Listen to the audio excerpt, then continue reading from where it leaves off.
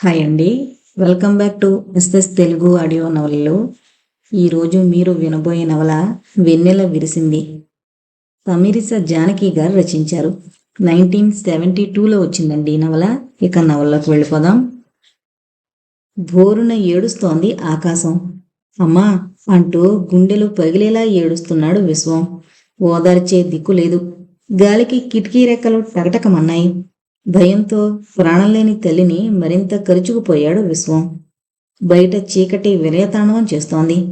విశ్వం చిన్న మనసులో భయం వికటాటహాసం చేస్తోంది. అమ్మా తల్లి చేతులు పట్టుకుని గట్టిగా కుదిపాడు విశ్వం. కదలికలేని ఆ చేతులు కట్టెల్లా బిగుసుకున్నాయి. మాట్లాడవేంటమ్మా, నాకు భయం వేస్తోందమ్మా. రేపటికి నీకు జ్వరం తగ్గిపోతుందిలేమ్మా. చూడు, ఒళ్ళు వేడిగా లేదు, చల్లగా అయిపోయింది. తగ్గిపోతుందమ్మా, నీకు జ్వరం తగ్గిపోయింది. విశ్వం కళ్ళల్లో వెలుగు నిండింది. ఆత్రంగా మరింత ముందుకొంగి తల్లి కళ్ళల్లోకి చూశాడు. చైతన్యం లేని ఆ కళ్ళు చూసి భయంతో బిగుసుకుపోయాడు. అలా చూస్తావేంటమ్మా, నాతో మాట్లాడవా? టపటపారాలే కన్నీటితో తల్లి మీద వాలిపోయాడు.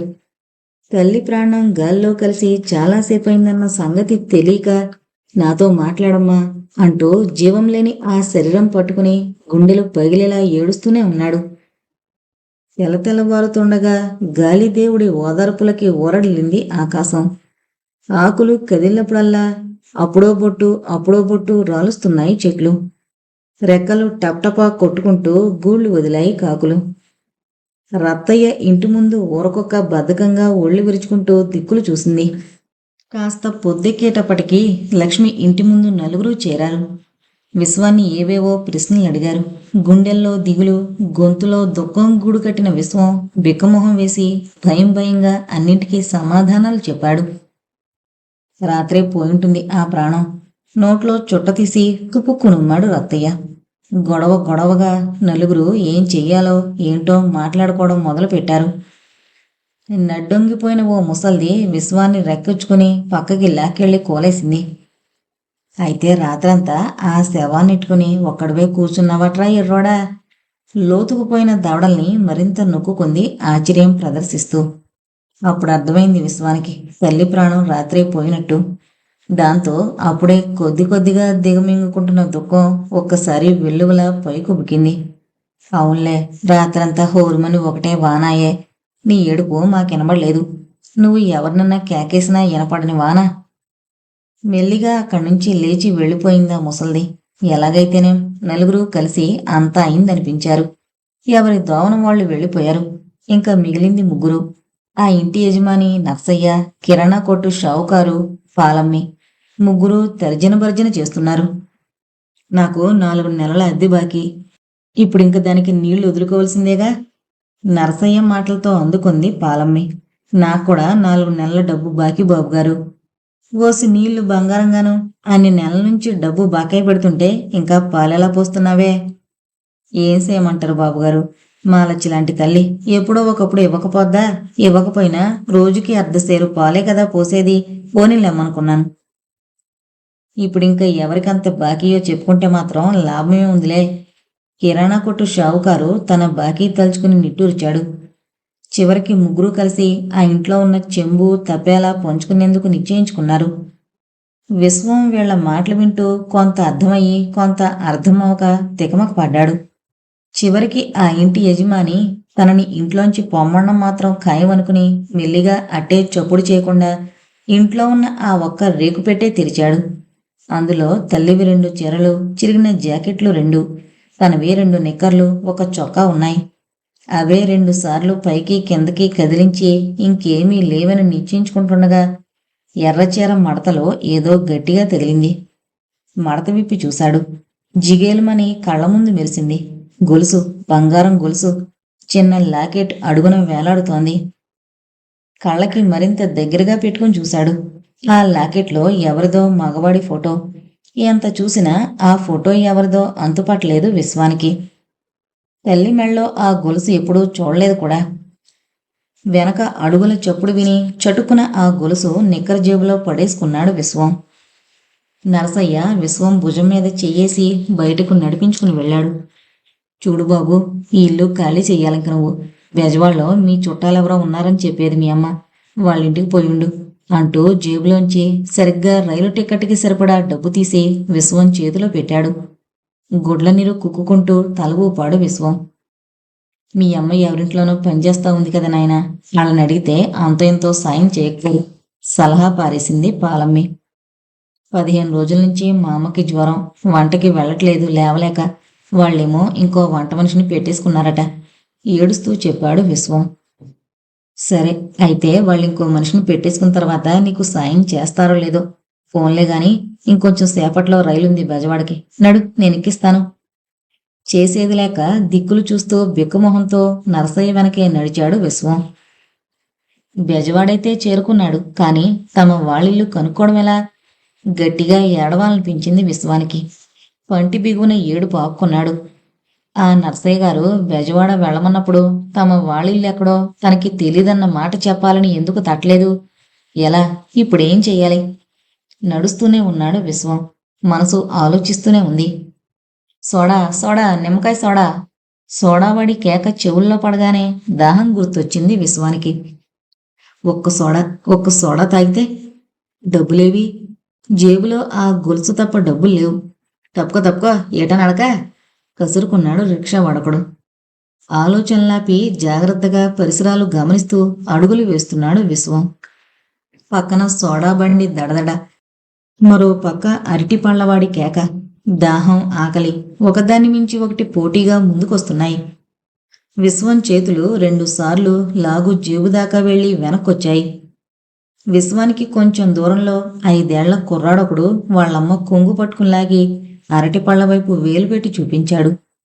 బొడ్లో ఉన్న డబ్బులు బయటికి తీసి 2 సార్లు లెక్క చూసి 2 అణాలు పెట్టి 2 పళ్ళు కొని ప్రేమగా కొడుకు చేతిలో పెట్టిందా తల్లి. అమ్మ జ్ఞాపకం వచ్చి విశ్వం చిన్న మనసు చిత్రవద పాలైంది. గుండెల్లో దిగులు. ఒక్క అరటిపండు కొనుక్కుంటే ఆకలి. అప్రయత్నంగా చెయ్యి జేబు మీదకి వెళ్ళి మళ్ళీ అంతలోనే స్ప్రింగ్లా కిందకి వాలిపోయింది. చీకటి కరిగించి పోసినట్టున్న నల్లని ముఖం, మరింత నల్లని మీసాలతో, చేతిలో కాలుతున్న బీడీల ఎర్రటి కళ్ళతో అదోలా తన వైపు చూస్తున్న రౌడీలాంటి వ్యక్తిని చూడగానే గుండె గబగబా కొట్టుకోవడం మొదలై కళ్ళలోకి నీరసం వచ్చింది విశ్వానికి. వాడెవడో దొంగ ఉంటాడు. తన దగ్గర బంగారపు గొలుసున్నట్టు వాడికి తెలిసిందేమో. లేకపోతే అలా ఎందుకు చూస్తాడు తన వైపు? అయినా తన జేబులో గొలుసున్నట్టు వాడికి ఎలా తెలుస్తుంది? ఏది ఏమైనా తను ఇక్కడ ఇలాగే నిలబడి ఆలోచించడం మంచిది కాదు.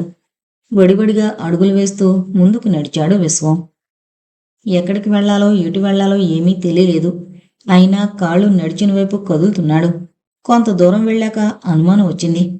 ఇందాకటి ఆ నల్లని అవతారం తనని వెంబడించడం లేదు కదా అని భయపడుతూ మెల్లిగా వెనక్కి తిరిగి చూశాడు. వాడు రావడం లేదు. అమ్మయ్యా! ఒక్క క్షణం స్వేచ్ఛగా గాలి పీల్చి కాస్త వేగం తగ్గించి నడక సాగించాడు. బాగా ఎండెక్కేదాకా ఒక గమ్యమంటూ లేకుండా ఇష్టం వచ్చినట్లు తిరిగాడు. చివరికింక నడిచే ఓపిక నశించి కనిపించిన ఓ చెట్టు కింద చెతికిల పడ్డాడు. కడుపులో ఆకలి, కళ్ళల్లో నీరసమైంది. కళ్ళల్లో నీరసం, గుండెల్లో మంట అయింది. ఉన్నట్టుండి విశ్వం మెదడులో ఓ చిన్న ఆలోచన మెరుపులా తళుక్కుమంది. అవును, అలా చేస్తే ఏం? కళ్ళల్లో ఓ వింత వెలుగు నిండింది. ఒకసారి ఇంట్లో బొత్తిగా బియ్యం లేక, చేతిలో డబ్బులు లేక తన చెవిదిద్దులమ్మి అమ్మ డబ్బు తేవడం గుర్తొచ్చింది విశ్వానికి. అవును, ఇప్పుడు ఈ గొలుసు అమ్మితే కొంత డబ్బు వస్తుంది. తను ఏవైనా కొనుక్కుని తినచ్చు. ఎవరికమ్మాలి? ఎలా? లేచి మళ్ళీ నడక సాగించాడు విశ్వం.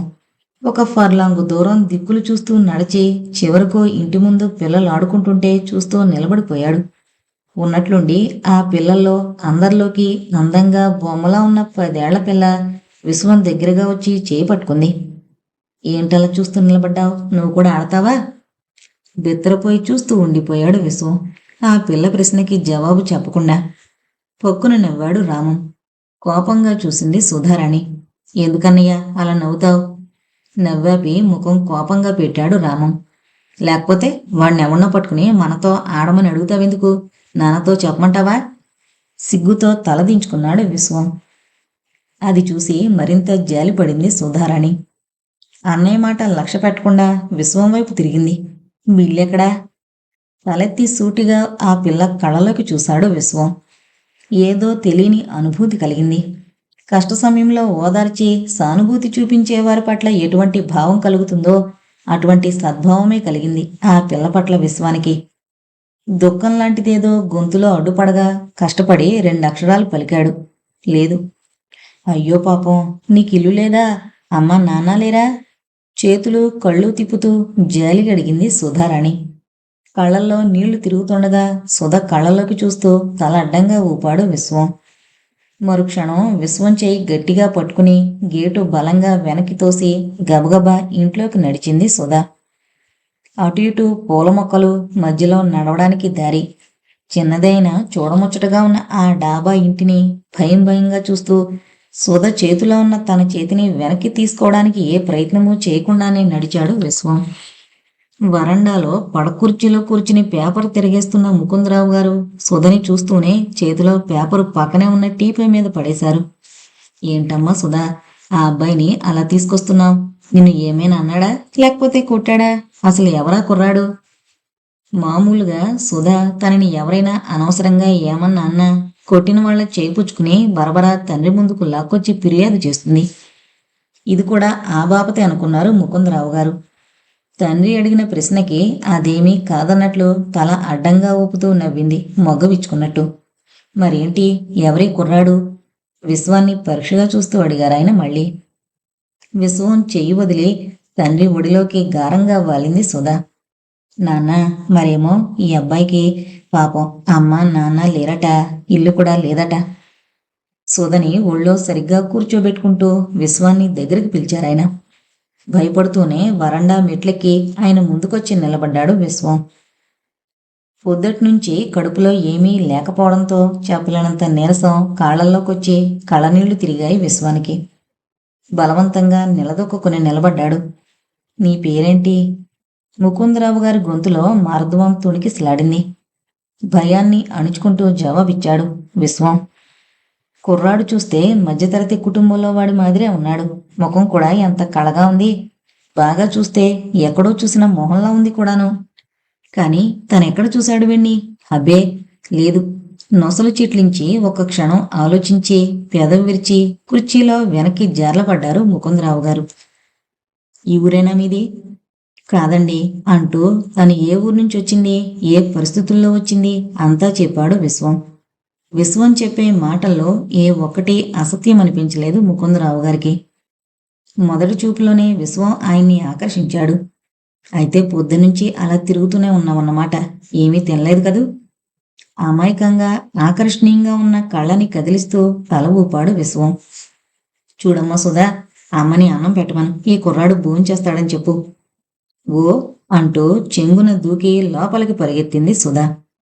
నీ పేరు విశ్వం అన్నావు కదూ, మీ నాన్న పేరేమిటి? యథాలాపంగా అడిగారు ముకుందరావు గారు. నాకు తెలీదండి, మా నాన్నని నేనెప్పుడూ చూడలేదు. అసలు నాన్న గురించి ఎప్పుడు నేనడిగినా మా అమ్మ ఏడ్చేది తప్ప జవాబు చెప్పేది కాదు. ముకుందరావు గారి బ్రుకుటి ముడిపడింది. మీ అమ్మ పేరు? ఏదో ఆదుర్ద గొంతులో, తడబాటు మనసులో. మా అమ్మ పేరు లక్ష్మి. ఉలిక్కి పడ్డారు ముకుందరావు గారు. చటుకున కుర్చీలోంచి లేచారు అప్రయత్నంగా. ఆయన ముఖంలో మార్పులు గమనిస్తున్న విశ్వం ఆయన లేవగానే భయంతో ఒక అడుగు వెనక్కి వేశాడు. విశ్వానికి మరింత దగ్గరగా వచ్చారాయన. ఆ చిన్ని చిన్ని కళ్ళలోకి సూటిగా చూశారు. తల మీద చేయి వేసి మెల్లగా నిమిరారు. ఆ స్పర్శ వింత అనుభూతినిచ్చింది విశ్వానికి. జేబులోంచి గొలుసు తీసి ఆయనకి కనిపించేలా పట్టుకున్నాడు. ఇదొక్కటేనండి నా దగ్గరుంది, మా అమ్మది గొలుసు. ఏదన్నా కొనుక్కు తిందామంటే నా దగ్గర డబ్బులు లేవు. విశ్వం మాటలు పూర్తి కాకముందే గొలుసు తీసుకుని చూశారాయన. లాకెట్లో ఉన్న ఫోటో, దానిమీదే ఆయన దృష్టి ఆగిపోయింది. ఒక్క క్షణం కలవరపడ్డారు. తడబడుతున్న గొంతుతో విశ్వాన్ని అడిగారు, ఎవరిది ఫోటో? నాకు తెలీదండి, మా అమ్మ తన పెట్టడుగున దాచింది గొలుసు. నాకెప్పుడూ చూపించలేదు. వచ్చేసేటప్పుడు పెట్లో ఉన్నవి పైకి కిందకి కదిలిస్తే ఒక చీర మడతలో నాకు ఇది కనిపించింది. విశ్వం కళ్ళలో మెరుస్తున్న కన్నీటిని చూసి ముకుందరావు గారి హృదయం జాలితో నిండింది. అస్పష్టంగా తనలో తానే ఏదో గొణుక్కుంటూ విశ్వాన్ని మరింత దగ్గరకు తీసుకున్నారు. నువ్విక నుంచి మా ఇంట్లోనే ఉండు విశ్వం. నువ్వు మా కుటుంబంలో ఒకటిగా కలిసిపో. ఈ గొలుసు నా దగ్గర దాస్తాను. నువ్వెప్పుడు కావాలన్నా ఇచ్చేస్తాను. కానీ దీని సంగతి ఎవరి దగ్గర చెప్పకు. లోపలికి వెళ్ళి తన పెట్టెడుగునున్న చిన్న అట్టపెట్టి తీసి అందులో భద్రంగా ఆ గొలుసు దాచిపెట్టొచ్చారాయన. ఇంతలో విసురుగా రాని వచ్చింది పార్వతి. ఏంటి, ఎవరికో భోజనం పెట్టమన్నారట అంటూనే విశ్వాన్ని చూసింది. ఎవరి కుర్రాడు? తల్లి తండ్రి కరువైన ఒక అనాథ. తల్లి పోయిందట. తండ్రి బతుకున్నాడో లేదో ఆ పిల్లాడికి తెలీదు. కళ్ళల్లో చిప్పిల్లిన నీరు భార్య కంట పడకుండా తలదించుకున్నారు ముకుందరావు గారు. బాగానే ఉంది సంత. అయితే అడుక్కోడానికి వచ్చాడన్నమాట. పొమ్మనక అన్నం పెడతా కూర్చోమన్నారా? పార్వతి! ముకుందరావు గారి గొంతులో కోపం, బాధ సుళ్ళు తిరిగాయి. అడుక్కునేవాడు కాదు పార్వతి. ఆ అబ్బాయి మొహం చూస్తే నీకు అలా అనిపిస్తోంది అసలు? చూడు, సరిగ్గా చూడు. ఆ కుర్రాడికి ముందు అన్నం పెట్టు, తర్వాత దెబ్బలాడుదువు గాని. తిట్టుకుంటూ లోపలికి వెళ్ళిపోయింది పార్వతి. కసురుకుంటూ విసుక్కుంటూ పార్వతి వడ్డించిన అన్నం ఎలాగైతేనే తిన్నాననిపించాడు విశ్వం. తింటున్నంతసేపు సుధా తన పక్కనే కూర్చుని అది కలుపుకో, ఇది కలుపుకో, ఇంకొంచెం కలుపు అంటూ ప్రేమగా మాట్లాడడం వల్ల ఆ మాత్రమైనా తినగలిగాడు విశ్వం. భోజనం పూర్తయ్యాక విశ్వం చేతిని పుచ్చుకుని తండ్రి దగ్గరికి వచ్చింది సుధా. చూడు పార్వతి, చూడు, వాళ్ళిద్దరూ అలా రావడం ముచ్చటగా లేదు. ముకుందరావు గారి కళ్ళల్లో ఆనందం తొణికిసిలాడింది. చిచ్చి, వాడితో నీకేంటి? వాడెవరు, మనమెవరం? రెక్కపుచ్చుకుని కూతుర్ని లోపలికి లాక్కెళ్లబోయింది పార్వతి. మధ్యలోనే అడ్డగించారు ముకుందరావు గారు. వదులు పార్వతి దాన్ని. అన్యం పుణ్యం వెరగని ఆ పిల్లల మీద ఆంక్షలు విధించుకో. ఈ రోజు నుంచి విశ్వం మనింట్లోనే ఉంటాడు. రామం సుధలతో పాటు ఆడుకుంటాడు. నువ్వు నీ పిల్లలిద్దరినీ ఎంత ప్రేమగా చూసుకుంటావో విశ్వాన్ని కూడా అంత ప్రేమగా చూసుకోవాలి. అయిందా చెప్పడం? ఇంకా ఏమన్నా ఉందా? అయ్యో రామా, ఇదెక్కడ చూద్దాం? ఎవడో పిల్లాడు అడుక్కునేందుకు రావడం ఏమిటి? సొంత పిల్లలతో పాటు వాడిని పెంచమండం ఏమిటి? ప్రపంచంలో ఎంతమంది లేరు అనాథలు? అయినా మనకి పిల్లలు లేరు కనుకనే ఈ కర్మ. సణుక్కుంటూ లోపలికి వెళ్ళిపోయింది పార్వతి. తన మూలాన ఆ ఇంట్లో గొడవలు రావడంతో విశ్వం మనసు చిన్నబోయింది. అందుకే ఇబ్బందిగా ముఖం పెట్టి ముకుందరావు గారి వైపు చూశాడు. ఏమండి? నవ్వుతూ విశ్వాన్ని సుధని చెరోచేతో దగ్గరకు తీసుకున్నారాయన. చూడు విశ్వం, నన్ను ఏవండి అని మన్నించనక్కర్లేదు. మావయ్య అని పిలు. ఈ ఇంట్లో ఎవరి దగ్గర నువ్వు మొహమాట పడనక్కర్లేదు. సుధా, విశ్వాన్ని నువ్వు బావాని పిలవాలి, తెలిసిందా? విశ్వం చెయ్యి గట్టిగా పుచ్చుకుని చిలిపిగా నవ్వుతూ బావా అంది సుధా. అల్లరిపిల్ల. సుధ నెత్తిమీద చిన్నగా ముట్టారు ముకుందరావు గారు. అంతలోనే సుధని అక్కున చేర్చుకుని విశ్వాన్ని మన ఇంట్లోకి తీసుకొచ్చి నువ్వు చాలా మంచి పని చేసావు తల్లి, చాలా మంచి పని చేసావు అంటూ కళ్ళు తుడుచుకున్నారు. రామం, విశ్వం ఇద్దరూ ఒక ఈడు వాళ్లే. ఇద్దరూ 4th ఫారంలోనూ సుధ 2nd ఫారంలోనూ చేరారు. మొదటి రోజు స్కూల్లో విషయాలు మాట్లాడుతున్నప్పుడు నేను 3rd ఫారం పాస్ అయ్యానండి. సరిగ్గా నేను ఈ ఊరు రావడానికి 2 రోజుల ముందు స్కూల్లో మా రిజల్ట్స్ చెప్పారు అన్నాడు విశ్వం. అదిగో అండి అంటున్నావు. 3rd ఫారం పాస్ అయ్యాను, 4th ఫారంలో చేరాలి మావయ్య అని చెప్పు. నాలుగు కొరుక్కుని 4th ఫారంలో చేరాలి మావయ్య అన్నాడు విశ్వం. తండ్రితో పాటు సుధ కూడా నవ్వింది. సుధ చురుకైంది, తెలివైందిను. రామం మాత్రం చదువులో కాస్త వెనకే. ఇప్పుడు తెలివైనవాడు చదువులో ఫస్ట్ అయిన విశ్వం రావడంతో రామానికి మంటగా ఉంది. తండ్రి కూడా అప్పుడప్పుడు చూడరా, విశ్వాన్ని చూసి నేర్చుకో, మనసు దాని మీద లగ్నం చేసి చదవడం నేర్చుకో అంటూ సన్నసన్నగా మందలిస్తుంటే విశ్వం మీద గొంతు దాకా కోపం వచ్చేది. దాంతో ఒక్కనాడు కూడా విశ్వంతో ప్రేమగా మాట్లాడక దూరంగా ఉండేవాడు. త్వరగా భోజనం చేసొచ్చి చదువుకుందాం అనుకున్నాడు విశ్వం. వంటింటి గుమ్మం దగ్గర నిలబడి లోపలికి తొంగి చూశాడు. రామం అన్నం తింటున్నాడు. అయితే వంట అయిందన్నమాటేగా. ఇంకా వంట అయిందా అవలేదా అని అడగనక్కర్లేదు అనుకుంటూ కాళ్ళు చేతులు కడుక్కునొచ్చి పీట వాల్చుకుని కూర్చున్నాడు. అన్నం పెడతాను గాని విశ్వం, తమలపాకులు అయిపోయాయి. ఇదిగో ఈ చిల్లర డబ్బులు పట్టుకెళ్ళి కాస్త తమలపాకులు తెచ్చిపెట్టు. నువ్వు అన్నం తిని వెళ్ళేసరికి కొట్టు కట్టేస్తాడేమో. చెంగునున్న డబ్బులు విప్పి విశ్వం చేతిలో పెట్టింది పార్వతి. మౌనంగా డబ్బులు తీసుకుని బయటికి వెళ్ళిపోయాడు విశ్వం. విశ్వం అలా వెళ్ళగానే కేకేసింది పార్వతి. రావే, అన్నానికి రా, అన్నయ్యతో పాటు తినేసిపో. బావొచ్చాక ఇద్దరం కలిసి తింటామే గురిసింది సుధా. తింటావు తింటావు, వాడితో కలిసి తింటేనే గాని ముద్ద మింగుడు పడదా? సిగ్గు లేకపోతే సరే నడు. బరబర వంటింట్లోకి లాక్కొచ్చి సుధని పీట మీద కూలేసింది పార్వతి. బిక్కుబిక్కుమంటూ తల్లి వంక చూస్తూ అన్నం కలుపుకుంది సుధా. పిల్లలిద్దరి భోజనం అవడంతోటే పీట వాల్చుకుని తనకి కూడా పెట్టుకుంది పార్వతి. తమలపాకులు బల్ల మీద పెట్టి వంటింట్లోకి నడవబోయిన విశ్వం అత్తయ్య భోజనం చేస్తుండడం చూసి వెనక్కొచ్చేశాడు. వరండాలో చాప పరుచుకుని పుస్తకాలు ముందేసుకుని కూర్చుని చదువులో లీనమయ్యాడు. సుధ కూడా పుస్తకాలు తీసుకుని విశ్వానికి ఎదురుగా కూర్చుంది. నువ్వు అన్నం తినలేదు కదూ? జాలిగా కళ్ళు తిప్పుతూ అడిగింది. చదువుకునేటప్పుడు కబుర్లు చెప్పడం ఇష్టం ఉండదు విశ్వానికి. అందుకే ఒక్క ముక్కలో తేల్చేశాడు. తింటాలే, చదువుకో. కళ్ళు పుస్తకం మీదకి తిప్పింది సుధ. కానీ మనసు దాని మీద నిలవలేదు. రోజు బావతో కలిసి తింటోంది తను. ఇవాళ తను ముందు తినేస్తే తిన్నట్టే లేదు. పాపం బావకి ఎప్పుడు అన్నం పెడుతుందో అమ్మ. పుస్తకం కింద పడేసి అమ్మ భోజనం అయిందో లేదో చూడ్డానికి లోపలికి నడిచింది సుధ.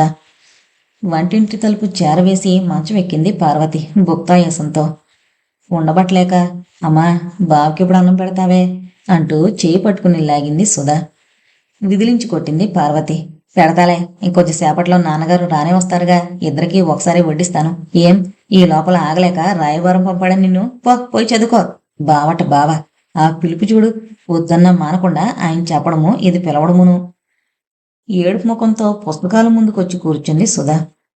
రోజు తనకి అర్థం కానివి, తనకి తెలియనివి అడిగి చెప్పించుకునే సుధ ఈ రోజేమీ అడగకపోయేసరికి ఏదో వెలితిగా తోచింది విశ్వానికి.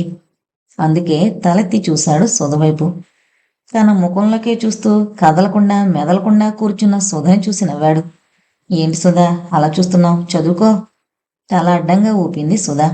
ఏం, నువ్వు అన్నం తినలేదు కదూ? నువ్వు తినకుండానే నేను తినేశాను. కళ్ళల్లో నీళ్లు ఒక్కొక్కటే తళుకుమన్నాయి సుధకి. అయితే సుధ ఏం జవాబు చెప్పేదో గాని ఇంతలో ముకుందరావు గారు రావడంతో వాళ్ల సంభాషణ ఆగిపోయింది. కాళ్ళు చేతులు కడుక్కుని తన కంచం ముందు కూర్చున్న ముకుందరావు పక్కన వేసున్న ఇంకో పీట కంచం చూసి, నువ్వు తినలేదా అన్నారు భార్య వైపు చూసి.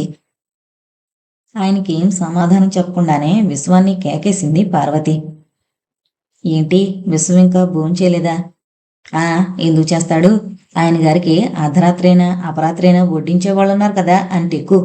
పిల్లలిద్దరికీ పెడుతున్నప్పుడే వాడు కూడా రాకూడదు? అబ్బే, అలా వస్తే తన గొప్పేముంది? మౌనంగా వచ్చి మావయ్య పక్కన పీట మీద కూర్చున్నాడు విశ్వం. రోజు నువ్వు కూడా వాళ్ళతో బాటే అన్నం తినేసేయాలి విశ్వం. మావయ్య మాటలకి తల ఊపాడు విశ్వం. అలాగే మావయ్య. విశ్వం వెనకాలే వచ్చి గుమ్మంలోనే ఆగిపోయిన సుధ కోపంగా తల్లివంక చూసింది. తండ్రితో విశ్వం తప్పేం లేదని చెప్పడానికి కాబోలు నోరు తెరిచి మళ్ళీ అంతలోనే తల్లి ముఖం చూసి ఊరుకుంది. ఆ రోజు శనివారం మధ్యాహ్నం స్కూల్ లేదు. వరండాలో చాప మీద కూర్చుని చదువుకుంటున్నాడు విశ్వం. నేను కూడా తెచ్చుకుంటాను పుస్తకాలు. నాకో లెక్క తెలియలేదు, చెప్తావా బావా అంటూ లోపలికి పరిగెత్తి లెక్కల టెక్స్టు నోట్సు తెచ్చుకుని చాప మీద కూర్చుంది సుధ. రామం రోడ్డు మీద పక్కింటి వాళ్ళబ్బాయి చంద్రంతో ఆడుతున్నాడు. చంద్రం తల్లి శేషమ్మ లోకాభిరామాయణం మొదలు పెట్టడానికి పార్వతి దగ్గరికి వచ్చింది. ఇద్దరూ హాల్లో కూర్చుని కబుర్లలో పడ్డారు. ఆ పిల్లాడెవరి పిల్లాడో ఏంటో ఏమన్నా తెలిసిందా పార్వతమ్మ? ఇది రెండోసారో మూడోసారో శేషమ్మ విశ్వాన్ని గురించి అడగడం. విసుగు లేకుండా అందుకుంది పార్వతి. ఎవరి సంగతి వదిన గారు? విశ్వం సంగతేనా మీరు అడిగేది? వాడికి తండ్రి ఎవరో తల్లెవరో ఎవరు ఎరుగుదురు గనుక అడ్డమైన వాళ్ళని తెచ్చి బాధ్యత నెత్తిన వేసుకుని నా నెత్తినో ఇంత పెడతారాయన. లేనిపోని సంత నాకొచ్చింది. మీ పిల్లలిద్దరి బాధ్యత చాలనట్టు వాళ్ళని వీళ్ళని కూడా తెచ్చి ఇంట్లో పెడితే నీకు కష్టం కాదటమ్మా. అసలే సన్నసన్నగా మండుతున్న పార్వతి గుండెల్లో మంటని మాటలతో మరింత రాజేసింది శేషమ్మ. ఆ పిల్లాడికి పొగరు ఎక్కువనుకుంటానే, మా చంద్రం చెప్తుంటాడు. అందరిలోకి తనే కదా బాగా చదివేవాడని, తనే కదా తెలివినవాడని గర్వంగా ఉంటాడట. ఉంటాడు. తేరగా తిండి బట్ట దొరుకుతుంటే కళ్ళు నెతికి కొంటాయి. ఏసడించుకుంది పార్వతి. సుధకి తెలియని లెక్క ఎలా చెయ్యాలో చెప్పి తన ఇంగ్లీష్ పుస్తకం తెచ్చుకునేందుకు లోపలికి వెళ్లబోయిన విశ్వానికి అత్తయ్య మాటలు చెవుల్లో పడి అడుగు ముందుకు పడలేదు. కళ్ళల్లో నీళ్లు తిరిగాయి. సుధ ఎక్కడ చూస్తుందోనని తలదించుకున్నాడు. ఏంటి బావా అలా నిలబడ్డావేంటి? ఏం లేదు. ఇంగ్లీషు పుస్తకం కోసం లోపలికి వెళ్లకుండా మళ్ళీ చాప మీద చతికిలి పడ్డాడు విశ్వం. కళ్ళనీళ్లు పంటి బిగువున బలవంతాన ఆపుకుని సైన్స్ పుస్తకం చేతిలోకి తీసుకుని ఆ రోజు పొద్దున్న జరిగిన పాఠం చదవడం మొదలుపెట్టాడు. శేషమ్మ ఓసారి వీధి వైపు చూసి పార్వతికి మరింత దగ్గరగా జరిగింది. జాగ్రత్త తల్లి, ఇలాంటి వాళ్ళని ఇంట్లో తెచ్చిపెట్టుకుంటే చాలా జాగ్రత్తగా వాడిని ఒక కంట కనిపెడుతూ ఉండాలి. నిజం చెప్పారు వదిన గారు, ఇంకా నయం ఇప్పుడైనా మీరు చెప్పారు కాబట్టి గాని, లేకపోతే నా మట్టి బుర్రకి తోచకనే పోను. శేషమ్మకి జోహార్లు అర్పించింది పార్వతి. ఏం చేస్తున్నారండి? నవ్వుతూ లోపలికి అడుగు పెట్టింది ఎదురింటి సత్యవతి. రెండదిన గారు రండి, చేత్తో చాప మీద జాగా చూపిస్తూ ఆహ్వానించింది పార్వతి. సత్యవతికి చిత్రొక్కతే కూతురు, మగపిల్లలు లేరు. సుధయుడిదే చిత్ర. చిత్ర తండ్రి నరసింహం గారు ముక్కోపి. ఆయన కాలేజీలో తెలుగు లెక్చరర్. స్టూడెంట్స్ అంతా ఆయనకు కోపం ఎక్కువని నరా తీసేసి సింహం అని పెట్టుకున్నారు ముద్దు పేరు. ఆడది పెళ్ళవగానే పుట్టింటి వైపు వాళ్ళందరినీ మరిచిపోవాలనే తత్వం అయింది. అందుకే సత్యవతి పుట్టింటి వారిది గుడివాడే అయినా ఎప్పుడో 3-4 ఏళ్లకొకసారి గాని పంపడు పుట్టింటికి. సత్యవతికి తోడబుట్టిన వాళ్ళెవరూ లేరు.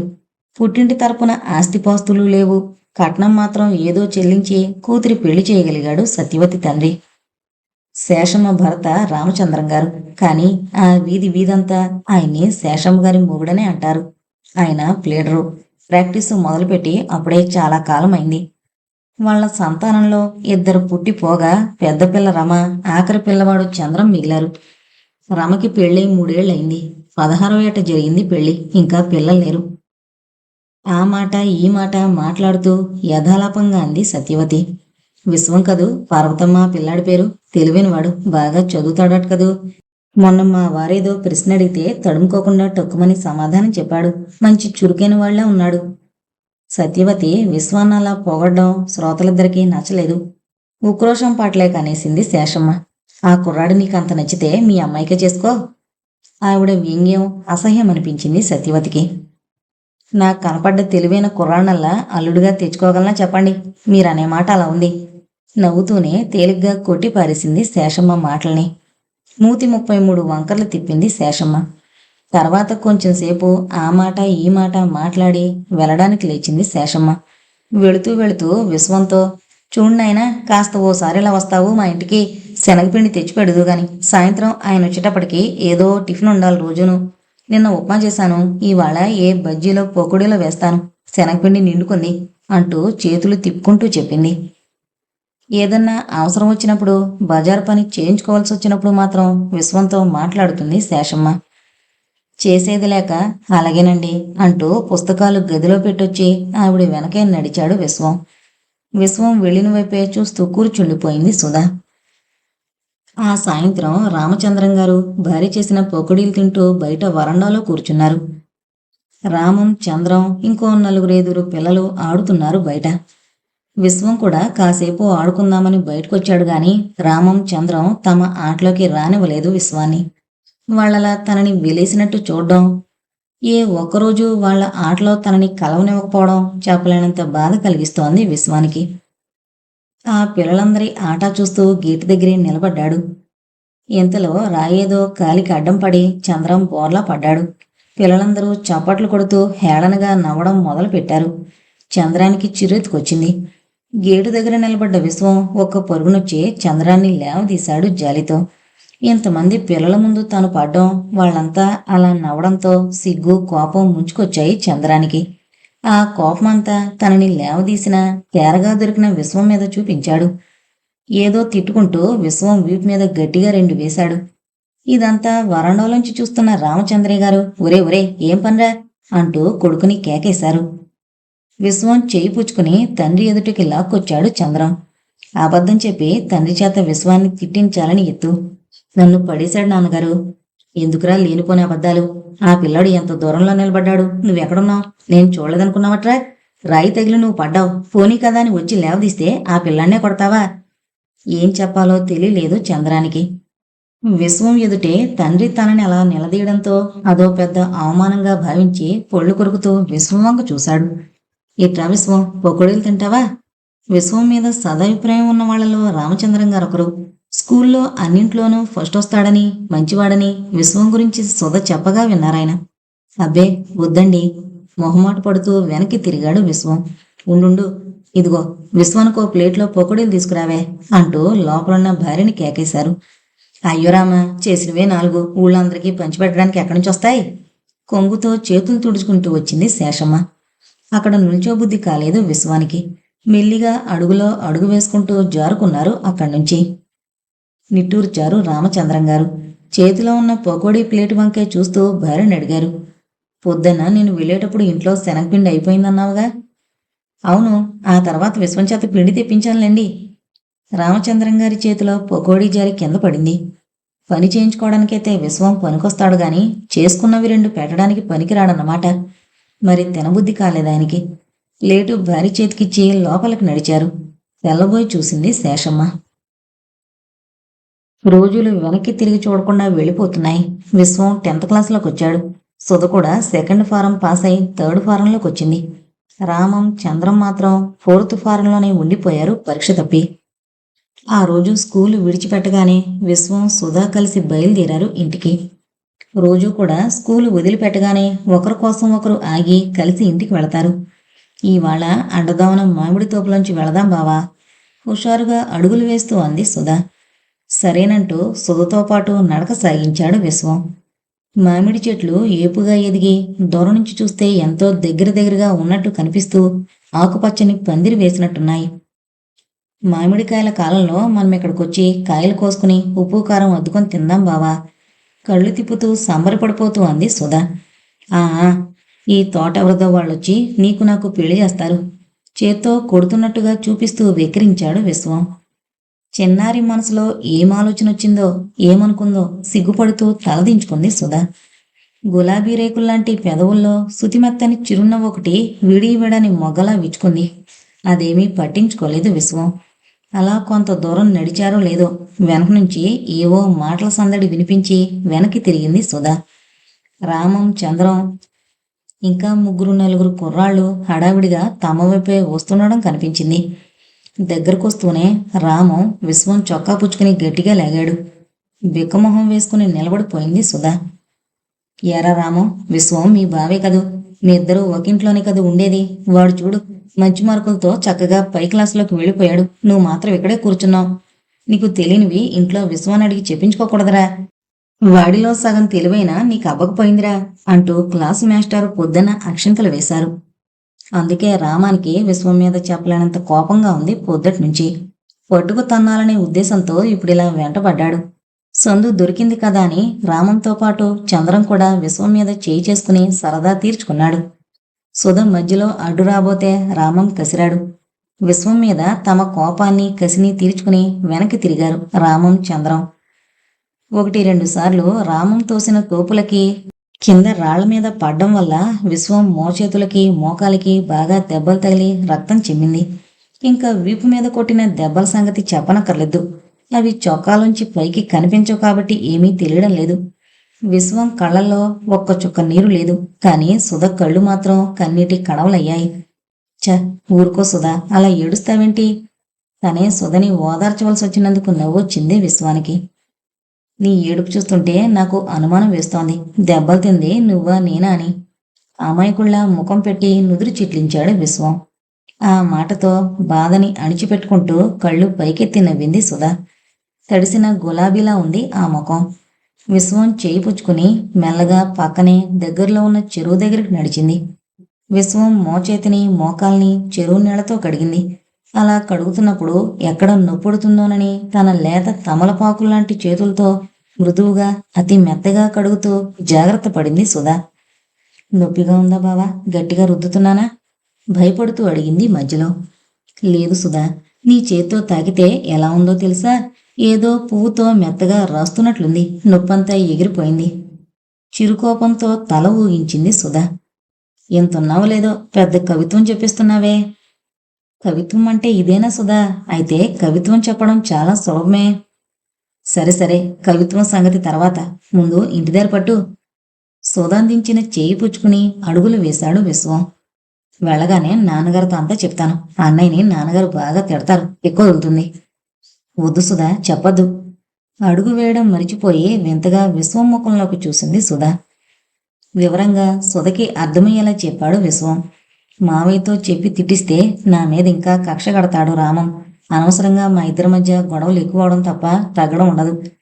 పైగా రామాన్ని మావయ్య తిడితే అత్తయ్యకి నా మీద కోపం ఇంకా ఎక్కువ అవుతుంది. అందుకని నేనంటే నీకు ఇష్టం ఉంటే మావయ్యతో నన్ను రామం కొట్టినట్టు చెప్పకు. ప్రాధేయపూర్వకంగా సుధవైపు చూశాడు విశ్వం. సుధ కళ్ళు చిత్రంగా కదిలాయి. మరి ఈ దెబ్బలెలా తగిలాయంటే ఏం చెబుతావు? దాందే ఉంది, చెట్టు మీద నుంచి పడ్డానని చెప్తాను. మరి మాట్లాడలేదు సుధ. ఇద్దరూ ఇల్లు చేరారు. రామం వరండాలో కూర్చుని వేరుశనక్కాయలు తింటున్నాడు. అన్నయ్యని చూస్తూనే ముఖం పక్కకు తిప్పుకుంది సుధ. ఏమే, ఎంత ఆలస్యమైందేం? వాడు ఎప్పుడనగానే ఇంటికొచ్చాడు. ఆడపిల్లవి, నీకు పెత్తనాలు ఎక్కువైనట్లున్నాయే. పార్వతి కంచుకంఠం కంగుమంది. ముకుందరావు గారు కూడా హాల్లోంచి వరండాలోకి వచ్చారు. విశ్వం కుంటుతూ నడవడం, కాళ్లుకున్న దెబ్బలు చూసి విస్తుపోయారు. ఏమైంది విశ్వం? ఒక్క క్షణం రామం ముఖంలోకి చూశాడు విశ్వం. చటుక్కున తలదించుకున్నాడు రామం. అన్నయ్య మీద కోపం ఆపుకోలేకపోతున్న సుధ గబుక్కున నోరు విప్పింది. మరేమో నాన్నగారు? సుధ మాటల్ని మధ్యలోనే తుంచేశాడు విశ్వం. చెట్టు మించి కాలుజారి పడ్డాను. విశ్వం సమాధానానికి తెల్లబోయాడు రామం. సిగ్గులేదు చెప్పుకోవడానికి? చెట్టంత ఎదిగావు, చెట్లు గోడలెక్కి ఆడుతున్నావా? అటువంటి వేదవేషాలు వేయమనా వాడికింత డబ్బు తగలేసి పంపుతోంది? చూశారుగా వాడి నిర్వాకం. తెలివైనవాడు, బుద్ధిమంతుడు అంటూ తెగ పొగిడారు. ఇంక చూడండి వాడు అల్లరి. మెచ్చి మేకతోలే కప్పుతారో ఏం చేస్తారో. తెచ్చి తెచ్చి మా మంచివాడిని పెట్టారు ఇంట్లో. పైగా మంచి వరుసలే కలిపారు. వాడు తిరిగింది కాక, వాడు చెడింది కాక ఈ ఆడపిల్లను కూడా తిప్పుతున్నాడు. ఏమే, నువ్వు కూడా చెట్టెక్కావా? తల్లి వాగ్దాటికి బికచచ్చిపోయిన సుధ తెప్పరిల్లుకుని తల అడ్డంగా ఊపింది. నడు లోపలికి, ఇంకెక్కడ నిలబడ్డావే? తల్లి తోసిన తోపుకి నడవనక్కర్లేకుండానే ఇంట్లోకి వెళ్ళిపడింది సుధ. ముకుందరావు గారికి భార్య మాటలతో సహనం పూర్తిగా నశించింది. అటు భార్య మీద కోపం, ఇటు విశ్వం మీద కోపం రెండూ కలిసి విశ్వం మీదే చూపించుకున్నారు. మావైనంత కోపంలో ఇంతవరకు ఎప్పుడూ చూడలేదు విశ్వం. యారా, నిన్ను చదివిస్తోంది చెట్లో పొట్లు ఎక్కడానికట్రా? అక్కడెక్కడా పడి ఇంటికొచ్చి మూలుగుతూ పడుకుందామనుకున్నావా? అంతగా చదవాలని లేకపోతే నేను చదువుకోనని ఒక ముక్క ఏడవరాదు? అక్కర్లేకపోతే ఆ చదువు మానేసి గేదెలు తోలుకుందు గాని ఇలాంటి పిచ్చి పిచ్చి వేషాలు వేస్తే నేను ఊరుకోను. వీపు మీద పడుతున్న దెబ్బల్ని కిక్కురుమనకుండా సహిస్తున్నాడు విశ్వం. లోపల నుంచి పరిగెత్తుకొచ్చింది సుధ. నాన్న! ఏడుపు ముఖంతో అంతకంటే మరేమీ మాట్లాడలేకపోయింది. అప్పటికి గాని తనేం చేస్తోంది తెలిసి రాలేదు ముకుందరావు గారికి. కొట్టడం ఆపి గిరుక్కున వెనక్కి తిరిగి తన గదిలోకి వెళ్లి కుర్చీలో వాలిపోయారు. విశ్వాన్ని కొట్టిన తన చేతిని చూసుకున్నారు. కళ్ళల్లో నీళ్లు తిరిగాయి. బరువుగా రెప్పలు వాలిపోయాయి. మనసనే తెర మీద ఎన్నో గత సంఘటనలు కదిలాయి. గుండె బరువెక్కింది. లేదు విశ్వం, లేదు, ఇంకెప్పుడు నిన్ను కొట్టను. నువ్వు ఎటువంటి వాడువో ఎన్నాళ్ళ నుంచి చూస్తూ కూడా ఇవాళ ఒక్కరోజు నువ్వొక అల్లరి పని చేసినంత మాత్రాన అంతిదిగా కొట్టడం నాది తప్పే విశ్వం. నిన్ను కొట్టిన ఒక్కొక్క దెబ్బ, ఒక్కొక్క గుణపమై ఇప్పుడు నా గుండెల్లో దిగుతోంది. ఇప్పుడు నేను చేసిన పొరపాటు పని ఇంక ముందెప్పుడూ చేయకుండా జాగ్రత్త పడతాను. బాధతో ముకుందరావు గారి గుండెలు ఎగిసిపడుతున్నాయి. లోపల ఉండలేని, బయటికి రాలేని కన్నీటితో కళ్ళు బరువెక్కాయి. అలాగే కుర్చీలో చాలాసేపు కళ్ళు మూసుకుని కూర్చుండిపోయారు. విశ్వానికి అన్నం సహించలేదు ఆ రాత్రి. అసలు అన్నం తినకూడదని అనుకున్నాడు. ఎప్పుడూ తన మీద ఎంతో ప్రేమ చూపించే మావయ్య ఆ రోజు కోపగించుకోవడమే దానికి కారణం. మావయ్య చదువు మానమండంతో గుండెల్లో చెప్పలేని గుబులు బయలుదేరింది. ఒకవేళ నిజంగా రేపటి నుంచి బడికి వెళ్ళొద్దని అంటాడేమో మావయ్య అన్న ఆలోచనతో పాతాళంలోకి కుంగిపోతున్నట్టు అనిపించింది. అన్నం తిననంటే ఏం అలిగావా? బతిమాలతో కూర్చోవాలా నేను అంటూ అత్తయ్య మళ్ళీ ఎక్కడ విరుచుకుపడుతుందోనని ముక్కుబడిగా అన్నానికి కూర్చున్నాడు. అన్నం తినొచ్చి పుస్తకం ముందేసుకుని కూర్చున్నాక హఠాత్తుగా వచ్చిన ఆలోచనతో విచారం మరిచిపోయి చిన్నగా నవ్వుకున్నాడు. అవును మరి, చెట్టు మీద నుంచి పడ్డానని అబద్ధం చెప్పదలుచుకున్నప్పుడే తిట్లు కూడా తినాల్సి వస్తుందని ఆలోచించుకుని ఉండాల్సింది. మామయ్య ఊరికే తిట్టలేదుగా. మరి చెట్లెక్కానంటే అల్లరి చిల్లరిగా తిరుగుతున్నానని కోపం రాదా? పర్వాలేదు, రామం చంద్రం చేసిన పని చెప్పి వాళ్ళని తిట్టించే బదులు ఆ తిట్లు తను తిన్నాడు, అంతే. తన బాధ కొంత ఉపశమించినట్టయింది విశ్వానికి, అంతే. ఆ మర్నాటి నుంచి సుధా తల్లికి భయపడి విశ్వంతో కలిసి బడికి వెళ్లడం మానుకుంది. రోజు వెళ్ళేటప్పుడు వచ్చేటప్పుడు ఏదో వెల్తిగా అనిపించేది. విశ్వం పరిస్థితి అంతే అయింది. సాయంత్రం నీరెండ పలచనవుతోంది. ఎహెహె అంటూ బళ్లవాళ్ల అదిలింపులు, గణగణమంటూ రిక్షా గంటలు, టింగ్ టింగ్ అంటూ సైకిల్ మోతలు, వీటినన్నింటినీ రోసిరాజంటూ కారు హారన్లు మోతెక్కుతున్నాయి రోడ్డు మీద. వెంకటేశ్వర స్వామి గుళ్ళోకి బయలుదేరింది సత్యవతి. చేతిలో వెండి సజ్జలో నందివర్ధనాలు, పారిజాతాలు తెల్లగా ఎర్రగా ముత్యాలు పగడాలు కలబోసినట్టున్నాయి. వెనకే కొబ్బరికాయ కర్పూరం వేసిన సంచి పట్టుకుని తల్లో జాజులు సవరించుకుంటూ మధ్య మధ్య కట్టుకున్న సిల్కు పరికిణి చూసుకుని మురిసిపోతూ మెల్లగా పెళ్లి కూతురులా నడుస్తోంది చిత్ర.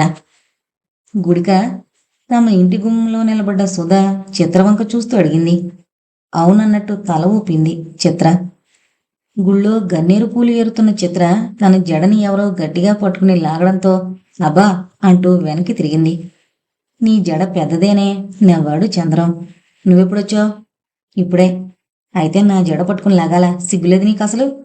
చిరుకోపంతో మూతి బిగించింది చిత్ర. పోన్లే, నీకుందగా మీ అమ్మను పిలు. ఎందుకు? అర్జెంటుగా మిమ్మల్ని ఇంటికి పిలుచుకురమ్మన్నారు మీ నాన్నగారు. ఎందుకు? గుడికి వెళుతున్నామని అమ్మ నాన్నగారితో చెప్పే వచ్చిందే. ఎందుకో మీ నాన్నగారే చెప్తారు. తొందరగా పిలు మీ అమ్మని. దేవుణ్ణి దర్శించి అంజలి గట్టించి నిలబడ్డ సత్యవతి చిత్ర మాటలకి కంగారు పడుతూ యువతలకొచ్చింది. ఏన్నైనా ఏమైంది చంద్రం? సంగతి తెలియక తడబడుతోంది సత్యవతి. సత్యవతి తండ్రి పోయినట్టు టెలిగ్రామ్ వీళ్ళు గుడికి రాగానే వచ్చింది ఇంటికి. అందుకే ఇలా టెలిగ్రామ్ వచ్చినట్టు గాని ఆయన పోయినట్టు గాని ఏవీ ఆవిడతో చెప్పకుండా ఎందుకు పిలుచుకుని రమ్మన్నారో నాకు తెలీదు అని ముక్తసరిగా చెప్పి వాళ్ళని తీసుకురమ్మని చంద్రాన్ని పంపారు నరసింహం గారు. సంగతి ఏంటో చెప్తే కాళ్ళు వణికి గుడి దగ్గరే కూలబడుతుందేమోనని ఆయన భయపడ్డారు. ఏం విపరీతం ముంచుకొచ్చిందోనని భయపడుతూనే ఇల్లు చేరుకుంది సత్యవతి. ఇల్లు చేరాక అసలు విషయం వింటూనే కుప్పలా కూలిపోయింది. కొద్ది రోజుల నుంచి ఆయన ఆరోగ్యం బాగలేదని తల్లి రాస్తూనే ఉంది. మొదటి ఉత్తరం వచ్చినప్పటి నుంచి భర్తని అడుగుతూనే ఉంది సత్యవతి. ఒకసారి వెళ్ళి చూసొస్తానండి, అక్కడ వాళ్ళకి ఎవరున్నారు గనక చూసేందుకు, ముసలాళ్ళిద్దరూ ఏం కష్టపడుతున్నారో అని. వెళుదుగాలేదు, తొందరే వచ్చింది అంటూ ఎప్పటికప్పుడు ఏదో ఒక అడ్డం చెప్తూ వాయిదా వేస్తూ వచ్చారు నరసింహం గారు. ఒకరోజు ఆవిడ వెళతానన్నప్పుడు నాకు తలనొప్పిగా ఉంది, కళ్ళు మండుతున్నాయి, ఇప్పుడు వెళ్ళకపోతేనే అనేశారు తేలిగ్గా. ఇంకొకనాడు గుడివాడలోనే పుట్టింటి వారి తరపు బంధువులింట్లో పెళ్ళొకటి వచ్చింది. వాళ్ళు శుభలేఖ పంపుతూ ఉత్తరం కూడా రాశారు, తప్పకుండా రమ్మని. పోనీ వెళతానండి, పెళ్లికి వెళ్ళినట్టు ఉంటుంది, మా నాన్నని చూసినట్టుగా ఉంటుంది, 2 పనులు అవుతాయి. నిన్న కూడా అమ్మ దగ్గర నుంచి ఉత్తరం వచ్చింది, ఓసారి వీలు చూసుకుని రమ్మని అంది సత్యవతి భర్త ఏమంటాడోనని భయపడుతూనే. నెలాఖరు రోజుల్లో వెళ్తానంటవేంటి నీ మొహం అంటూ ఆయన కసురుకున్నారు. అభిమానం నోరు నొక్కేగా మళ్లీ మాట్లాడలేదు సత్యవతి. ఆ రాత్రి నిద్ర పట్టక మనసంతా చికాకు నిండింది. ఒకటే ఆలోచనలు, గుండెల్లో దిగులు. తెల్లవారేటప్పటికీ కళ్ళు మంటలు, ఒళ్ళు నొప్పులు, తలనొప్పితో జ్వరం ఉప్పెన్లా ముంచుకొచ్చింది. జ్వరంతో పనిచేయలేక అవస్థపడుతుంటే తన మానాన తను కాలేజీకి వెళ్లడానికి తయారవుతూనే ఉన్నారు నరసింహం గారు. ఎలాగైతేనే పడుతూ లేస్తూ చిత్ర కాస్త సాయం చేయగా వంట ముగించింది సత్యవతి. అన్నం తినేసి వెళ్ళిపోతూ ఆసుపత్రికెళ్ళి ముందు తెచ్చుకో, రిక్షాలో వెళ్ళు అంటూ ఓ కేకేశారు నరసింహం గారు. చిత్ర కూడా స్కూల్కి వెళ్ళాక ముడుచుకుని పడుకుంది సత్యవతి. ఏమైనా సరే ఆసుపత్రికి వెళ్ళి ముందు తెచ్చుకోదలుచుకోలేదు. ముందు కూడా ఎందుకు, ఈ రోగంతో ప్రాణం పోతే అదే హాయి. ఒంట్లో బాగలేకపోయినా పొద్దున్నే లేచి అన్ని పనులు చేస్తుంటే ఒక్క సానుభూతి వాక్యమైనా మాట్లాడకపోగా పైపెచ్చు ఎవడి కోసం చేస్తావు వంట అన్నట్టు వడ్డించుకుని తిని వెళ్లారు. పోనీ ఈ రోజుకి హోటల్ నుంచి క్యారియర్ తెప్పిస్తానులే అన్న ముక్కగాని, కాస్త అన్నం పప్పు నేనుండి పడేస్తానులే నువ్వు లేవకు అన్న ముక్కగాని నోటి నుంచి రాలేదు కదూ. అసలు నిజంగా చేసినా చేయకపోయినా నేను చేస్తానులే, నువ్వు రెస్ట్ తీసుకో అని ఒక్క ముక్క అంటే, వద్దులేండి మీకెందుకు పాపం బాధ, ఎలాగోలా నేనే చేస్తానులేండి అంటూ మనస్ఫూర్తిగా తను చేస్తుంది కదా. ఏం మనుషులో. తలుచుకున్న కొద్దీ కడుపులో మెలిపెట్టినట్లయింది సత్యవతికి. అసలు నరసింహం గారిని చిన్నప్పుడంతా తల్లిచాటు బిడ్డ అనేవారు. తల్లి ఏం చెప్తే అది చేసేయడమే తప్ప సొంత బుర్ర ఉపయోగించే అలవాటు లేదు. అటువంటి ఆయన స్వభావం పెళ్ళయ్యే వరకు కూడా ఎవరినీ బాధ పెట్టలేదు. కానీ పెళ్ళయ్యాక భార్య సత్యవతి మాత్రం చాలా ఇబ్బంది పడింది. భార్య అనేది ఒకతే ఉందన్న విషయమే గుర్తులేనట్టుగా దేంట్లోనూ సత్యవతిని సలహా అడగడం కానీ, ఏదన్నా ఒక పని చేసే ముందు ఆమెని సంప్రదించడం గానీ చేసేవారు కాదు. తిన్నగా తల్లి దగ్గరికి వెళ్లి మాట్లాడేవారు, సలహా అడిగేవారు. తల్లితో చెప్తే చాలన్నట్లు ప్రవర్తించేవారు. అసలే అభిమానం ఎక్కువ పాలున్న సత్యవతి భర్త తనంతట తాను చెప్తేనే గాని ఏ విషయమూ అడిగేది కాదు. తను పుట్టింటికి వెళతానన్నప్పుడు ఆయన ఏవో అడ్డంకులు చెప్పి వద్దన్నప్పుడు, మీకు మీ తల్లిదండ్రులంతో నాకు నా తల్లిదండ్రులంతేనన్న సంగతి మీకెందుకు తెలీదు అని మనసులో మదన పడేది. నరసింహం గారి తమ్ముడు కృష్ణకి గుంటూరులో పొగాకు కంపెనీలో పని. అక్క చెల్లెళ్ళు లేరు. తండ్రి సంపాదించి పెట్టిన ఆస్తి ఒక్క పైసా లేదు. గుమ్మంలోనే కూలబడి ఏడుస్తున్న భార్యని లేవదీయబోయారు నరసింహం గారు. సత్యవతికి భర్త ముఖం చూడ్డానికే ఇష్టం లేకపోయింది ఆ క్షణంలో. తన భుజం మీద వేసిన ఆయన చేతిని ఒక విసురుగా వెనక్కి తోసి లోపలికి నడిచింది. ఆ రాత్రి రైలుకే భార్యని కూతుర్ని తీసుకుని గుడివాడ వెళ్లారు నరసింహం గారు. 10th క్లాస్ అంటే పబ్లిక్ పరీక్షలయ్యాయి. సరిగ్గా పరీక్షల ముందు జ్వరం పట్టుకుంది విశ్వానికి. అలా పరీక్షల ముందు విశ్వానికి జ్వరం రావడం పండగ అనిపించింది రామానికి, చంద్రానికి. తప్పకుండా ఆ ఏడు పరీక్ష ఫెయిల్ అవుతాడని మనసులో చాలా సంతోషించారు శేషమ్మ, పార్వతి కూడా. రోజస్తమానం విశ్వానికి జ్వరం తొందరగా తగ్గించమని దేవుణ్ణి ప్రార్థించడంతోనే సరిపోతుంది సుధకి. తిండి కూడా సరిగ్గా తినడం మానేసి విశ్వం మంచం దగ్గరే తారట్లాడుతోంది. నీకేం పట్టిందే? వాడికి రోగం వస్తే అదేదో నీకే వచ్చినట్టు అన్నం నీళ్లు మానుకు తిరుగుతావే అంటూ పార్వతి చివాట్లు వేస్తూనే ఉంది కూతుర్ని. ముకుందరావు గారు మంచి డాక్టర్ని తీసుకొచ్చారు. పరీక్షలండి వీడికి, కాస్త తొందరగా తగ్గేట్లు చూడండి అన్నాడు. ఓఎస్, డోంట్ వర్రీ, 4 రోజుల్లో లేచి తిరుగుతాడు. బ్రిలియంట్ బాయ్లా కనిపిస్తున్నాడే. అవునండి. ముకుందరావు గారి గొంతులో ఆప్యాయత తొణికిసలాడింది. ఆ రాత్రి నిద్దట్లో 2 సార్లు పరీక్షల గురించి కలవరించాడు విశ్వం. జాలితో కరిగిపోయారు ముకుందరావు గారు. మర్నాడు పొద్దున్న ప్రత్యేకం విశ్వానికి ధైర్యం చెప్పడానికి ఒక అరగంట సేపు విశ్వం మంచం పక్కనే కుర్చీలాక్కుని కూర్చున్నారు. చాలా నీరసంగా కనిపిస్తోంది విశ్వం ముఖం. కళ్ళల్లో ఆకర్షణ మాత్రం కొంచెం కూడా తగ్గలేదు. 2 రోజులు ఎంత నీరసించిపోయే విశ్వం, అప్రయత్నంగా పైకి అనేశారు ఆ మాటలు. నవ్వాడు విశ్వం బలహీనంగా. మళ్ళీ 4 రోజులు అన్నం తిన్నానంటే ఎప్పట్లో అయిపోను. విశ్వం అలా మాట్లాడడం ఎంతో హాయి అనిపించింది ఆయనకి. ఎప్పుడూ రోగి దగ్గర నువ్వు త్వరలో కోలుకుంటావని, మొన్నటి కంటే ఇవాళ చాలా నయమని మాట్లాడాలి గాని, నువ్వింత బలహీనంగా ఉన్నావు, ఇంత చిక్కిపోయావంటూ రోగిని మరింత బెంబేలు పరిచే విధంగా తెలివైన వాడెవడూ మాట్లాడు. తెలిసి కూడా తనలా మాట్లాడినందుకు బాధపడ్డారాయన. 1 నిమిషం పోయాక విశ్వం చేతిని అందుకుని మృదువుగా అన్నారు. నువ్వు పరీక్ష ఫస్ట్గా పాస్ అవుతావు. 2 రోజుల్లో నీ జ్వరం తగ్గిపోతుందని డాక్టర్ చెప్పారు. ఈ జ్వరం ఏదో పరీక్షలయ్యాక సెలవుల్లో వచ్చినా బాగుండేది మావయ్య. సరే సరే, ఇప్పుడు అవన్నీ ఎందుకు? మనసులో ఏ బాధ పెట్టుకోకుండా రెస్ట్ తీసుకో. లీలగా తల్లి కళ్ళ ముందు మెదిలింది విశ్వానికి. అమ్మా అమ్మా, పదే పదే పెదవులు ఆ మాటనే ఉచ్చరిస్తూ అమృతం తాగిన అనుభూతిని పొందాయి. ఏరుకోరి నెత్తిమీదకు తెచ్చుకున్న తద్దినం ఎందుకొచ్చిన బెడదండి అంటే ఆ రోజే విన్నారు కాదు. ఇప్పుడు ఈ రోగికి సేవలు చేయలేక చచ్చే చావుగా ఉంది. తెస్తే తెచ్చిపెట్టారింట్లో, కానీ చదువు చదువు అంటూ సొంత పిల్లలతో సమానంగా ఆ ముద్దును కూడా స్కూల్లో వేయడం ఎందుకు? ఇప్పుడు పరీక్షల ముందర ముక్కుతూ మూలుగుతూ మంచమెక్కాడు కదూ, ఇంకా వీడేం పరీక్షలు రాస్తాడు? ఈ ఏడు చెప్పించిన చదువు వృధా అన్నమాటేగా. డబ్బు దండగ పని. పార్వతి వాగ్ధోరణి అలా సాగిపోతూనే ఉంది. ఆ మాటల ఈటలు విశ్వం గుండెల్లో దిగుతూనే ఉన్నాయి. అంత విచారంలోనూ నవ్వొచ్చింది విశ్వానికి. అసలు తనకి జ్వరం రావడానికి కారణమెవరు? అత్తే కదూ.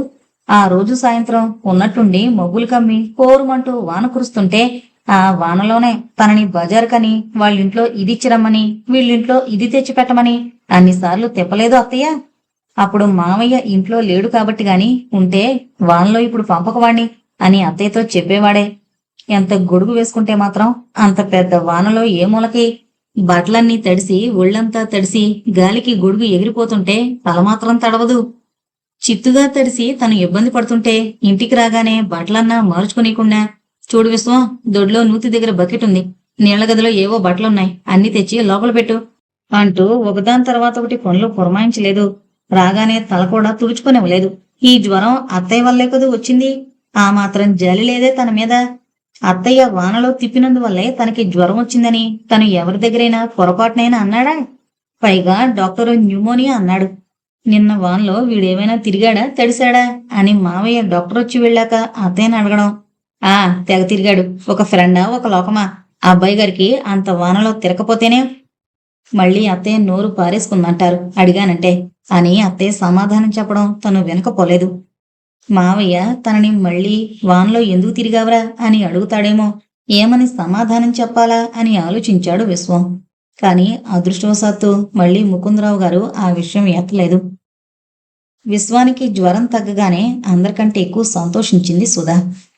చేతి కింద ఈ పని ఆ పని చేస్తూ వేళకాని వేళ దీనికని దానికని బజార్లంట తిప్పడానికి వీల్లేకపోయిందే అని విసుగుతో నానా యాతన పడి విశ్వాన్ని 100 తిట్టుకున్న పార్వతి ఇప్పుడు జ్వరం తగ్గగానే అమ్మయ్య అనుకుంది. ఆ రోజు ఆఖరి పరీక్ష. విశ్వానికి ఎంతో ఆనందంగా ఉంది. ఇంతవరకు అన్ని పరీక్షలు బాగా రాశాడు. ఇంకా ఈ వాటితో పరీక్షలు అయిపోతాయి. తర్వాత ఏం చెయ్యాలి? కాలేజీలో చేరితే బోల్డు డబ్బు అవుతుంది. ఇప్పటికే మావయ్యకి తను రుణపడున్నాడు. విశ్వం మనసులో తల్లి మెదిలింది. అమ్మే బతుకుంటే, ఎక్కడున్నావమ్మా? నన్ను వదిలిపెట్టి ఎందుకు వెళ్ళిపోయావమ్మా? నన్ను కూడా నీతో పాటు ఎందుకు తీసుకెళ్లలేదమ్మా? విశ్వం కళ్ళల్లో నీరు చెంపల మీదుగా జారి గుండెల్ని తడిపింది. ఏంటి బావా, ఏడుస్తున్నావా? ఎందుకు? సుధ మాటలతో ఉలిక్కిపడి కళ్ళు తుడుచుకున్నాడు విశ్వం. అమ్మ జ్ఞాపకొచ్చింది సుధా. జాలిగా చూసింది సుధా. మీ అమ్మ చాలా మంచిది కదూ బావా. దేవతలు ఎలా ఉంటారో నాకు తెలియదు గాని మా అమ్మ దేవతల కంటే మంచిది సుధా. అరే, 9 పోవైంది. నేను అన్నం తిని వెళ్ళాలి పరీక్షకి. ఆదరాబాదరాగా వంటింట్లోకి వెళ్ళి పీట వాల్చుకుని కంచం పెట్టుకున్నాడు విశ్వం. చూడు విశ్వం, ఇంకా కూర అవ్వలేదు, చెయ్యాలి. పర్వాలేదు అత్తయ్య, నాకు కూర లేకపోయినా పర్వాలేదు. పప్పు మజ్జిగ తిని వెళ్ళిపోతాను. చాలా మామూలుగా నేశాడు విశ్వం. రోజు ఉండేదేగా ఇది, ఇందులో కొత్త ఏముంది అనుకుంటూ. నీకోసం కాదులే నాయనా. మూతి 30 వంకర్లు తిప్పుతూ సన్నగా గుణిగింది పార్వతి. అది కాదు, వంకాయ కూర అల్లం పచ్చిమిర్చి వేసి చేద్దామనుకుంటున్నాను. అల్లం లేదింట్లో. కాస్త త్వరగా వెళ్ళి తెచ్చిపెడతావు? ఆశ్చర్యంగా చూశాడు విశ్వం. అల్లం ఇంట్లో లేనప్పుడు ఇప్పుడంత తప్పనిసరిగా ఆ కూరే చెయ్యాలని పట్టుదల దేనికి? ప్రస్తుతం ఇంకో కూరేదో వండి అల్లం తెప్పించుకున్న తర్వాత ఆ కూర రాత్రో రేపొద్దునో చేసుకోవచ్చుగా. అంత హడావిడిగా ఇప్పటికిప్పుడు అల్లం కోసం పరిగెత్తించి అదొచ్చే వరకు కూర చేయకుండా కూర్చోవడం దేనికి?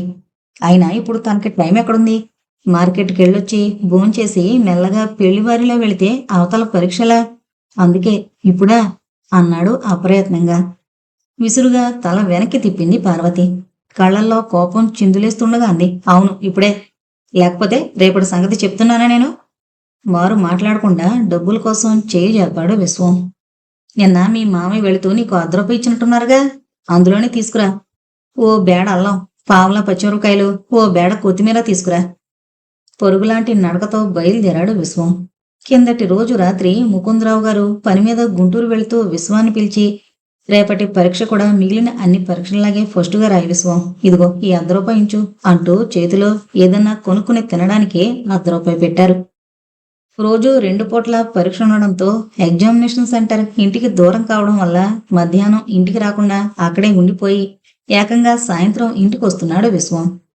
అక్కడే ఏదో ఒకటి మధ్యాహ్నం కొనుక్కుని తిని కాఫీ తాగమని రోజు పొద్దున్న వెళ్ళేటప్పుడు విశ్వానికి డబ్బులిస్తున్నారు ముకుందరావు గారు.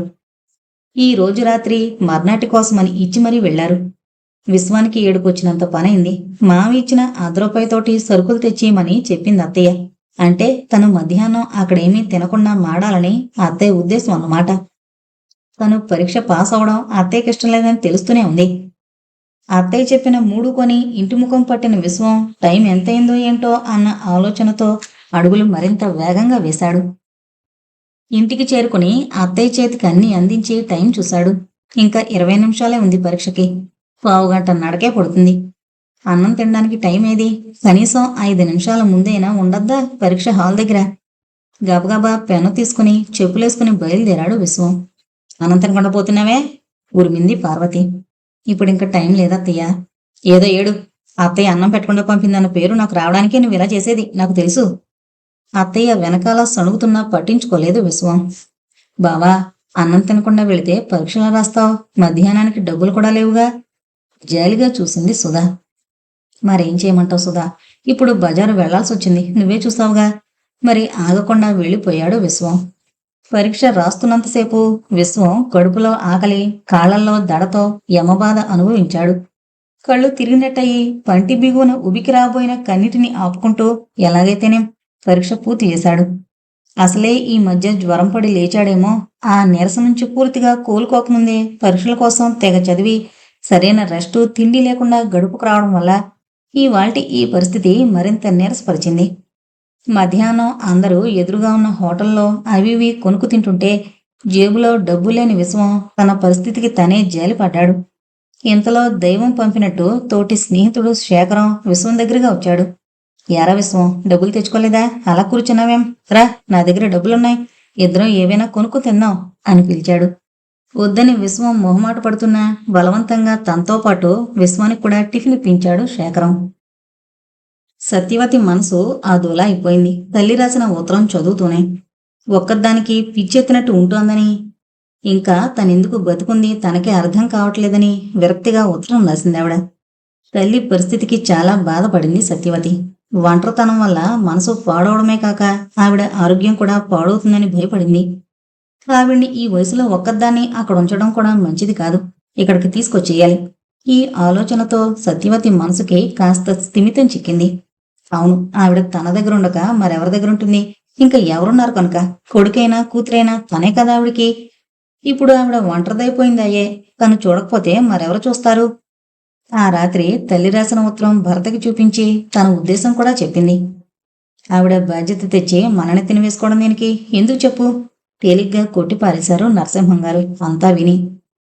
కళ్లల్లో నిండిన ఆశ్చర్యంతో కాసేపు మాట్లాడలేకపోయిందావిడ. అదేంటి అలా అంటారు? అంది ఆశ్చర్యం నుంచి తేరుకొని. మరింకేమనమంటావు? నేనొకటి అడుగుతాను, సూటిగా జవాబు చెప్పండి. ఏంటన్నట్టు చూశారాయన. బ్రతుకున్నన్నాళ్ళు మీ అమ్మగారు మీ దగ్గర ఎందుకున్నారు? పెళ్ళున కొట్టినట్టు అయింది ఆయనకి. ఇటువంటి ప్రశ్న వస్తుందని ఊహించలేకపోయారు.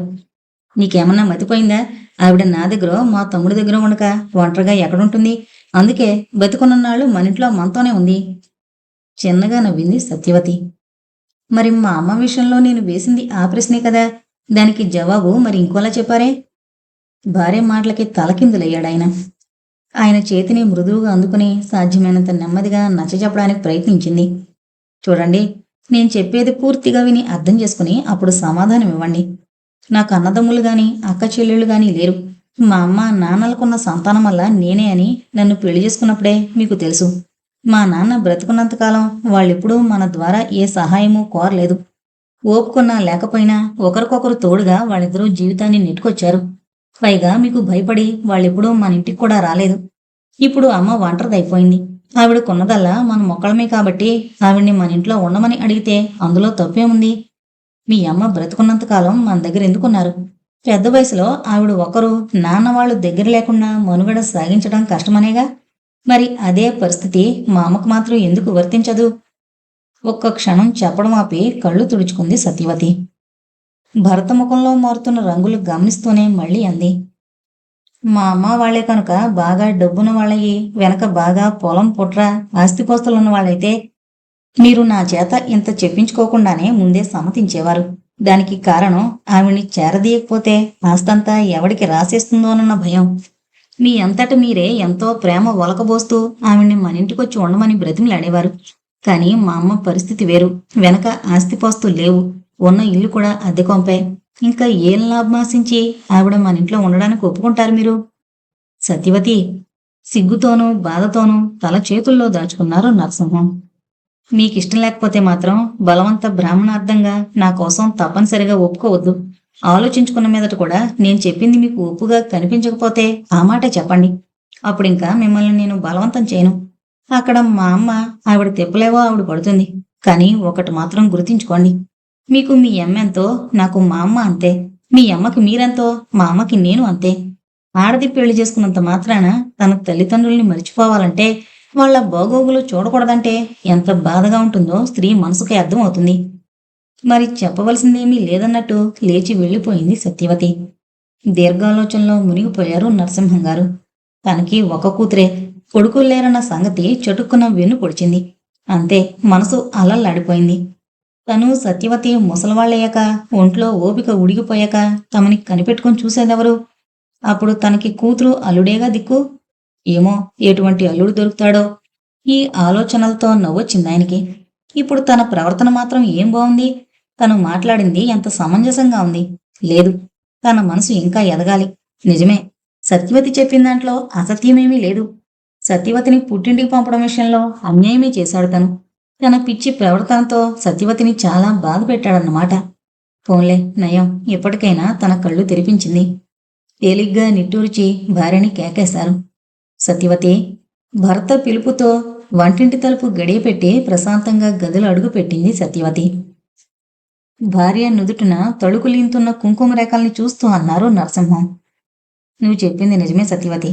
నాకు కొడుకులు లేరు. ఉన్నదల్లా ఒక కూతురేనన్న విషయం జ్ఞాపకుంచుకుంటే నేను మొదటే నీ మాటకి గొంతు గాదగాదికమైపోగా మరి మాట్లాడలేకపోయారు. ఆ తర్వాత 2-3 రోజుల్లోనే అత్తగారిని గుడివాడలో మకాం ఎత్తి పెట్టించి తమ ఇంటికి తీసుకొచ్చేశారు నరసింహం గారు. ఎందుకులే నేను అక్కడికి, ఇక్కడే పడుంటాను. ఏదో అప్పుడప్పుడు వీలైతే మీరొచ్చి చూస్తూ ఉంటే అంతే చాలు అంటూ అడ్డు చెప్పబోయింది కాంతమ్మ. అబ్బే, అదేం కుదరదు. మీరొక్కరు ఇక్కడ ఉండడం మా ఇద్దరికి ఇష్టం లేదు. మీరు మా ఇంట్లో ఉన్నంత మాత్రాన మాకు కలిగే నష్టమేం లేదు. పైపెచ్చు మీకు ధైర్యంగా ఉంటుంది, మాకు తృప్తిగా ఉంటుంది. మొహమాటంగా ఉన్న ఒప్పుకోక తప్పలేదు కాంతమ్మకి అల్లుడి మాటలతో. విశ్వానికి యూనివర్సిటీలో సెకండ్ ర్యాంక్ వచ్చిందన్న వార్త ముకుందరావు గారిని అమిత ఆనందపరిచింది. ఒక్క నిమిషం మాట్లాడలేకపోయారు. కళ్ళు చెమర్చాయి. విశ్వాన్ని దగ్గరికి తీసుకుని సన్నగా తనలో తనే ఏదో గొణుక్కున్నారు. వింతగా చూశాడు విశ్వం. ఆ ఇద్దరిని చూసి విసురుగా అక్కడి నుంచి వెళ్ళిపోయింది పార్వతి. శేషమ్మ కూడా విశ్వాన్ని చూస్తుంటే మంటగా ఉంది, పార్వతికిలాగానే. రామచంద్రం గారు చాలా సంతోషించారు. ఇంత పంచదార తెచ్చి విశ్వం నోట్లో వేశారు. మంచి కబురు చెప్పవయ్యా అంటూ. శుభవార్త చెబుతూ తను కదా ఆయన నోరు తీపి చేయవలసింది. నోట్లో కరుగుతున్న పంచదారతో పాటు తను కూడా కరిగిపోయాడు విశ్వం ఆయన చూపించే ఆప్యాయతకి.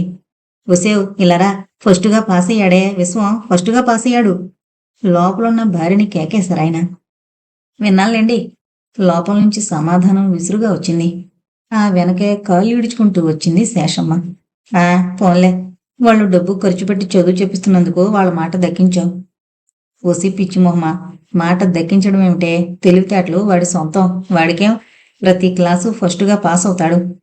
ఎలాగైతేనేం పరీక్ష గట్టెక్కించావన్నమాట అని నీ కొడుకుతాను, అంతేగాని. ఆయన మాట పూర్తి కాకుండానే మూతి తిప్పుతూ కోపంగా విశ్వం వైపు చూసి లోపలికి వెళ్ళిపోయింది శేషమ్మ. ఇంటర్మీడియట్లో చేరినప్పటి నుంచి ఆలోచిస్తూనే ఉన్నాడు విశ్వం. ఇది పూర్తవగానే ఏదో చిన్నదో చితకతో ఆఖరికి బట్టల కొట్లో పొద్దులు రాసి ఉద్యోగమైనా సరే చూసుకుని మామయ్యకి తన భారం తగ్గించాలని. మామయ్య మాత్రం లక్షాధికార, కోటీశ్వరుడా, మధ్యతరగతి కుటుంబీకుడే. తన సొంత పిల్లల చదువు సంధ్యలు చూడడమే కాక ఈ విశాల ప్రపంచంలో జీవన ప్రవాహంలో కొట్టుకుపోవలసిన తనని చేరదీయడమే కాక చదువు కూడా చెప్పిస్తున్నాడు. ఎన్నాళ్ళని మావయ్యని కష్టపెట్టడం. అందుకే ఏదో ఒక నౌకరీ చూసుకుంటే వేడినళ్ళకి చన్నీళ్లుగా మావయ్యకి సాయపడచ్చు. ఈ ఆలోచనతో ఇంటర్మీడియట్ పూర్తి చేశాడు విశ్వం. ఫస్ట్ క్లాసులో పాస్ అయ్యాడు. మావయ్యతో తన ఉద్దేశం ఎలా చెప్పాలా అని ఆలోచిస్తుండగా ఆయనే వచ్చారు తన దగ్గరికి. విశ్వం, ఎంబీబీఎస్కి అప్లై చేయి. ఉలిక్కి పడ్డాడు విశ్వం. ఒక క్షణం మాట్లాడలేకపోయాడు. అది కాదు మావయ్య, నేను ఏదన్నా ఉద్యోగం. విశ్వాన్ని మరి మాట్లాడనీయలేదాయన. అబ్బే, అలాంటి కబుర్లు చెప్పకు. తెలివితేటలున్నాయి, బాగా చదువుకుంటున్న వాడివి, వృద్ధిలోకి రావాల్సిన వాడివి. నాకు రామం ఎక్కువ, నువ్వు తక్కువ కాదు, ఇద్దరూ సమానమే. ఉక్కిరిబిక్కిరయ్యాడు విశ్వం. చటుకున్న తలెత్తాడు. ఆ కళ్ళల్లో కృతజ్ఞత వెల్లువలై పారుతోంది. ఆ కళ్ళకి మావయ్య భగవంతుడయ్యి కన్నుల విందు చేస్తున్నాడు. మావయ్య చూపే ఆదరణ, ఆప్యాయత మనసులో పన్నీటి జల్లు కాగా పులకించి ఒక క్షణం మైమరిచిపోయాడు. తల వంచుకుని మెల్లగా అన్నాడు. నా బాధ్యత స్వీకరించి నన్నింతవరకు చదివించాం. ఇప్పటికే నేనెంతో రుణపడున్నాను. ఇదిగో విశ్వం, ఇంకొకసారి ఇటువంటి మాటలు మాట్లాడావంటే ఊరుకునేది లేదు. ఏమనుకున్నావో? నవ్వుతూనే మందలించారాయన. సమయం కోసం ఎదురు చూస్తున్న పార్వతి సందు చూసుకుని సన్నగా గొడిగింది. బావుంది, లేని మాట ఏమన్నాడు గనక ఉన్నమాటే చెప్పాడు. సంతోషించాను తెలివికి. వాడు డాక్టర్ అవుతాడు. చూడు, వాడి మొహంలో డాక్టర్ కళ ఉంది. సరే సరే, దిక్కు ముక్కు లేని వాళ్ళ మొహాల్లో ఎన్ని కళ్ళుంటాయేం? పార్వతి భర్త కేకతో ఉలిక్కి పడింది. ఇంకెప్పుడు అటువంటి మాటలనుకో. వాడికి నువ్వు నేను లేము. వాడు దిక్కులేని వాడు ఎందుకయ్యాడు? అక్కడే నిలబడ్డ సుధా విశ్వం కళ్ళలోకి చూసి నవ్వింది. జవాబుగా నవ్వాడు విశ్వం. వాళ్ళిద్దరూ అలా ఒకళ్ళ ముఖంలోకొకళ్ళు చూసుకుని నవ్వుకోవడం రామానికి ఏమాత్రం నచ్చలేదు. చూడు విశ్వం, వరంగల్ కాలేజీకి అప్లై చేయి. అక్కడ మెడికల్ కాలేజీలో 2-3 లెక్చరర్లు నాకు బాగా తెలిసిన వాళ్లే. నేను వాళ్ళకి ఉత్తరాలు రాస్తాను. నీకు డౌట్స్ వస్తే వాళ్ళని అడిగి చెప్పించుకుంటూ ఉండొచ్చు. చాలా మంచివాళ్ళు. అలాగే మావయ్య. భోజనం చేసి ఆరు బయట సన్నజాజి పందిరి పక్కన మంచం వాల్చుకుని మేను వాల్చాడు విశ్వం. అలా ఆకాశంలోకి చూస్తుంటే లెక్కలేనన్ని చొక్కలతో పాటు మెరుస్తూ పాల నురగల తెల్లగా స్వచ్ఛమైన రూపం, తన తల్లి స్వరూపం కనిపించి విచలితుడయ్యాడు. ఆ రూపం దగ్గరికి, మరింత దగ్గరికి, తన చెరువుకే వచ్చినట్టు అనిపించి అచేతనంగా అలాగే చూస్తూ ఉండిపోయాడు. అమ్మ చల్లని అమృత హస్తంతో తన శిరస్సు నివిన్నట్టయ్యి అమ్మా అన్నాడు అప్రయత్నంగా. మరుక్షణంలో వాస్తవ జగత్తులోకి వచ్చి పడ్డాడు. కన్నుల్లో ఉబికిన నీరు మెల్లగా అతి మెల్లగా చెంపల మీదుగా జారి దిండు మీద పడి ఇంకిపోయింది. అరచేత్తో చెంపలు తుడుచుకుని చిన్నగా నవ్వుకున్నాడు. నువ్వెక్కడికో వెళ్ళిపోలేదమ్మా. ఇదిగో నా మనసులో ఇక్కడే నా దగ్గరే ఉన్నావు. నా సుఖం కాంక్షిస్తూ, నా మేలు కోరుతూ, ధైర్యం చెప్తూ నా మనసులోనే ఉన్నావు కదమ్మా. పక్కన అడుగుల చప్పుడే తిరిగి చూశాడు విశ్వం. విశ్వం కళ్ళలోకి చూసి నవ్వింది సుధా. అది నవ్వు కాదు, ఒళ్ళు జల్లు అనిపించే మెరుపు, తను పులకరించే విరుపు. ఏమాలోచిస్తున్నావు బావా? మంచం మీద విశ్వం పక్కన కూర్చోబోయింది సుధా. చటుక్కున లేచాడు విశ్వం. అత్తయ్య చూస్తే ఇంకేమన్నా ఉందా? ఉండు సుధా, కుర్చీ వేస్తాను, హాయిగా జారబడి కూర్చుందు గాని అంటూనే వెళ్ళి వరండాలో కుర్చీ ఒకటి తెచ్చి మంచం పక్కన వేశాడు. సుధ కూర్చున్నాక తను కూడా మంచం మీద కూర్చున్నాడు. అబ్బే, నిద్ర రావట్లేదు, ఏమీ తోచకుండా నడుము వాల్చాను. ఇప్పుడు నువ్వు వచ్చావుగా, కబుర్లు చెప్పుకుందాం. నవ్వబోయాడు, కానీ నవ్వు రాలేదు. రేపే తను వరంగల్ వెళ్లేది. రేపటి నుంచి సుధకి దూరంగా వెళ్ళిపోతాడు తను. ఈ ఆలోచనతో మనసు బరువెక్కగా పెదవులు నవ్వలేకపోయాయి. రేపే బావ వెళ్లేది. ఈ ఆలోచనతో సుధ మనసు కూడా బరువెక్కింది. కాసేపు మాట్లాడలేకపోయింది. తలెత్తి ఒక్క నిమిషం సుధకేసి చూశాడు విశ్వం. నీలిరంగు దుస్తుల్లో వింత కాంతితో మెరుస్తున్న సుధ పచ్చని ముఖం ఆకాశంలో చందమామలా అందంగా ఉంది. గాలిలో అంతా తాని అయ్యి పొరుగులు పెడుతోంది సన్నజాజి పరిమళం.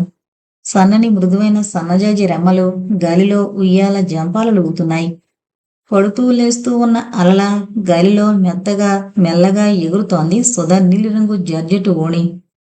ఎన్నడూ లేంది ఈ రోజు సుధని చూస్తుంటే తనకి తెలియకుండానే తన మనసులో చోటు చేసుకున్న రంగురంగుల భావాలు కన్నుల ముందు నిలబడి వింతగా నటిస్తున్నాయి.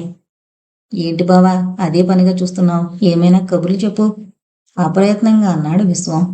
నువ్వెంత బాగుంటావో తెలుసా? ఒక క్షణం సుధ మనసు ఏవో లోకాల్లో విహరించింది. సంతోషంతో తృప్తిగా లోలోపలై నవ్వుకుంది.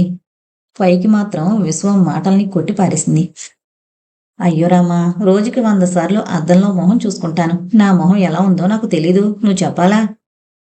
అంటే నీ మొహం అంత అందంగా ఉండబట్టే కదా రోజుకి 100 సార్లు చూసుకుంటావు. చెంపలు ఎర్ర గులాబీలై సిగ్గుతో తలదించుకుంది సుధా. సుధా, విశ్వం కంఠంలోని మార్పు గమనించి చటుకున్న తలెత్తింది సుధా. రేపటి నుంచి నీలా కబుర్లు చెప్పేవాళ్ళు ఎవరుంటారు నాకు? వెంటనే జవాబు చెప్పలేకపోయింది సుధా. గొంతులో బాధ సుళ్ళు తిరుగుతుండగా సుధ కళ్ళలోకి సూటిగా చూశాడు విశ్వం. సుధ మనసులోని మోగవేదన ఆ సోగ కన్నుల్లో స్పష్టంగా చూసి విచలితుడయ్యాడు. ఇన్నాళ్ళ నుంచి కలిసిమెలిసి తిరిగిన ఆ 2 హృదయాలు, ఇన్నాళ్ల బట్టి తీయగా కబుర్లు చెప్పుకున్న 4 కళ్ళు విడదీలేని బంధంతో ఏకమై ఆ 2 మనసులు బాధతో నిండాయి. ఆ నిశ్శబ్దాన్ని భరించలేక చెట్ల ఆకులు వింత సవడి చేయసాగాయి. సన్నజాజుల పరిమళంతో మత్తెక్కి ఇటు అటు తూలి పడుతున్నాయి పిల్ల తిమ్మెరలు. ఉండుండి ఎక్కడ్నుంచో ఈల వేస్తున్నట్టు వింతగా అరుస్తోంది ఏదో పక్షి. వాతావరణం తేలికపరచడానికి బలవంతాన పెదవుల మీదకి నవ్వు తెచ్చుకోవడానికి ప్రయత్నిస్తూ విశ్వం ప్రశ్నకి జవాబుగా అంది సుధా. ఇప్పుడు అలాగా అంటావులే బావా, అక్కడికి వెళ్ళాక నీ చదువు, నీ ఫ్రెండ్స్ అదే లోకమవుతుంది. అప్పుడు అసలు నన్ను మర్చిపోతావేమో కూడా. కొంటిగా విక్రిస్తూ నవ్వాడు విశ్వం. దేవుడు నీలో అసూయ పోలు వేయడం మర్చిపోలేదు సుమా. తలెగరేసింది సుధా. ఏం, నేను మాత్రం ఆడదాని కాదు? శాంతించు శాంతించు. నాటక ఫక్కీలో విశ్వం అలా అంటుంటే నవ్వు ఆపుకోలేకపోయింది సుధా. బావా, నాకు వారానికి ఉత్తరం తప్పకుండా రాస్తావుగా, మర్చిపోవుగా? ఏమో మరి, నా చదువు, నా ఫ్రెండ్స్ ఆ లోకంలో పడి మర్చిపోయినా మర్చిపోవచ్చు. అందులో వింతేముంది? ముఖం సాధ్యమైనంత గంభీరంగా పెట్టి చుక్కల వంక చూస్తూ ఉండిపోయాడు విశ్వం. సుధ కళ్ళల్లో గిరున నీళ్లు తిరిగాయి. చచ్చా, ఏడుస్తున్నావా? ఏదో తమాషాకి నిన్ను ఉడికించాలని అన్నాను కానీ. నువ్వు తమాషాకే అన్నావేమో కానీ నీ మాటతో నా మనసు అదొలైపోయింది. మరిందాక నువ్వన్నావు చూడు, నన్ను మర్చిపోతావేమో బావా అని. అప్పుడు నా మనసు ఇలాగే బాధపడిందండి అమ్మాయి గారు. ఏమో, మీ మగవాళ్ళు మాలా బాధపడతారంటే నేను నమ్మను. ఓహో, ప్రేమ, ఆప్యాయత ఇలాంటివన్నీ ఒక్క మీ ఆడవాళ్ళ సొత్తేననుకుంటున్నావా? సుధ నెత్తి మీద ముట్టాడు విశ్వం. బాబోయ్, కాదులే, ఊరికే అన్నాను. కళ్ళల్లో నీరు చెంపల మీద ముత్యాల వరస కాగా మంచులో తడిసిన మల్లెమొగ్గలా నవ్వింది సుధా. సుధా! పార్వతి లోపల నుంచి కేకేసింది. అమ్మ పిలుస్తోంది బావా, నువ్వు ఇంక పడుకో, గుడ్ నైట్ అంటూ వెనక్కి తిరిగింది సుధా. సాయంత్రం తల్లో తురుముకున్న ఎర్ర గులాబీ జడ ఊపికి జారి కింద పడింది. సుధా, ఇదిగో పువ్వు. సుధ చేతికి ఆ పువ్వు అందించాడు విశ్వం. విశ్వం చేతి వేళ్లు తగిలి ఒళ్ళు జల్లుమంది సుధకి.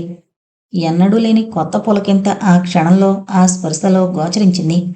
అలాగే విశ్వం కళ్ళలోకి చూస్తూ అక్కడే ఎంతసేపైనా నిలబడిపోవాలనిపించింది. కాని అక్కడే నిల్చుండిపోతే అమ్మ చేత దీవెనలు తప్పవని తిరిగి గులాబీ జడలో అమర్చుకుంటూ వయ్యారంగా నడుస్తూ లోపలికి వెళ్ళిపోయింది సుధా. మంచం మీద వెలకిల్లా పడుకుని ఆకాశం వంక చూస్తూ ఆలోచనల్లో మునిగిపోయాడు విశ్వం. శేషమ్మగారి ఆడపడుచు పొద్దున్నే రిక్షా దిగింది. వీధి వరండాలో కూర్చుని కాఫీ సేవిస్తూ పేపరు తిరిగేస్తున్న రామచంద్రం గారు, ఏంటేవ్, ఉత్తరం ముక్కైనా రాయకుండా ఊడిపడ్డావు, రా అంటూ ఆప్యాయంగా ఆహ్వానించారు. ఏం ఉత్తరంలే అన్నయ్య. ఉస్సూరని నిట్టూరుస్తూ చేతిలో సంచి అరుగు మీద పెట్టి రిక్షావాడికి డబ్బులిచ్చి పంపింది శాంతమ్మ. పద పద లోపలికి, స్నానం చేయి, కాఫీ తాగుదు గాని అంటూనే జవాబు కోసం ఎదురు చూడకుండా లోపలికి నడిచారు రామచంద్రం గారు. ఏమేవ్, ఎవరొచ్చారో చూడు. రండి రండి వదినా రండి. శాంతమ్మ చేతిలో సంచి అందుకుని పక్క గదిలో గోడవారగా పెట్టింది శేషమ్మ. శాంతమ్మ అవశిష్టాలు తీర్చుకుని వచ్చేటప్పటికి వేడివేడి కాఫీ అందించింది. పొద్దున్న పూట టిఫిన్ చేసే అలవాట్లేదు, సాయంత్రం చేసుకోవడం తప్ప.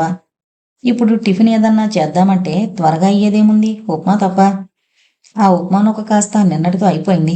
నిన్న తెచ్చిపెట్టమని పని మనిషితో చెప్తే రేపు తెస్తాలేని నమ్మగారు అందది. విశ్వం లేకపోవడంతో నిజంగా చెయ్యి విరిగినట్టే ఉంది శేషమ్మకి.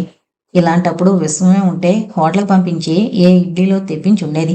ఎప్పుడు కావాలంటే అప్పుడు విశ్వాన్ని బజార్కు పరిగెత్తించి కావలసినవి తెప్పించుకునేది. చంద్రం ఒక్కనాడు కూడా బజారు పని చేయడానికి ఇష్టపడ్డు.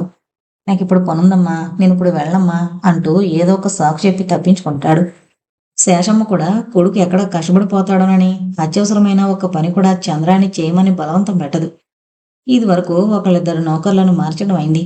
పోనీ బయట పని చేయడానికి, బజారు పని చేయడానికి ఉంటాడు కదా అని ఒకరిని పెట్టుకుంటే వాడు కాస్త 10 రూపాయలు దొంగతనం చేసి పారిపోయాడు. ఇంకొకరిని పెట్టుకుంటే వాడేమో శేషమ్మ గారి పద్ధతి, ఆవిడ చూపే కోపం భరించలేక తనంతట తానే పని మానిపోయాడు. ఇంకా దాంతో శేషమ్మకి నౌకర్ని పెట్టుకోవాలన్న ఆలోచనే పోయింది. విశ్వం వచ్చాక ఆ లోటు కాస్త తీరిపోయింది ఆవిడికి. విశ్వం వెళ్ళాక పని మనిషి అడపాదడపా బజార్ నుంచి కావలసినవి తెచ్చి పెడుతోంది. ఎక్కువ సరుకులున్నప్పుడు రామచంద్రం గారే వెళతారు బజార్కి. మీకేమన్నా కావలిస్తే టిఫిన్ చేయగాని నాకు మట్టుకొద్దు, పొద్దున్న అలవాట్లేదు అంటూనే వరండాలోకి వెళ్ళింది శాంతమ్మ అన్నయ్యతో మాట్లాడడానికి. అమ్మయ్య అని మనసులోని అనుకుంటూ తను కూడా లేచి వరండాలోకి వచ్చింది శేషమ్మ. శాంతమ్మ భర్త పోయి 4 ఏళ్ళు అవుతోంది. అయినా హెడ్ మాస్టర్ గిరి వెలగబెడుతూ పోయారు. ఆమెకు ఒక కొడుకు, 2 కూతుళ్ళు. కొడుకు సత్యం కలకత్తాలో ఉద్యోగం చేస్తున్నాడు. పెద్ద కూతురు సువర్చల పీయూసీ పాస్ అయి 2 ఏళ్ల బట్టి ఊరికే ఉంది. చిన్న కూతురు సుజాత ఇప్పుడు పీయూసీలోకి వచ్చింది. 2 ఏళ్ల బట్టి సువర్చలకి సంబంధం చూస్తూనే ఉన్నారు. రామచంద్రం గారు గట్టి ప్రయత్నాలే చేస్తున్నారు. ఎలాగోలా చెల్లెలి పిల్లల్ని పెళ్లిళ్ళు చేసి వాళ్ళను ఒడ్డున చేర్చాలని తన బావగారు పోయినప్పటి నుంచి ప్రయత్నిస్తూనే ఉన్నారాయన. కానీ ఏం లాభం? కొందరికి సువర్చల నచ్చకపోతే కొందరికి కట్నం నచ్చేది కాదు. ఇవన్నీ కుదిరిన సంబంధం వస్తే ఆ పిల్లాడు సువర్చలకి నచ్చేవాడు కాదు. సువర్చల బాగా పొడగరి కావడంతో ఆ పిల్లకంటే పొడుగ్గా ఉన్న పిల్లాడిని వెతికి తీసుకురావడం కష్టమే అయ్యేది. తీరా అటువంటి పిల్లాడు దొరికినా ఆ సంబంధం కుదిరేది కాదు. ఇలా 2 ఏళ్ల బట్టి సాగుతూనే ఉంది. సువర్చల రామచంద్రం గారి కూతురు రామయ్యుడిది. వీళ్ళిద్దరికంటే 3-4 ఏళ్లు పెద్ద సత్యం. ఇక సుజాత చంద్రం వీడిది. ఇంక చెప్పు, ఏంటి విశేషాలు? కుర్చీలో వెనక్కి చేరబడి చిన్నగా నవ్వారు రామచంద్రం గారు. ఏం చెప్పమంటావు? బయటతో కళ్ళు తుడుచుకుంది శాంతమ్మ. సువర్చల ఇంత పని చేస్తుందనుకోలేదన్నయ్య. నిన్న సాయంత్రం నేను గుడికి వెళ్ళాను. సుజాత దాని స్నేహితురాలింటికి వెళ్ళింది. సువర్చల ఇంట్లోనే ఉంది. కానీ నేను ఇంటికి వచ్చేసరికి పక్కింటి ఆవిడ మా ఇంటి తాళం చెవిస్తూ సువర్చల స్నేహితురాలింటికి వెళుతున్నానని చెప్తూ తాళం చెవిచ్చి వెళ్ళింది అంది నాతో. చీకటి పడ్డా అది ఇంటికి రాకపోయేసరికి నాకు కంగారు పుట్టింది. ఇంతలో సుజాత, అక్కయ్య మంచం మీద ఈ ఉత్తరం ఉంది అంటూ ఇచ్చింది. అది చదివాక అంతా బయటపడింది. మా ఎదురింటి అద్దెకున్న కుర్రాడు భాస్కర్ రెడ్డితో కలిసి ఊరు విడిచి వెళ్ళిపోయింది అన్నయ్య. వాళ్ళిద్దరూ పెళ్లి చేసుకుంటారట. చివరి మాట అంటూనే 2 చేతుల్లో ముఖం దాచుకుంది శాంతమ్మ. నిన్న రాత్రి నుంచి పైకి ఏడవకుండా గుండెల్లోనే దాచుకున్న ఆవిడ దుఃఖం ఇప్పుడు పెళ్ళుకొచ్చింది. ఇలాంటి కథ ఏదో వినాల్సి వస్తుందని అనుమానపడుతున్న రామచంద్రం గారు అంతా విని దీర్ఘంగా నిట్టూర్చారు. చూచేయగానైనా ఆ పిల్లాడి గురించి ఎప్పుడూ నీ దగ్గర ప్రస్తావించలేదా శాంత? 1 నిమిషం గడిచాక అన్నారాయన. అనకే 1-2 సార్లు భాస్కర్ రెడ్డి గురించి నీ అభిప్రాయం ఏంటి అమ్మా అంటూ అడిగింది. వాడి గురించి నా అభిప్రాయం ఎందుకే, వాడి కులం ఏమిటి, మన కులం ఏమిటి, పిచ్చి పిచ్చి ఆలోచనలు మానుకో అంటూ చివాట్లు పెట్టాను. అదే వచ్చిన చిక్కు శాంత. ఎవరైనా సరే పిల్లాడు ఒకళ్ళకొకళ్ళు నచ్చి చేసుకుంటున్నప్పుడు కులాలు మతాల ప్రసక్తి ఎందుకు చెప్పు? భరత మాటలు నచ్చలేదు కాబోలు మూతి విరిచింది శేషమ్మ. ఏంటన్నయ్య నువ్వే అలా అంటావు? వాడి కులమేమిటి, మన కులమేమిటి? అదిగో ఆ మాట అనద్దు. వాడు మనిషే, మనము మనుషులమే. అసలు నేను అంటాను, కోపం తెచ్చుకోకు. మనం దానికి నచ్చిన సంబంధం తీసుకురాలేకపోయాం. అలాంటప్పుడు అది పెళ్లి చేసుకోకుండా ఇటు చదువు లేకుండా ఎన్నాళ్ళని ఇంట్లో కూర్చుంటుంది? దానంతటా అదే దానికి నచ్చిన వాడిని చేసుకుంటే నీకేం బాధ చెప్పు? అది సుఖపడ్డమే కదా నీకు కావలసింది. నువ్వు మొదటే దాని ఉద్దేశం అడిగి తెలుసుకునుంటే దాని ఇష్టప్రకారమే కానిస్తే నీకు తెలియకుండా అది ఆ పిల్లాడితో అలా వెళ్ళిపోయేది కాదు. ఏమంటావు? ముక్కు మీద వేలేసుకుని నోరు తెరుచుకుని గుమ్మం దగ్గర నిలబడిపోయి వింటోంది శేషమ్మ. ఇంకా నువ్వేదో సాయం చేస్తావని ఆశ పెట్టుకుని వచ్చానన్నయ్య. అది ఎక్కడుందో 4 ఊళ్ళు వెతికించి జుట్టు పట్టుకుని ఇంటికి ఈడ్చుకొస్తావనుకున్నాను కానీ లాభం లేదు శాంత. నువ్వు అది చేసిన పనిని అసహించుకోకుండా మనస్ఫూర్తిగా వాళ్ళిద్దరినీ కలిపి నీ ఇంటికి ఆహ్వానించేటట్టయితే అది ఎక్కడుందో నేను వాకప్ చేసి తెలుసుకుంటాను. రమ్మని పిలుస్తాను. సాధ్యమైనంత మృదువుగా అన్నారు రామచంద్రం గారు. అది నా వల్ల కాదన్నయ్య. కన్నీళ్లతో తలాడించింది శాంతమ్మ. అయితే అది ఎక్కడుందో వెతికి లాభమేమిటి? వెతికి అది ఎక్కడుందో కనపడ్డ తర్వాత మనం దాన్ని ఆ కుర్రాన్ని వదిలి రమ్మంటాం ఇంటికి. అది రానంటుంది. అప్పుడు ఎవరు మాత్రం ఏం చేయగలం? బలవంతంగా దాన్ని ఈడ్చుకొచ్చి నువ్వు నేను బావుకునేదేమిటి? వాళ్ళిద్దరూ సుఖంగా కాపురం చేసుకుంటే చూసి ఆనందించలేమా మనం? శాంతమ్మకి అన్నయ్య మీద గొంతుదాకా కోపం వచ్చింది. అయినా కోపాన్ని పైకి కనబడనీయకుండా ముఖం పక్కకు తిప్పుకునంది. సత్యానికి ఉత్తరమే రాస్తావో టెలిగ్రామ్ ఇస్తావో ఏదో ఒకటి చెయ్యాలిగా, వాడికి తెలియద్దు? నువ్వే చెప్పు, ఏది చేయమంటే అదే చేస్తాను. వాడికి కొన్నాళ్ల దాకా సెలవు పెట్టుకోవడానికి వీలు పడదని మొన్న రాసిన ఉత్తరంలో రాశాడు. టెలిగ్రామ్ ఇస్తే వివరాలేమీ తెలియక వాడు కంగారు పడి వాళ్ళు సెలవు ఇవ్వకపోయినా పెట్టుకుని వచ్చేస్తాడేమో. వివరంగా అన్ని విషయాలు తెలియజేస్తూ ఒక ఉత్తరం రాస్తే ఈ లోపల నువ్వు ఇక్కడ దానికోసం 4 ఊళ్ళు వెతికిస్తూ ఉండొచ్చు. రామచంద్రం గారు మనసులో ఇలాగే ఆలోచించుకున్నారు. అందుకే చెల్లెలి మాటతో ఏకీభవించారు. రామచంద్రం గారు అక్కడి నుంచి లేచి వెళ్ళిపోయాక మెల్లగా మాటల్లోకి దిగింది శేషమ్మ. సుజాతను ఒక్కదాన్ని వదిలిపెట్టి వచ్చామే వదిన, దాన్ని కూడా తీసుకుని రాకపోయావా? మా పక్కింటి ఆవిడ నేను వచ్చేదాకా సుజాతని వాళ్ళింట్లో ఉండమంది. ఒకరోజుకి మళ్ళీ దాన్ని కూడా వెంట పెట్టుకుని రావడం దేనికి? పైగా దానికి కాలేజీ కూడా ఉంది కదా అని ఊరుకున్నాను. మా ఎదురింటి ఆవిడ రాత్రి బండికి బెజవాడొస్తుంటే ఆవిడతో పాటు బండెక్కేశాను. అన్నయ్యతో అంతా మాట్లాడమైందిగా. ఈ సాయంత్రం బస్సులోనో రైల్లోనో వెళ్ళిపోతాను. ఆ రోజు సాయంత్రం చెల్లెల్ని తీసుకుని వెళ్ళి వాళ్ళ ఊళ్ళో దింపి మర్నాటికి తిరిగి వచ్చారు రామచంద్రం గారు. కొత్త ప్రదేశం, కొత్త స్నేహితులు, విశ్వానికంతా కొత్తగా ఉంది. కల్పించుకుని మాట్లాడే ఆడపిల్లను చూసి ఇబ్బందిగా ఫీల్ అయ్యేవాడు. అతని సిగ్గుని మొహమాటాన్ని చూసి వాళ్ళు చాటుగా నవ్వుకునేవారు. సీనియర్స్ తనని ర్యాగింగ్ చేసినప్పుడు కళ్ళనీళ్లు తిరిగాయి విశ్వానికి. వీళ్ళంతా కూడా పూర్వం వాళ్ళ సీనియర్స్ చేత ర్యాగ్ చేయబడ్డ వాళ్లే కదా, బాధపడిన వాళ్లే కదా. మళ్ళీ అదే తప్పు ఎందుకు తిరిగి చేయడం వీళ్ళు? అసలు ఈ పద్ధతి మొదలుపెట్టింది ఎవరు? ఎందుకిలా ఏడిపిస్తారు? ఏదో లైట్గా వేళకోళం చేయడం, ఏడిపించడం పర్వాలేదు గాని మరీ ఇంత ఘోరంగానా? అసలే కొత్తగా చేరిన వాళ్ళు కొత్త వల్ల కొంచెం భయంగాను బెరుగ్గాను ఉంటారు. అటువంటి వాళ్ళని వీళ్ళలా బాధలు పెడితే హడలిపోయి పారిపోరు? అంత క్రితం రోజే హడలిపోయి పారిపోయిన రామశాస్త్రి గుర్తుకొచ్చాడు విశ్వానికి. రామశాస్త్రి విశ్వం చేరిన రోజే చేరాడు కొత్తగా. మొట్టమొదట సీనియర్లు వేసిన ప్రశ్న, నీ పేరేంటని. చాలా వినయంగా రామశాస్త్రి అన్నాడా కుర్రాడు. మరి నీ పిలకైదోయ్ శాస్త్రి అన్నారు వాళ్ళు.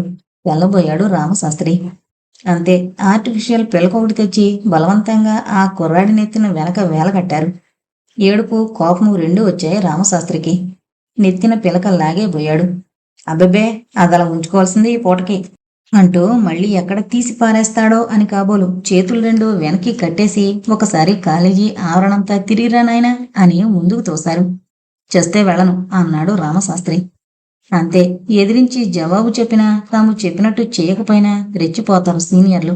ఇక్కడ అంతే అయింది. మొదటిసారే వాళ్ళకి ఎదురు సమాధానం ఇవ్వడం వల్ల రోజు రోజుకి రామశాస్త్రిని మరింత ఏడిపించడం మొదలు పెట్టారు. చివరికి ఆ ముందు రోజు ఓ గుంటలో ఎన్నాళ్ళ నుంచో నిల్వ చేసి ఉంచిన చెత్తలో రామశాస్త్రిని తీసుకెళ్లి ముంచారు. రామశాస్త్రికి కన్నీళ్లు ఆగలేదు. కోపంతో అందర్నీ తిట్టాడు. ఒళ్ళు మండి నాకు ఈ చదువొద్దు ఏం వద్దు అంటూ తన సామాను సర్దుకుని రైలెక్కేశాడు. చాలా బాధపడ్డాడు విశ్వం. ఎందుకంటే రామశాస్త్రి తెలివైన కుర్రాడని, బాగా చదువుతాడని తెలిసింది. చాలా సున్నితమైన మనస్తత్వం ఆ కుర్రాడిది. ఉన్నది కొద్ది రోజులైనా విశ్వానికి ఆ కుర్రాడికి మంచి స్నేహమే కుదిరింది. అందుకే వెళ్ళిపోయేటప్పుడు విశ్వం చెయ్యి మృదువుగా నొక్కి వదిలాడు రామశాస్త్రి. అక్కడి వాతావరణం, అక్కడి పద్ధతులు అన్నీ వివరిస్తూ సుధకి పెద్ద ఉత్తరం రాశాడు విశ్వం. దానికి జవాబు కూడా వెంటనే అందుకున్నాడు. అక్కడ సీనియర్లు జూనియర్లని ఎలా ఏడిపిస్తారో నువ్వు రాసింది చదివితే నాకు భలే కోపం వస్తోంది వాళ్ళ మీద. నువ్వు మాత్రం జూనియర్లను ఎప్పుడూ ఏడిపించకే అంటూ ఉత్తరంలో రాసింది సుధా. కలకత్తా నుంచి సత్యం రావడం చూసి ఆశ్చర్యపోలేదు రామచంద్రం గారు. మా చెల్లెలంత పనిచేస్తే నువ్వేమో నాకు చౌ కబురు చల్లగా చెప్పినట్టు మెల్లగా ఉత్తరం రాస్తావా, టెలిగ్రామ్ ఇవ్వకుండా అంటూ వస్తూనే మామయ్య మీద ఎగిరాడు సత్యం. వివరంగా నీకు ఉత్తరంలో తెలియజేయడం మంచిదనుకున్నానురా. పైగా నువ్వు ఇక్కడికి వచ్చి సువర్చల కోసం ఎంత వెతికిస్తావో అంతకంటే తక్కువేం నేను చేయట్లేదు. నా శక్తి కొద్దీ ప్రయత్నిస్తున్నాను. పేపర్లో వేస్తే మన పరువు గంగలో కలుస్తుందని వద్దంది మీ అమ్మ. ఈ మాటలు నచ్చాయో లేదో కాని తల ఊగించి ఊరుకున్నాడు సత్యం. వాళ్ళెక్కడికెళ్లారో కనుక్కున్నారా? విసుగ్గా మామయ్య వైపు చూశాడు. నవ్వొచ్చింది ఆయనకి. మధ్యాహ్నం నా మీదట్రా నీ విసుగు? ఘనకార్యం చేసిన నీ చెల్లెలైతే నువ్వు మీ అమ్మ విసుగు చూపించేది నా మీద. మనసులోని అనుకుంటూ సత్యం అడిగిన దానికి జవాబు చెప్పారు. చాలా ప్రయత్నించానురా, ఇంకా వాకపు చేస్తూనే ఉన్నాను. కానీ ఇంతవరకు వాళ్ళు ఏ ఊరెళ్లారో అంత చెక్కలేదు. ఏనాయనా అమ్మ సుజాత కులాసానా? శేషం అడిగిన ప్రశ్నకి ఏదో ఆలోచిస్తున్న సత్యం అని ఊరుకున్నాడు. అబ్బాయ్, నేనే కదా కలకత్తాలో ఉద్యోగం చేస్తున్నానని టిక్కు కాబోలు. నా బోటి ఆడది పలకరిస్తే 2 ముక్కలు మాట్లాడితే గౌరవానికి భంగమా? మనసులోనే పీక్కుంది శేషమ్మ. సుజాతకి ఏదైనా సంబంధం చూడండి, చేసేద్దాం. అలాగే వెతుకుతాను మంచి సంబంధం కోసం. నువ్వు ఈ రాత్రి ఇక్కడ ఉండవు. అబ్బే, రాత్రికి వెళ్ళిపోతాను. అంతే. అక్కడతో ఆ సంభాషణ తుంచినట్టు ఆగిపోయింది. ఎవరి ఆలోచనల్లో వాళ్ళు ఉండిపోయారు. రిజిస్టర్ మ్యారేజీ చేసుకుని భాస్కర్ రెడ్డి సువర్చలని తమ ఊరికే తీసుకువెళ్లాడు. కానీ అతని ఇంటి పరిస్థితిని ఎదుర్కోవడం సువర్చలకి చాలా కష్టం అనిపించింది. భాస్కర్ రెడ్డికి 3 చెల్లెళ్ళు, అన్నదమ్ములు లేరు. తల్లి తండ్రి కోడల్ని చూసి గయ్యమండం, రాద్ధాంతం చేయడం చూసి ఇదంతా ముందు ఊహించుకున్నదే కదా అని మౌనంగా ఉండిపోయాడు. 20,000 ఇస్తామని 30,000 ఇస్తామని అవతల బోళ్ళంతమంది ఆడపిల్లల తండ్రులు క్యూలో నిలబడుంటే ఈ సినిగాడు బ్రాహ్మల పిల్లని చేసుకున్నాడేమిటి, పైగా పైసా కట్నం తేకుండా వచ్చాడేమిటని చిర్రెత్తిపోయాడు తండ్రి ప్రతాప్ రెడ్డి. తల్లి చెల్లెళ్ళది కూడా అదే బాధ. భాస్కర్ రెడ్డి 4 రోజులు చూశాడు, 5 రోజులు చూశాడు. ఇంట్లో వాళ్ల ప్రవర్తనలో మార్పు లేదు. నిమిషానికి సువర్చల్ని సాధిస్తున్నారు. అందరూ కలిసి అనరాని మాటలంటున్నారు. ప్రతాప్ రెడ్డి కూడా కొడుకు మీద కారాలు మిరియాలు నొరడం రోజురోజుకి ఎక్కువ చేస్తూ ఇల్లొక కురుక్షేత్రం చేస్తున్నాడు. కన్నీటితో భర్తతో మాట్లాడడానికి కూడా భయపడిపోతూ బిక్కుబిక్కుమంటూ చూసేది సువర్చల. భార్యని చూసి జాలితో కరిగిపోయేవాడు భాస్కర్ రెడ్డి. పూర్తిగా సువర్చలదే తప్పు అనడానికి లేదు కదా, సగం తను కూడా కారణమే కదా ఆ పిల్ల తనతో లేచి రావడానికి. 2 చేతులు కలిస్తేనే కదా చప్పుడయ్యేది. అందుకే తీవ్రంగా ఉద్యోగ ప్రయత్నం చేశాడు. విజయం సాధించాడు. ఆ రోజు రాత్రి సువర్చల్ని దగ్గరకు తీసుకుని మురిపంగా చూస్తూ అన్నాడు. మనం హైదరాబాద్ వెళ్ళిపోదాం. నాకు అక్కడ ఉద్యోగమైంది. మనం ఇక్కడ ఉండద్దు సువర్చల. సువర్చల కళ్ళు కాంతితో వెలిగాయి. నిజం? నిజంగా? నిజం అన్నాడు రెడ్డి మరింత ఆనందంగా. కానీ అంతలోనే సువర్చల ముఖం కళావిహీనమైపోయింది. నా మూలంగా మీ కుటుంబంలో కలతలు రేగాయి. అబ్బబ్బే, నువ్వు అలా బాధపడకూడదు. నేనేం శాశ్వతంగా అమ్మా నాన్నలకు దూరమైపోవట్లేదుగా. కాలం గడిస్తే వాళ్ల మనసే మారుతుంది. వాళ్లే ఆప్యాయంగా మనల్ని ఆదరిస్తారు. నువ్వేం బెంగ పెట్టుకోకు. భార్యని దగ్గరికి తీసుకుని ఓదార్చాడు రెడ్డి. మీది నిజంగా చాలా మంచి మనసు, నా అదృష్టం. మనస్ఫూర్తిగా ఆ మాటలని అతని గుండెల మీద వాలిపోయింది సువర్చల. ఆ మర్నాడే వాళ్ళు హైదరాబాదు ప్రయాణం అవడం చూసి ఇంట్లో అంతా కళ్ళల్లో నిప్పులు పోసుకున్నారు. విశ్వం 3వ సంవత్సరంలోకి వచ్చాడు. లెక్చరర్లందరికీ కూడా విశ్వం మీద మంచి అభిప్రాయం ఏర్పడింది మొదట్లోనే. ఆడపిల్లలు విశ్వం పర్సనాలిటీని, అతని తెలివితేటలని చూసి ముచ్చటపడి అతనితో స్నేహం కోరి ముందుకొస్తున్నారు. కానీ విశ్వమే వాళ్ళకి దూరంగా ఉంటూ తన జాగ్రత్తలో తనుంటున్నాడు. ఆ రోజు 1000 స్తంభాల గుడికి ఒంటరిగా బయలుదేరాడు. బస్సు కోసం వెయిట్ చేస్తూ నిలబడ్డాడు. ఎక్కడికి బయలుదేరారు? సన్నగా వినపడింది ఎవరిదో గొంతు వెనక నుంచి. తిరిగి చూశాడు. అల్పిత నవ్వుతూ నిలబడింది. అల్పిత విశ్వంతో పాటు 3వ సంవత్సరం చదువుతున్న అమ్మాయిల్లో ఒకటి. అల్పిత పంజాబీదని, తండ్రి పేరు మొహిందర్ సింగ్ అని, ఆయన తండ్రి వరంగల్లోనే స్థిరపడిపోయి వర్తకం చేయడం మొదలు పెట్టడం వల్ల ఆ తర్వాత వాళ్ళు కూడా వరంగల్లోనే స్థిరపడిపోయారన్న సంగతి కూడా ఎవరో చెప్పగా విన్నాడు విశ్వం. గుడికి ముక్తసరిగా చెప్పి ఊరుకున్నాడు విశ్వం. నేను కూడా వస్తాను పదండి, మీకు కంపెనీ ఉంటాను అంటూనే బస్సులో విశ్వంతో పాటు ఎక్కింది అల్పిత. ఇలా మీరు నాతో వస్తే మీ అమ్మ నాన్నగారు ఏమీ అనరా? ఈ మాటలు విశ్వం నోట్లోనే ఉండిపోయాయి. మళ్ళీ వెంటనే ఇంకా నయం, అలా అడిగాను కాదు, వీడెవడు ఒట్టి పిచ్చి పొల్లాయిలా ఉన్నాడే అని వింత మృగాన్ని చూసినట్టు నా వంక చూసేదేమో అనుకున్నాడు. ఆ ఊహ రాగానే నవ్వు కూడా వచ్చింది. ఏంటి నవ్వుతున్నారు? కుతూహలంగా అడిగింది విశ్వం ముఖంలోకి చూసి. అబ్బే ఏం లేదు, కిటికీలోంచి బయటకు చూస్తూ ఉండిపోయాడు విశ్వం. గుడిలో అడుగు పెడుతూనే చెంగు చెంగున గెంతుతూ చిన్నపిల్లలా పరుగులు పెట్టింది అల్పిత. ఆ పిల్లకంత సంతోషం ఎందుకు కలిగిందో అర్థం కాలేదు విశ్వానికి. నంది బొమ్మ దగ్గర నిలబడ్డ విశ్వాన్ని నెమ్మదిగా భుజం మీద తట్టి పిలిచింది అల్పిత. ఏంటి బాబు ఆ పరధ్యానం? ఈ లోకంలోనే ఉన్నారా లేక మరేదైనా? మాట మధ్యలోనే ఆపి కిలకిలా నవ్వింది. నవ్వకపోతే బాగుండదని చిన్నగా నవ్వుతూ ముందుకు నడిచాడు విశ్వం. ఒక పావుగంట గడిచేటప్పటికి గడ్డిలో చతికిల పడ్డారు ఇద్దరు. మీరు చాలా మంచివారు, బుద్ధిమంతులున్నట్టు కదా? కళ్ళు కొద్దిగా పైకెత్తి నవ్వుతూ అడిగింది అల్పిత. ఏమో, నేను మంచివాణ్ణో కాదో నాకేం తెలుసు, నా చుట్టూ ఉన్న వాళ్ళకి తెలియాలి గాని. నవ్వేసి ఒక క్షణమాగి మళ్ళీ తానే అన్నాడు. అయినా మీతో ఆ మాట ఎవరన్నారో తెలుసుకోవచ్చా? కాలేజీలో చాలా మంది, నా ఉద్దేశం కూడా అదేలేండి, చిలిపిగా నవ్వింది అల్పిత. ముఖ్యంగా ఆడపిల్లలు మీ గురించి చెప్పుకుంటుంటే విన్నాం. మీరు ఎవరికైనా సరే ఏ సహాయం కావాల్సిన చేస్తారట, చాలా తెలివైన వాళ్ళట. ఆపండి బాబు మీ పొగడతలు. ఉన్నమాట చెప్తే పోగుతున్నాననుకుంటున్నారా? మరేం మాట్లాడకుండా దూరంగా వంగి ఉన్న నింగివైపు చూస్తూ ఉండిపోయాడు విశ్వం. మా ఇంటికి ఒకసారి రాకూడదండి? రాకూడదని ఎవరన్నారు? పదండి అయితే. లేవబోయింది అల్పిత. ఇబ్బందిగా కదిలాడు విశ్వం. ఇప్పుడు కాదు, ఇంకొకసారి ఎప్పుడైనా వస్తాను. సరే అయితే అంటూ వాళ్ళ ఇంటి గుర్తులు చెప్పింది అల్పిత. గాలికి మెల్లగా అటు ఇటు ఊగుతున్న పచ్చని మెత్తని గరికని, ప్రశాంతంగా నవ్వుతున్న ముగ్గు కన్నెల్ని చూస్తుంటే విశ్వానికి సుధా అందం కళ్ళ ముందు నాట్యం చేస్తున్నట్టయింది. అప్పటికప్పుడు రూమ్కి వెళ్ళిపోయి వెంటనే సుధకి ఉత్తరం రాయాలనిపించింది. అందుకే ఎదురుగా అల్పితున్నది కూడా మరిచిపోయి చటుక్కున లేచాడు. అరే లేచారే, వెళదామా? అల్పిత కూడా లేచి నిలబడింది. తన పొరపాటుకి కొద్దిగా సిగ్గుపడ్డాడు విశ్వం. విశ్వం అన్యమనస్కంగా ఉండడం తేలిగ్గానే కనిపెట్టింది అల్పిత. అందుకే మౌనంగా అతని పక్కన అడుగులు వేసింది. ఇద్దరూ విడిపోయేటప్పుడు మాత్రం మా ఇంటికి తప్పకుండా రావాలి అంటూ మరోసారి హెచ్చరించింది. అలాగే అంటూ చిన్నగా నవ్వి చెయ్యి ఊపాడు విశ్వం. ఇప్పటికి ఎన్నిసార్లు మావయ్యకు ఉత్తరాల్లో రాశాడు విశ్వం. హాస్టల్లో ఉంటే ఖర్చు ఎక్కువని, ఎక్కువ డబ్బు అవుతుందని, వేరే ఏదైనా ఒక చిన్న రూమ్ ఎక్కడైనా అద్దెకి చూసుకుంటానని. కానీ ముకుందరావు గారు మాత్రం దానికి ఒప్పుకోవడం లేదు. హాస్టల్లో ఉంటే ఏ వేళకు ఆ వేళ నీకు అమర్చే వాళ్ళు ఉంటారు. వేరే రూమ్లో ఉంటే ప్రతిరోజు కాఫీకి, టిఫిన్కి, అన్నానికి హోటల్కి వెళ్ళడం రావడంతోనే సరిపోతుంది. పైగా ఎప్పుడన్నా కాస్త ఒంట్లో బాగాలేకపోయినా, ఏ జ్వరమన్నా వచ్చినా హాస్టల్లోనైతే తోటి స్నేహితులు కాస్త యోగక్షేమాలు కనుక్కుంటారు. అదే నువ్వు రూమ్ తీసుకుంటే నీకు ఒంట్లో బాగాలేకపోతే కనుక్కునే నాదుడు ఎవడో ఉండడు అంటూ ప్రతిసారి ఉత్తరంలో రాస్తున్నారు ముకుందరావు గారు. కానీ 3వ సంవత్సరం పరీక్షలవుతుండగా రామం దగ్గర నుంచి వచ్చిన ఉత్తరం చూసి చాలా బాధపడ్డాడు విశ్వం.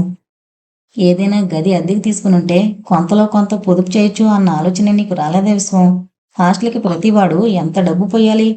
అంత పెద్ద చదువు నిన్ను నాన్న ఏదో తెలివిగలవాడు కదా అని చదివిస్తున్నాడన్న కృతజ్ఞత కూడా నీకు లేకపోయినట్టుంది.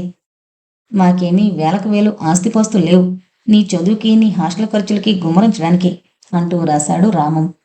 అసలు చిన్నప్పటి నుంచి కూడా రామానికి తనంటే మంటే.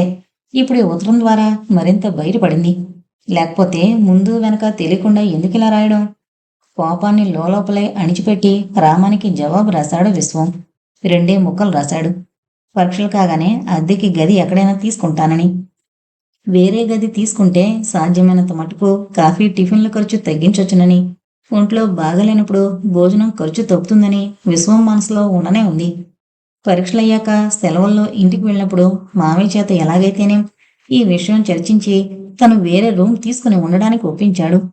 కానీ రామం తనకి ఈ విషయమే ఉత్తరం రాసినట్టు మాత్రం నోరు జారలేదు. చెప్తే మామయ్యకి రామం మీద కోపం వస్తుంది. ఎందుకు అనవసరంగా వాళ్ళ మధ్య కలతలు రేపడం? అందుకే ఆ విషయం పొరపాటును కూడా అనలేదు. అమ్మా అక్కయ్య వచ్చింది. కోమల తమ్ముళ్ళు రవి వాసు అక్కయ్యని చుట్టుముట్టేశారు. వరండాలోంచి లోపల కడుగు పెడుతూ వరండాలో కుడివైపునున్న గదిలో నూతన వ్యక్తిని చూసి ఎవరా అని ఆలోచనలో పడింది కోమల. ఒక్క నిమిషం అలాగే చూసి లోపలికి నడిచింది. ప్రయాణం సుఖంగా సాగిందా? తల్లి సరస్వతమ్మ ప్రశ్నకి జవాబు ఇవ్వకుండానే ఆ ముందు గదిలో ఎవరమ్మా ఉంది అంటూ చేతిలో సంచి కింద పెట్టి చెప్పులు విప్పింది కోమల. అతనా ఎంబీబీఎస్ చదువుతున్నాడట. గది అద్దెకు కావాలంటే ఇచ్చాం. కుర్రాడు బుద్ధిమంతుడని తెలుసుకుని మరి ఇచ్చారు మీ నాన్నగారు, నవ్వింది కోమల. విశ్వంతో పరిచయం కోమలకి ఆనందాన్నిచ్చింది. వాసు రవి కూడా అస్తమానం విశ్వమన్నయ్య అంటూ విశ్వం దగ్గరే కూర్చుని ఆగకుండా కబుర్లు చెప్తున్నారు.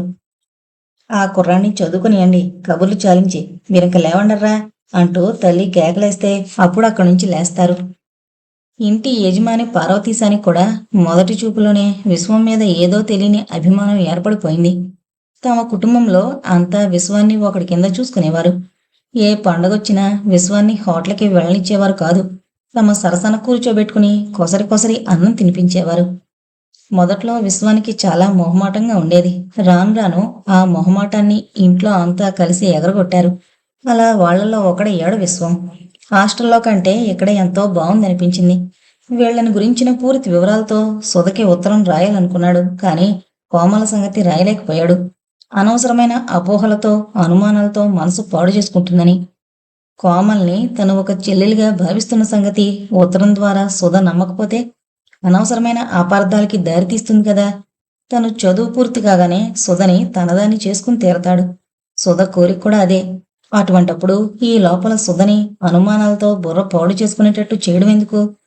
ఈ ఆలోచనలతో కోమల గురించి ఏ ఉత్తరంలోనూ రాయలేదు. రామచంద్రం గారు పని మీద హైదరాబాద్ బయలుదేరారు. అక్కడ ఒక్కరోజే పని. హైదరాబాద్ చేరగానే హోటల్లో రూమ్ తీసుకుని ముందు కాసేపు విశ్రాంతి తీసుకున్నారు. కొంత దూరం ప్రయాణం చేసినా ఆయనకు హైరాణి ఎక్కువగా ఉంటుంది. ఈ విషయంలో ఆయన స్నేహితులు ఆయన్ని వేళకోళం చేస్తుంటారు. పైగా కొత్త చోట నిద్ర పట్టదానికి. అందుకే ఎప్పుడు ఏ ఊరెళ్ళినా సాధ్యమైనంత మటుకు తిరిగి రాత్రికి తమ ఊరికి వెళ్ళిపోవడానికి ప్రయత్నిస్తారు. వచ్చిన పని పూర్తయింది. తిరిగి హోటల్కి నడక సాగించారు. సాయంత్రం 5:15 వాతావరణం చల్లగా ఉంది. వీధులన్నీ రద్దీగా ఉన్నాయి. రంగురంగుల చీరలతో నడుస్తున్న రమణులందరూ విరిసిన పువ్వుల్లా ఉన్నారు. ఏవేవో చూపులతో వంకర నవ్వులు నవ్వుతున్న టైట్ ప్యాంట్లు, పువ్వుల షర్టులు, జుమ్మని తిరిగే తుమ్మిదల్లా ఉన్నారు. ఎవరి గొడవ వారిది, ఎవరి దోవ వారిది. ఏదో ఫ్యాన్సీ షాపులోంచి బయటకొస్తూ సువర్చల కనిపించింది. మొదట ఒక క్షణం తత్తరపడ్డారు రామచంద్రం గారు. సువర్చల వెనకే ఏదో చెప్తూ నవ్వుతున్న కుర్రాన్ని కూడా చూశారు. వాళ్ళిద్దరూ కొంచెం ముందుకు రాగానే వేగంగా 2 అడుగులు వేశారు. అమ్మాయి వర్చల, ఆప్యాయంగా ఆయన నోటి నుంచి వెలువడింది పిలుపు. మావయ్యని చూడగానే ఒక్క పరుగున అది రోడ్డన్న సంగతి కూడా మరిచిపోయి వచ్చి ఆయన ముందు వాలింది సువర్చల. మావయ్య. చిన్నప్పటి నుంచి కూడా మావయ్య అంటే చాలా ఇష్టం సువర్చలకి. ఎలా ఉన్నావమ్మా? రా, అలా పక్కన నుంచుందాంరా. ప్రేమగా సువర్చల చేయి పట్టుకుని రోడ్డు పక్కకు తీసుకెళ్లారు రామచంద్రం గారు. పుట్టింటి వైపు వారిని చూసి ఎన్నో యుగాలైనట్టుంది సువర్చలకి. అందుకే ఆనందంతో మాట్లాడలేకపోయింది వెంటనే. మీ ఇద్దరిని చూస్తుంటే నువ్వెంత సంతోషంగా జీవితం గడుపుతున్నావో అర్థమవుతుంది తల్లి. అప్పటికి గాని భరతని పరిచయం చేయలేదన్న సంగతి గుర్తు రాలేదు సువర్చలకి. ఈయనే అంటూ భరతని చూపిస్తూ అర్ధోక్తిలో ఆగిపోయింది. నువ్వు వేరే చెప్పాలటమ్మా. చిలకా గోరింకల్లా వస్తున్న మీ ఇద్దరిని చూడగాననుకున్నాను. తృప్తిగా నవ్వుతూ రెడ్డి ముఖంలోకి చూసింది సువర్చల. ఈయనే మా మావయ్య. నమస్కారమండి. చేతులు జోడించి గౌరవ పురస్కారమైన చూపులతో రామచంద్రం గారి ముఖంలోకి చూశాడు రెడ్డి. పదమావయ్య, మా ఇంటికి వెళదాం. నేనొచ్చిన పని అయిపోయిందమ్మా. ఇంకా కొంచెం సేపట్లో బస్సో రైలో ఏదో ఒకటి చూసుకుని తిరుగు ప్రయాణం అవుదాం అనుకుంటున్నాను. అదేంటండి, కనీసం ఒక్క రోజైనా మా ఇంట్లో ఆతిథ్యం స్వీకరించకుండా వెళ్ళిపోతారా? చిన్నబుచ్చుకున్నాడు రెడ్డి. మావయ్య సంగతి నాకు బాగా తెలుసులేండి. పాపం ఆయనకి కొత్త చోట ముద్ద నోటికెక్కదు, నిద్ర కళ్ళకి రాదు. ఎంతో అత్యవసరమైతే తప్ప ఉన్న ఊరు కదలడు. కానీ మావయ్య, రైళ్లలో బస్సుల్లో కంటే మా ఇంట్లో మంచి నిద్రే పడుతుంది. అది మాత్రం నేను చెప్పగలను. సువర్చల మాటలకి మిగిలిన ఇద్దరు గట్టిగా నవ్వేశారు. హోటల్లో ఉన్న తన బ్యాగు తీసుకుని వాళ్ళ ఇంటికి బయలుదేరారు రామచంద్రం గారు. ఇల్లు చిన్నదే అయినా తీర్చిదిద్దినట్లుండి ఎంతో నచ్చింది ఆయనకి. ఆయనకి ఆ ఇంట్లో ఆ దంపతుల నుంచి ఘనమైన ఆతిథ్యం లభించింది. వాళ్ళ అన్యోన్యతని చూసి ముచ్చటపడ్డారు. మర్నాడు పొద్దున్న ఆయన బయలుదేరుతుండగా అంది సువర్చల. నేనిక్కడ నీకు కనిపించినట్టు చెప్పొద్దు మావయ్య అమ్మ వాళ్ళకి. అదేంటమ్మా? అవును మావయ్య, నేనిప్పుడు ఈయన భార్యని. నన్నెవరూ బలవంతంగా లాక్కెళ్ళలేరు. కానీ మేము ఇక్కడున్న సంగతి నువ్వు చెప్పావంటే అన్నయ్య కోపం నీకు తెలుసుగా. తప్పకుండా ఇక్కడికి వచ్చి మా వారిని నాన్న మాటలు అంటాడు. అది నేను భరించలేను. సువర్చల కళ్ళల్లో నీళ్లు తిరిగాయి. ఆ కన్నిటిని మావయ్య దృష్టి నుంచి దాచుకోవాలని ఏమాత్రం ప్రయత్నించలేదు. ఒక్క క్షణమాగి ఆయన పాదాలద్దుకుంది. అదేం పని తల్లి, పిచ్చి తల్లి. మీ అమ్మ మనసు మారేదాకా నిన్ను కనిపించిన సంగతి చెప్పను. కానీ నాకు మాత్రం నీ క్షేమ సమాచారాలు తెలియజేస్తూ ఉండి తల్లి. అలాగే మావయ్య, నవ్వింది సువర్చల. బీకాం పాస్ అయిన కొద్ది రోజులకే ఎలాగైతేనే రికమెండేషన్ల మీద హైదరాబాద్లో ఒక బ్యాంకులో ఉద్యోగం సంపాదించాడు రామం. ఇన్నాళ్ళు తమ దగ్గరే ఉన్న కొడుకు ఇప్పుడు ఉద్యోగరీత్యా తమని వదిలిపెట్టి వెళుతున్నందుకు బాధపడింది పార్వతి. వాడేం చిన్నవాడా, చంటిపాపాయ? ఎల్లకాలం నిన్ను అంటి పెట్టుకుని ఉండాలంటే ఇంట్లో కూర్చుని వాడు పిడకలు చెయ్యాలి. నవ్వుతూనే అన్న విసుగు ధ్వనించింది ముకుందరావు గారి మాటల్లో. భరత మాటలకి కోపంగా చూసింది పార్వతి. కాని వాడెవడికో పై చదువులు చెప్పిస్తారు. కన్న కొడుకును మాత్రం అప్పుడే ఉద్యోగంలో పెట్టారు. దానిలో నా తప్పే ఉంది. వాడు చదవని ముర్రు అంటుంటే నువ్వు మాత్రం బలవంతంగా చదివించగలవా? నిజమే, ఇందులో ముకుందరావు గారి తప్పేమీ లేదు. బీకాం రిజల్ట్స్ రాగానే ఆయన కొడుకుని అడిగారు, ఎరా ఎంకాంకి సీట్ వస్తుందేమో ప్రయత్నిస్తావా అని.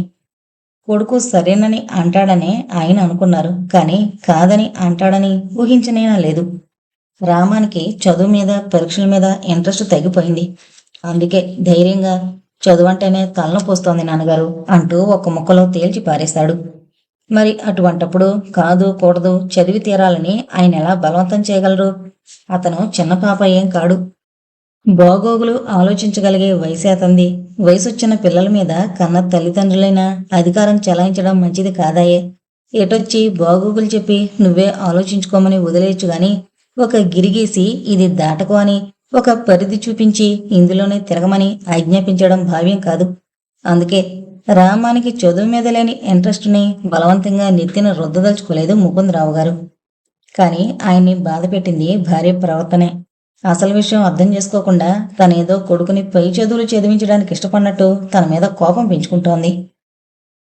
హైదరాబాద్లో కొత్త జీవితం ప్రారంభించాడు రాము. చదువని పరీక్షలన్నీ లేదు, ఒక బాదర బందీ లేదు. తండ్రి కూడా ఇంకా సర్వీసులో ఉన్నాడు. వాళ్ళకి డబ్బు పంపాల్సిన అవసరం అంతకంటే లేదు. మొదటి నెల జీతం అందుకున్నప్పుడు నేనెవరికీ నా జీతంలో డబ్బు పంపనక్కర్లేదు, అంతా నేనే స్వేచ్ఛగా ఖర్చు పెట్టుకోవచ్చు అన్న ఆలోచన రామాన్ని ఉక్కిరిబిక్కిరి చేసింది. ఆ రోజంతో ఖుషీగా ఉన్నాడు. ఫస్ట్ షో దేనికైనా వెళదామనుకున్నాడు గాని అంతకంటే ఎక్కువ ఆనందం పబ్లిక్ గార్డెన్స్లో కూర్చుంటేనే కలుగుతుందనే అటే దారి తీశాడు. సాయంత్రం వేళ ఎంత రద్దీగా ఉండాలో అంత రద్దీగానే ఉన్నాయి నగర వీధులు. రివ్వున దూసుకుపోతున్నాయి కార్లు. నిండిన జనంతో సామాన్యుడు మోసే సంసారపు బరువులా సాగిపోతున్నాయి బస్సులు. దేని కింద పడకుండా ప్రాణాలతో ఇంటికి చేరుకుంటే అదే 10,000ని తలపోసే జీవులు రంగురంగుల బట్టల్లో రకరకాల స్టైల్స్తో నడుస్తున్నారో పరిగెడుతున్నారో తెలియకుండా పోతున్న పడతలతో వివిధ రకాల ధ్వనులతో వింతగా సందడిగా ఉన్నాయి వీధులు. పార్కులో ఎవరూ లేని జాగా చూసుకుని గడ్డిలో వెల్లకిల్లా పడుకున్నాడు రామం. చుక్కలు లేని ఆకాశం పిల్లలు లేని పడతలా ఉంది. నవ్వొచ్చింది రామానికి. అవును, చీకటి పడగానే గంపెడు పిల్లలతో అనుభవం గడించిన పడతలా ఉంటుంది. పల్లి సార్ పల్లి, వేరుశెనక్కాయల వాడి కేకతో చటుకున లేచి కూర్చున్నాడు రామం. బుట్ట కింద పెట్టి రామం పరిచిన రుమాల్లో వేరుశెనక్కాయలు కొలిచి పోస్తున్నాడు కుర్రాడు.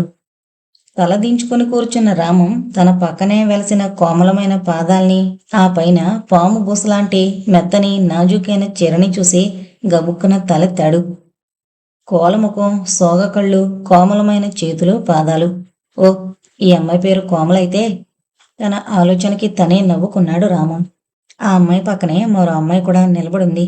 ఇద్దరు ఫ్రెండ్స్ కాబోలు. అయినా తనకెందుకు? వేరుశెనక్కాయల వాడికి డబ్బులిచ్చి ఓ కాయ ఒలిచి నోట్లో వేసుకున్నాడు. కోలముఖం కోమలి పావల వేరుశెనక్కాయలు రుమాల్లో పోయించుకుంది. పర్సు తీసి 10 రూపాయల నోటు తీసింది. చిల్లర లేదండి, నెసిగాడు వాడు. కోమలి పర్సులో మరోసారి చూసి, ఇందాక బస్సులో ఇచ్చేశాను, ఉన్న చిల్లర కాస్త అంది కళ్ళు తిప్పుతూ. మీకు అభ్యంతరం లేకపోతే నేనిస్తాను వాడికి పావలా. అవకాశం జార విడుచుకోకుండా జవాబు కోసం ఎదురు చూడకుండా జేబులోంచి పావలా తీసి ఆ కుర్రాడి చేతిలో పెట్టాడు రామం.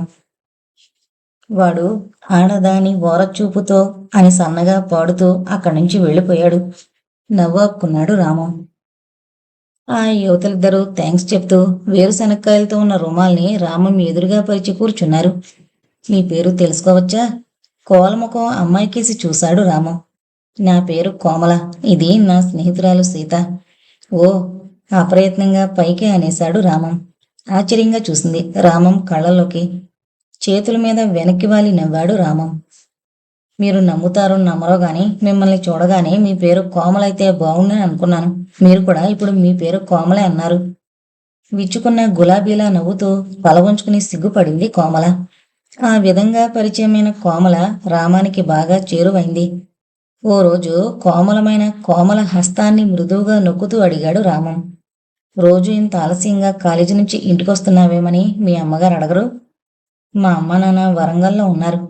ఐసి, మరి నువ్విక్కడ? మా పెదనాన్నగారింట్లో ఉంటున్నాను. వాళ్ళకి పిల్లలు లేరు. నా చిన్నతనంలో మా అమ్మకి చాలా జబ్బు చేసింది. అప్పుడు పెద్దమ్మే నా అల్లా పాలనా చూసింది. దాంతో నాకు అమ్మ దగ్గర కంటే ఆవిడ దగ్గరే చనువు అలవాటు ఎక్కువయ్యాయి. వాళ్ళ దగ్గరే ఉంటానని తెగ పేచి పెట్టేదానట. నా తర్వాత మా అమ్మకి 2 మగపిల్లలు. మా పెదనాన్నగారికి అసలు పిల్లలు లేకపోవడం వల్ల, నాకు వాళ్ళ దగ్గరే చనువు ఎక్కువగా ఉండడం వల్ల ఆయన నన్ను ఇక్కడే ఉంచేయమని నాన్నగారిని అడిగారు. అమ్మా నాన్న ఒప్పుకున్నారు. అంతే, అప్పటి నుంచి నేను ఇక్కడే. అప్పుడప్పుడు సెలవుల్లో మాత్రం అమ్మ వాళ్ళ దగ్గరికి వెళ్ళి 4 రోజులు ఉండొస్తుంటాను. అదన్నమాట కదా.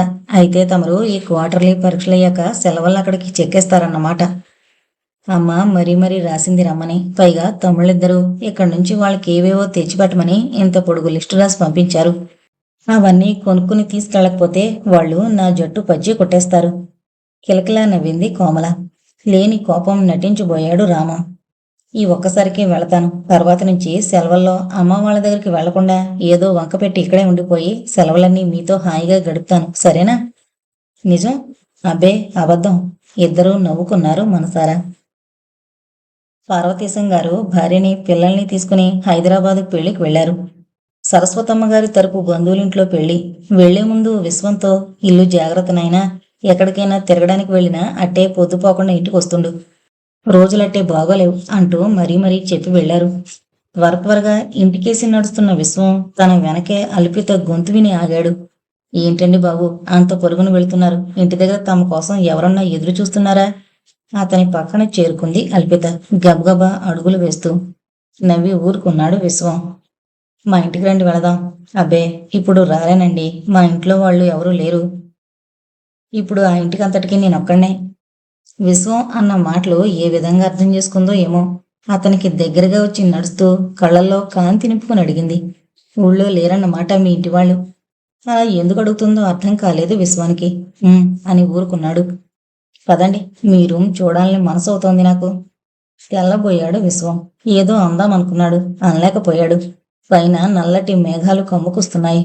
అది చూస్తూ అన్నాడు. వానొచ్చేట్టుగా ఉంది. త్వరగా మీరింటికి చేరుకుంటే మంచిది కదూ. ఎందుకు అనవసరంగా రిస్క్ తీసుకోవడం? కిలకిలా నవ్వింది అల్పిత. భలే వారే, మీరు పక్కనుండగా నేను రిస్క్ తీసుకోవాల్సిన అవసరం ఏముంటుంది? అల్పిత ఆ మాటలు ఏ అర్థంతో అందో ఆలోచించే స్థితిలో లేడు విశ్వం. కానీ ఆ పిల్ల తన రూమ్కి రావడం మాత్రం బొత్తిగా ఇష్టం లేదు. కానీ రావద్దని నిర్మోహమాటంగా ఎలా చెప్పగలడు? అనుకున్నట్టే ఇద్దరూ రూమ్లో అడుగు పెట్టగానే వాన కురవడం మొదలైంది. కిటికీలోంచి బయటకు చూస్తూ కాసేపు కూర్చుని ఆ తర్వాత అల్మరాలో పుస్తకాలు ఒక్కొక్కటే చూస్తూ కబుర్లలో పడింది అల్పిత. ముళ్ల మీద ఉన్నట్టుగా ఉంది విశ్వానికి. ఈ వాన ఎప్పటికీ తగ్గుతుందో అనుకుంటూ వరుణదేవుణ్ణి ప్రార్థిస్తున్నాడు మనసులో. ఉన్నట్టుండి అంది అల్పిత. మా నాన్న నేనెవరిని పెళ్లి చేసుకుంటానంటే వాళ్ళకి ఇచ్చి చేస్తాడు. నాకిష్టం లేని వాళ్లతో బలవంతంగా ముడిపెట్టడు. తల్లి, ఇప్పుడు అవన్నీ ఎందుకు? విసుగనిపించింది విశ్వానికి. మనసులోనే చిరాకు పడ్డాడు. ఇంతలోనే వాన తగ్గేదాకా నీ రూమే శరణ్యంరా. రోడ్డు మీద ఒక రిక్షా కూడా కనబడడం లేదు అంటూ గదిలోకి చొరబడ్డాడు విశ్వం క్లాస్మేట్ రంగారావు. గదిలో ఉన్న అల్పితని చూస్తూనే ఓ క్షణం తెల్లబోయాడు. మళ్ళీ అంతలోనే తేరుకొని ముఖంలో వెలుగు నింపుకుని విశ్వానికి దగ్గరగా వచ్చి భుజం మీద చెరిచి మెల్లగా అన్నాడు. లక్కీ ఫిలోవి, ఇందుక హాస్టల్లో ఉండను, వేరే గది తీసుకుంటానన్నావు? కాళ్ళ కింద భూమి కంపించినట్టయింది విశ్వానికి. రంగారావుని ఈ దవడ ఆ దవడ వాయించాలనిపించింది. కానీ ఏదీ చేయలేకపోయాడు. కారణం తను ఆవేశపరుడు కాకపోవడమే. భగవంతుడు తనలో కోపాన్ని సరైన పాళల్లో నింపడం మరిచిపోయాడు. రంగారావు అన్న మాటలు అల్పిత విందేమోనని అటువైపు చూశాడు విశ్వం. కిటికీలోంచి బయటకు చూస్తోంది అల్పిత. ఈ మాటలు విందో లేదో ఆ పిల్ల ముఖం చూసి చెప్పడం కష్టం. రంగారావు చేయి పట్టుకుని గట్టిగా నొక్కుతూ నెమ్మదిగా అన్నాడు విశ్వం. రంగారావు, నన్ను తప్పుగా అర్థం చేసుకుని లేనిపోనివన్నీ ఊహించుకుని లేని మాటలు మాట్లాడుకో. విశ్వం నుంచి జవాబు ఈ విధంగా వస్తుందని ఊహించలేదు రంగారావు. అయినా బింకంగా మళ్ళీ అన్నాడు. విశ్వం చేతిలోంచి తన చేయిని విడిపించుకుంటూ, ఎందుకో భయపడతావు? ఆ మాత్రం ధైర్యం లేనివాడివి. విశ్వానికి తన గుండెల్ని ఎవరో నలిపేస్తున్నట్లుంది. రంగారావు భుజం మీద చేయి వేశాడు. కోపాన్ని ఆవేశాన్ని నిగ్రహించుకునే శక్తి ఉంది కాబట్టి సాధ్యమైనంత మెల్లగానే అన్నాడు. ఇచ్చిన మర్యాదను నిలబెట్టుకోలేకపోయావు. దయచేసి నా ఎదుటి నుంచి వెళ్ళు. ఇంకొక క్షణం కూడా ఇక్కడ ఉండద్దు. ఇంత జరుగుతున్నా కూడా అల్పిత తనకేమీ వినిపించినట్టే కిటికీలోంచి బయటకు చూస్తూ ఉండిపోయింది. విశ్వం వైపు వక్రమైన చూపు ఒకటి విసిరి, నీకు కోపం కాదు కదా, పూనకం లాంటిది వచ్చినా నన్నేమీ చేయలేవు అంటూ బయటికి నడిచి అప్పుడే అటువైపు వెళుతున్న రిక్షా నాపి ఎక్కి కూర్చున్నాడు రంగారావు. విశ్వానికి మనసు ఆ దొల అయిపోయి గోడవారగా ఉన్న తన మంచం మీద మాట మంతి లేకుండా కూర్చుండిపోయాడు. అప్పుడు అతనికి ఎదురుగా వచ్చి నిలబడింది అల్పిత. తలెత్తి ఒక్క క్షణం ఆ పిల్ల కళ్ళలోకి చూసి తలదించుకున్నాడు విశ్వం బాధగా. బాధపడుతున్నారా? అల్పిత ప్రశ్నకి ఆశ్చర్యపోయి తలెత్తి అలాగే చూస్తుండిపోయాడు విశ్వం. అదేంటి, మగవాడు తనింత బాధపడుతుంటే ఆడది తనకి బాధగా లేదు రంగారావు మాటలకి? ఉండబట్టలేక అదే అడిగాడు. మీకు మాత్రం బాధగా లేదు అతని మాటలకి? వేలుతో సుతారంగా పెదవుల మీద కొట్టుకుంటూ నవ్వింది అల్పిత. ఎందుకండి బాధపడ్డాం? మనిద్దరం ఒకటే, విడదీయలేని బంధం కలుపుకుందాం. నా మనసులో కోరిక అదే. అందుకే నేను రంగారావు మాటలకి బాధపడ్డం లేదు. మీ మనసు నాకు తెలుసు. చెంపలు మందారాలు కాగా తలదించుకుంది అల్పిత. తెల్లబోయాడు విశ్వం. మొదటి నుంచి కూడా అల్పిత మాట తీరు ప్రవర్తన చూస్తూ తన కొంప ముంచే వ్యవహారం ఏదో తెస్తుందేమోనని మనసులో ఏనాడో అనుమానపడ్డాడు. అది ఈనాడు నిజమయ్యేసరికి నమ్మలేకపోతున్నాడు. నోరు పెగలక తెల్లబోయి చూస్తున్న విశ్వాన్ని చూసి సంతోషంతో మాట్లాడలేకపోతున్నాడు అనుకుంది అల్పిత. అదిగో ఏ రిక్షా ఏదో వెళుతోంది, వాన కూడా తగ్గింది, నేను ఇంటికి వెళ్తాను అంటూ బయటికి నడిచింది అల్పిత. కంగారు పడ్డాడు విశ్వం. తన మనసులోని మాట ఆ పిల్ల తనని పొరపాటుగా అర్థం చేసుకుందన్న సంగతి ఆ నిమిషంలోనే చెప్పేయాలనిపించింది. అందుకే తనేం చేస్తున్నాడో తనకే తెలియని స్థితిలో అల్పిత ఆగు అంటూ ఆ పిల్ల చేయి గట్టిగా పట్టుకున్నాడు. బలమైన చేతిలో ఆ పిల్ల చేయి నలిగిపోతోంది. నువ్వనుకుంటుంది నిజం కాదు. అనవసరమైన ఊహాగానాలు చెయ్యొద్దు. నా మనసెప్పుడో నా సొదకి అంకితమైపోయింది. ఎన్నో చెప్పాలనుకున్నాడు. కానీ ఒక్క మాట నోటి నుంచి బయటికి రాలేదు విశ్వానికి. అబ్బా ఏంటి మూడు సరసం, నాకు సిగ్గేస్తోంది. మళ్ళీ కలుసుకుందాం, నేను వెళతాను అంటూ ఒక పరుగున బయటికి పరిగెత్తింది అల్పిత, వెనక్కి తిరిగి చూడకుండా. భగవాన్! రెండు చేతుల్లోనూ తలదూర్చి మంచం మీద చెతికిలి పడ్డాడు విశ్వం. ఎందుకు ఇలా జరిగింది? భగవంతుడు నా జాతకంలో ఈ రోజు ఇలా జరగాలని ఎందుకు రాశాడు? వెంటనే అల్పిత మాటని ఖండిస్తూ తనెందుకు జవాబు చెప్పలేకపోయాడు. విశ్వం కన్నుల ముందు సుధ రూపం కొంటిగా నవ్వుతోంది. ఆలోచిస్తూ అలాగే ఎంతసేపో కూర్చుండిపోయాడు విశ్వం. సుజాతకి పెళ్లి కుదిరింది. రామచంద్రం గారి సంబంధం తీసుకొచ్చారు. అబ్బాయికి హైదరాబాద్లో ఉద్యోగం. పెళ్లి రేపనగా ముందు రోజు సాయంత్రం మగ పెళ్లి వారంతా తరలి వచ్చారు. సంబంధం కుదిరినటి నుంచి పెద్దమ్మాయి కూడా ఉత్తరం రాద్దాం, దాని అడ్రస్ నా దగ్గరుంది, పెళ్లికి రమ్మందాం అంటూనే ఉన్నారు రామచంద్రం. కానీ వీల్లేదని మొండిపట్టు పట్టారు సత్యం, శాంతమ్మ.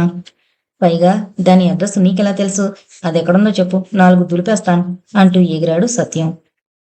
మాట్లాడలేదు రామచంద్రం గారు.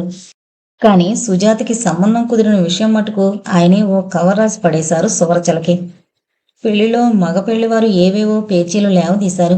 పీటల మీద పెళ్లి ఆగిపోకుండా జరిగితే అంతే చాలునని 1000 దేవుళ్లకి మొక్కుకుంది శాంతమ్మ. ఎలాగైతేనే పెళ్లివారు ఒక్కొక్క పేచీ లేవదీసినప్పుడల్లా ఒక్కొక్క విధంగా సర్ది చెప్తూ ఆ 3 ముళ్ళు వేయించారు రామచంద్రం గారు. కానీ వాళ్ల ప్రవర్తన పేచీలు చూసేసరికి పెళ్లిపేటల మీదే సుజాత మనసు ముక్కలైంది. అయితే నాకు ఈ పెళ్ళొద్దు, ఇటువంటి పేచీకూరల సంబంధం నాకొద్దు అంటూ మధ్యలో ఎలా లేచిపోగలదు? అలా చేస్తే ఇంక ఈ సంఘం తనని బ్రతకనిస్తుందా? ఇప్పటికే అక్క చేసిన పనికి తమ కుటుంబాన్ని ఈ సంఘం కాకులు పొడిచినట్టు పొడుస్తోంది. తను కూడా ఆవేశం కోపం అణుచుకోలేక ఈ అబ్బాయిని నేను చేసుకోను అంటూ పీటల మీద నుంచి లేచిపోతే ఇంకా చెప్పనక్కర్లేదు. ఎలాగైతేనే అన్నీ చకచక వరుసగా జరిగిపోయాయి. అత్తవారింట్లో ఓ 10 రోజులుండి ఆ తర్వాత భర్త ప్రసాదరావుతో హైదరాబాద్ వచ్చేసింది సుజాత. అత్తవారింట్లో ఉన్న 10 రోజులు కూడా అత్తగారు తనకి వినిపించేటట్టుగా అక్కయ్య గురించి ఏవేవో చెడ్డగా మాట్లాడడం విని విని విసుగు పుట్టింది సుజాతకి. అక్కయ్య గురించి పెళ్లికి ముందే వాళ్ళకి తెలుసు. అటువంటప్పుడు అదేదో కొత్త విషయంలాగా మళ్ళీ ఇప్పుడు అదే పనిగా ఆ ప్రసక్తి ఎందుకు అనిపించింది సుజాతకి. కానీ ఆ మాట పైకంటే ఇంకేమన్నా ఉందా? అందుకే పెదవి విప్పలేదు. హైదరాబాద్ వచ్చే ముందు చాలా సంతోషించింది అక్కని కలుసుకోవచ్చునని. రామచంద్రం గారు సువర్చల అడ్రస్ రాసిచ్చారు. హైదరాబాద్ వెళ్ళాక అక్కని తప్పకుండా కలుసుకుంటాను మావయ్య అంటూ ఎంతో సంబరంగా చెప్పింది. హైదరాబాద్ వచ్చాక కొత్త కాపురానికి అన్నీ సమకూర్చుకుని ఒక విధంగా స్థిరపడ్డాక మెల్లిగా భర్తని కదలేసింది. అక్కయ్య అడ్రస్ నా దగ్గర ఉందండి, ఒకసారి వాళ్ళ ఇంటికి వెళ్ళి చూసొద్దామా? ఆ మాటతో ఇంతెత్తున లేచాడు ప్రసాదరావు. సిగ్గు లేకుండా ఎలా అడుగుతున్నావు? ఇంకోసారి నా దగ్గర ఇప్పుడు మీ అక్క సంగతి ఎతకో. తెల్లబోయింది సుజాత. అదేంటండి, మీకు కూడా ఈ పట్టింపులున్నాయా? కాలం మారుతోంది. మూఢనమ్మకాలు వదులుకోవాలి. ముందుకు పోతున్న కాలంతో పాటు మనం కూడా ముందుకు పోవాలి తప్ప ఉన్న చోటనే ఉండిపోయి నిలబడిపోయామంటే మిగిలిన ప్రపంచం మనల్ని వింతగా చూస్తుంది. బూజు పట్టిన భావాలతో ఎల్లకాలం ఇలాగే ఉండిపోతానంటే నలుగురు నవ్వుతారు. చాలే ఆపు నీ ఉపన్యాసం. మా అమ్మకి తెలిసిందంటే మనిద్దరిని కూడా చంపుతుంది అంటూ అక్కడి నుంచి వెళ్ళిపోయాడు ప్రసాదరావు. 2 చేతుల్లోనూ ముఖం దాచుకుని కూలబడిపోయింది సుజాత. ఎంత తెల్లైతే మాత్రం? తెల్లవని మరొకళ్ళవని పెద్దవాళ్ళు చిన్న విషయాల్లో జోక్యం కలగజేసుకున్నంత వరకే వాళ్ళ మర్యాద దక్కేది. పెళ్ళయ్యి భార్యతో కాపురం చేసుకుంటున్న 25 ఏళ్లు నిండిన కొడుకుని కూడా ఇంకా ఏదో చంటి పాపాయిని చిన్న కుర్రాన్ని మందలించినట్టు మందలించడం, ఇలా కాదు అలా చేయమండం లాంటివి చేస్తే వాళ్ళ మర్యాద వాళ్ళు పోగొట్టుకున్నట్టే కదా. ఏదో మరీ సహనం ఉన్న కొడుకైతే పైకేమి వెనక మనసులో తప్పకుండా తల్లి మీద విసుక్కుంటాడు. అదే కాస్త చిరాకు విసుగున్న కొడుకైతే వెంటనే తల్లికి మాట సమాధానం చెప్తాడు. మరప్పుడు తల్లి తనంతట తనే చిన్నవాళ్లలో తనకున్న మర్యాద పోగొట్టుకున్నట్టే కదా. చిన్నవాళ్లు చేసే పనులు కొంపకి నాశనం కలిగించేవి కానప్పుడు పెద్దవాళ్లు చూసి చూడనట్టు వదిలేస్తేనే వాళ్ళ గౌరవం వాళ్ళకి దక్కేది. గౌరవం మర్యాద అన్నవి ఇచ్చిపుచ్చుకోవాల్సినవి. అత్తవారింట్లో ఉన్న 10 రోజులు భర్త తనతో పగలు ఒక్క మాట కూడా మాట్లాడకపోవడం గుర్తొచ్చింది సుజాతకి. తను ఎదురుపడినా తప్పుకు తిరిగేవాడు తప్ప పలకరించేవాడు కాదు. అప్పుడు తను మనసులో నిజంగా అనుకుంది, అంత తల్లికి భయపడే మనిషి, తల్లి మాటే వేదవాక్కు అనుకునే మనిషి పెళ్ళెందుకు చేసుకోవడం, చేసుకుని ఇంకో ఆడదాని గొంతెందుకు కోయడం అని. భర్త గురించి ఆలోచిస్తున్న కొద్దీ సుజాతకి విపరీతమైన బాధతో పాటు నిరాశాపూరితమైన నవ్వు కూడా వచ్చింది. సుజాత వెళ్ళిపోవడంతో శాంతమ్మకి ఒంటరితనం అంటే ఏంటో తెలిసొస్తోంది. మాటిమాటికి సువర్చలై జ్ఞాపకానికొచ్చి మనసు స్థిరం తప్పుతోంది. ఏ తల్లి కూతురు విషయంలో ప్రవర్తించిన విధంగా తను ప్రవర్తించిందన్న విషయం గుండెల్ని పిండేస్తోంది. అలాగని కూతుర్ని ఇంటికి పిలవాలన్నా, తనే వాళ్ళింటికి వెళ్లాలన్నా, రెండింట్లో ఏ ఒక్కటి చేయాలన్నా మనసు అంగీకరించడం లేదు. రామచంద్రం గారు ప్రతి ఉత్తరంలోనూ ఈ విషయమే ప్రస్తావిస్తూ ఆవిడికి నచ్చజెప్పడానికి ప్రయత్నిస్తూనే ఉన్నారు. కొద్ది కొద్దిగా మనసు మారుతూ రావాల్సిందే తప్ప ఒక్కసారిగా మారడం అన్నది సాధ్యం కాదని ఆయన ఏనాడో గ్రహించారు. కొడుకు దగ్గర నుంచి కూడా ఈ మధ్య ఉత్తరాలు తెగిపోవడంతో శాంతమ్మకేమీ తోచనట్టు మరింత గుబులుగా ఉంటోంది. పోనీ వాడైనా ఈ ప్రాంతాల్లోనే ఎక్కడైనా ఉద్యోగం చూసుకుని పెళ్లి చేసుకుని స్థిరపడితే తను కూడా వాడి దగ్గరే ఉండిపోవచ్చు. అప్పుడు తనకింత ఒంటరితనం అనిపించదు, ఇంత గుబులుగానూ ఉండదు అని అస్తమానం ఆవిడ మనసులో తెగ అనుకుంటోంది. ఆ విషయమే ఆవిడ కొడుక్కి రాసింది కూడాను. దానికి జవాబుగా సత్యం మన వైపు ఉద్యోగానికి ప్రయత్నిస్తున్నానని రాశాడే కానీ పెళ్లి మాట ఏమీ రాయలేదు. పైగా ఆ ఒక్క ఉత్తరమే తప్పించి దాని తర్వాత మళ్ళీ ఇంతవరకు కొడుకు దగ్గర నుంచి ఉత్తరం లేదు. ఏదో అనుమానాలతోనూ కంగారుతోనూ ఆవిడికి బేజారుగా ఉంది. ఇలా ఉండగానే ఆవిడ ఓ రోజు కొడుకు దగ్గర నుంచి టెలిగ్రామ్ అందుకుంది. గబగబా పక్కింటి వాళ్ళ దగ్గరికి తీసుకెళ్లి అది చదువుకుంది. సత్యం ఆ రోజు మధ్యాహ్నానికి వస్తున్నట్టు చదివి చెప్పారు వాళ్ళు. పట్రాని సంతోషంతో గబగబా 2 పిండి వంటలతో పాటు వంట పూర్తి చేసింది ఆవిడ. కొడుకు రాక కోసం ఇంట్లోకి బయటికి చాలాసేపు తచ్చాడింది. ఆ ముడుముళ్ళు వేయించేయాలి అని ఏవేవో ఊహించుకుంటూ ఉండగానే దుమ్ము రేపుకుంటూ ఇంటి ముందొక టాక్సీ ఆగింది. అందులోంచి దిగుతున్న కొడుకుని చూస్తూనే ముఖంలో ఊపిరిగొన్న సంతోషంతో గుమ్మం దగ్గరికి నడిచింది ఆవిడ. కొడుకు వెనకే దిగుతున్న అపరిచిత యువతిని చూస్తుండగానే ఏదో అనుమానం మనసులో మెదలగా చేష్టలు దక్కి నిలబడిపోయింది. సామాను లోపలికి చేరవేసి టాక్సీ వాడికి డబ్బులిచ్చి పంపేసొస్తూ అన్నాడు సత్యం. ఏంటమ్మా అలా తెల్లబోయి చూస్తున్నావు? ఈ అమ్మాయి ఎవరనా? నీ కోళ్ళమ్మా అంటూ పక్కనున్న యువతిని పరిచయం చేశాడు. ఆ తర్వాత వాళ్ళిద్దరూ ఏదో మాట్లాడుకోవడం విన్న శాంతమ్మకి ఒక్క ముక్క కూడా అర్థం కాలేదు. అదేం భాషో కూడా ఆవిడికి తెలియలేదు. అపరూపకి తెలుగు రాదమ్మా. బెంగాలీ వాళ్ళు. తల్లి తండ్రి లేరు, నాన్న వాళ్ళు లేరు. అక్కడ ఉద్యోగం చేసుకుంటోంది. మా ఇద్దరికి పరిచయం అయ్యే స్నేహితులమయ్యాం. ఆ తర్వాత ఒకరికొకరు నచ్చి ఇలా అంటూ మధ్యలోనే మాట తుంచేశాడు సత్యం. తను పెట్టుకున్న ఆశల మీద నీళ్లు చెల్లినట్టయింది శాంతమ్మకి. కొడుకొచ్చాడన్న సంబరం, కోళ్ళొచ్చిందన్న మురిపం క్షణాల్లో గాల్లో కలిసిపోగా కళ్ళల్లో నీళ్లు తిరుగుతుండగా రండి లోపలికి అంటూ గబగబా వంటింట్లోకి వెళ్ళిపోయింది. ఆ పూట అన్నం సహించలేదు ఆవిడికి. మధ్యాహ్నం వంటింటి గుమ్మం మీద తల పెట్టుకుని పడుకుని ఆలోచనల్లో మునిగిపోయింది. కళ్ల ముందు సువర్చల రూపు కదిలి మోగబోయింది ఆవిడ మనసు. సువర్చల ఆనాడు చేసిన పనికి తనకంటే ఎక్కువగా దాన్ని తిట్టిపోశాడు సత్యం. దానికి మనకి ఇంక ఏ సంబంధం లేదమ్మా. నలుగురిలోనూ మనల్ని తలెత్తుకోనివ్వకుండా చేసింది. ఇంక దాన్ని మర్చిపోదామంతే. నాకు ఒక్క చెల్లెలి అనుకుంటాను అంటూ ఆ రోజు ఎన్ని మాటలన్నాడు. అది చేసిన పనిని ఎంత అసహించుకున్నాడు. మరి ఈనాడు తను చేసిన పని మాత్రమేమిటి? భాష కూడా ఒకటి కాని పిల్లని కన్నతల్లితో మాట మాత్రంగానైనా అనకుండా కట్టుకుని వెంట పెట్టుకుని వచ్చాడే. ఇటువంటి మనిషి ఆ రోజు సువర్చల్ని ఎందుకు అర్థం చేసుకోలేకపోయాడు? అందుకే ఏదైనా సరే, ఎవరికైనా సరే తన దాకా వస్తేనే గాని తెలియదన్నారు. ఆలోచిస్తున్న కొద్దీ ఆవిడ తల బద్దలైపోతుంది. సువర్చల ఆడపిల్ల కాబట్టి అది చేసిన పనికి దాని మొహమన్నా చూడకుండా దాన్ని శిక్షించగలిగాం. కానీ ఇప్పుడు వీడు మగపిల్లాడు కాబట్టి ఏమనడానికి లేదు.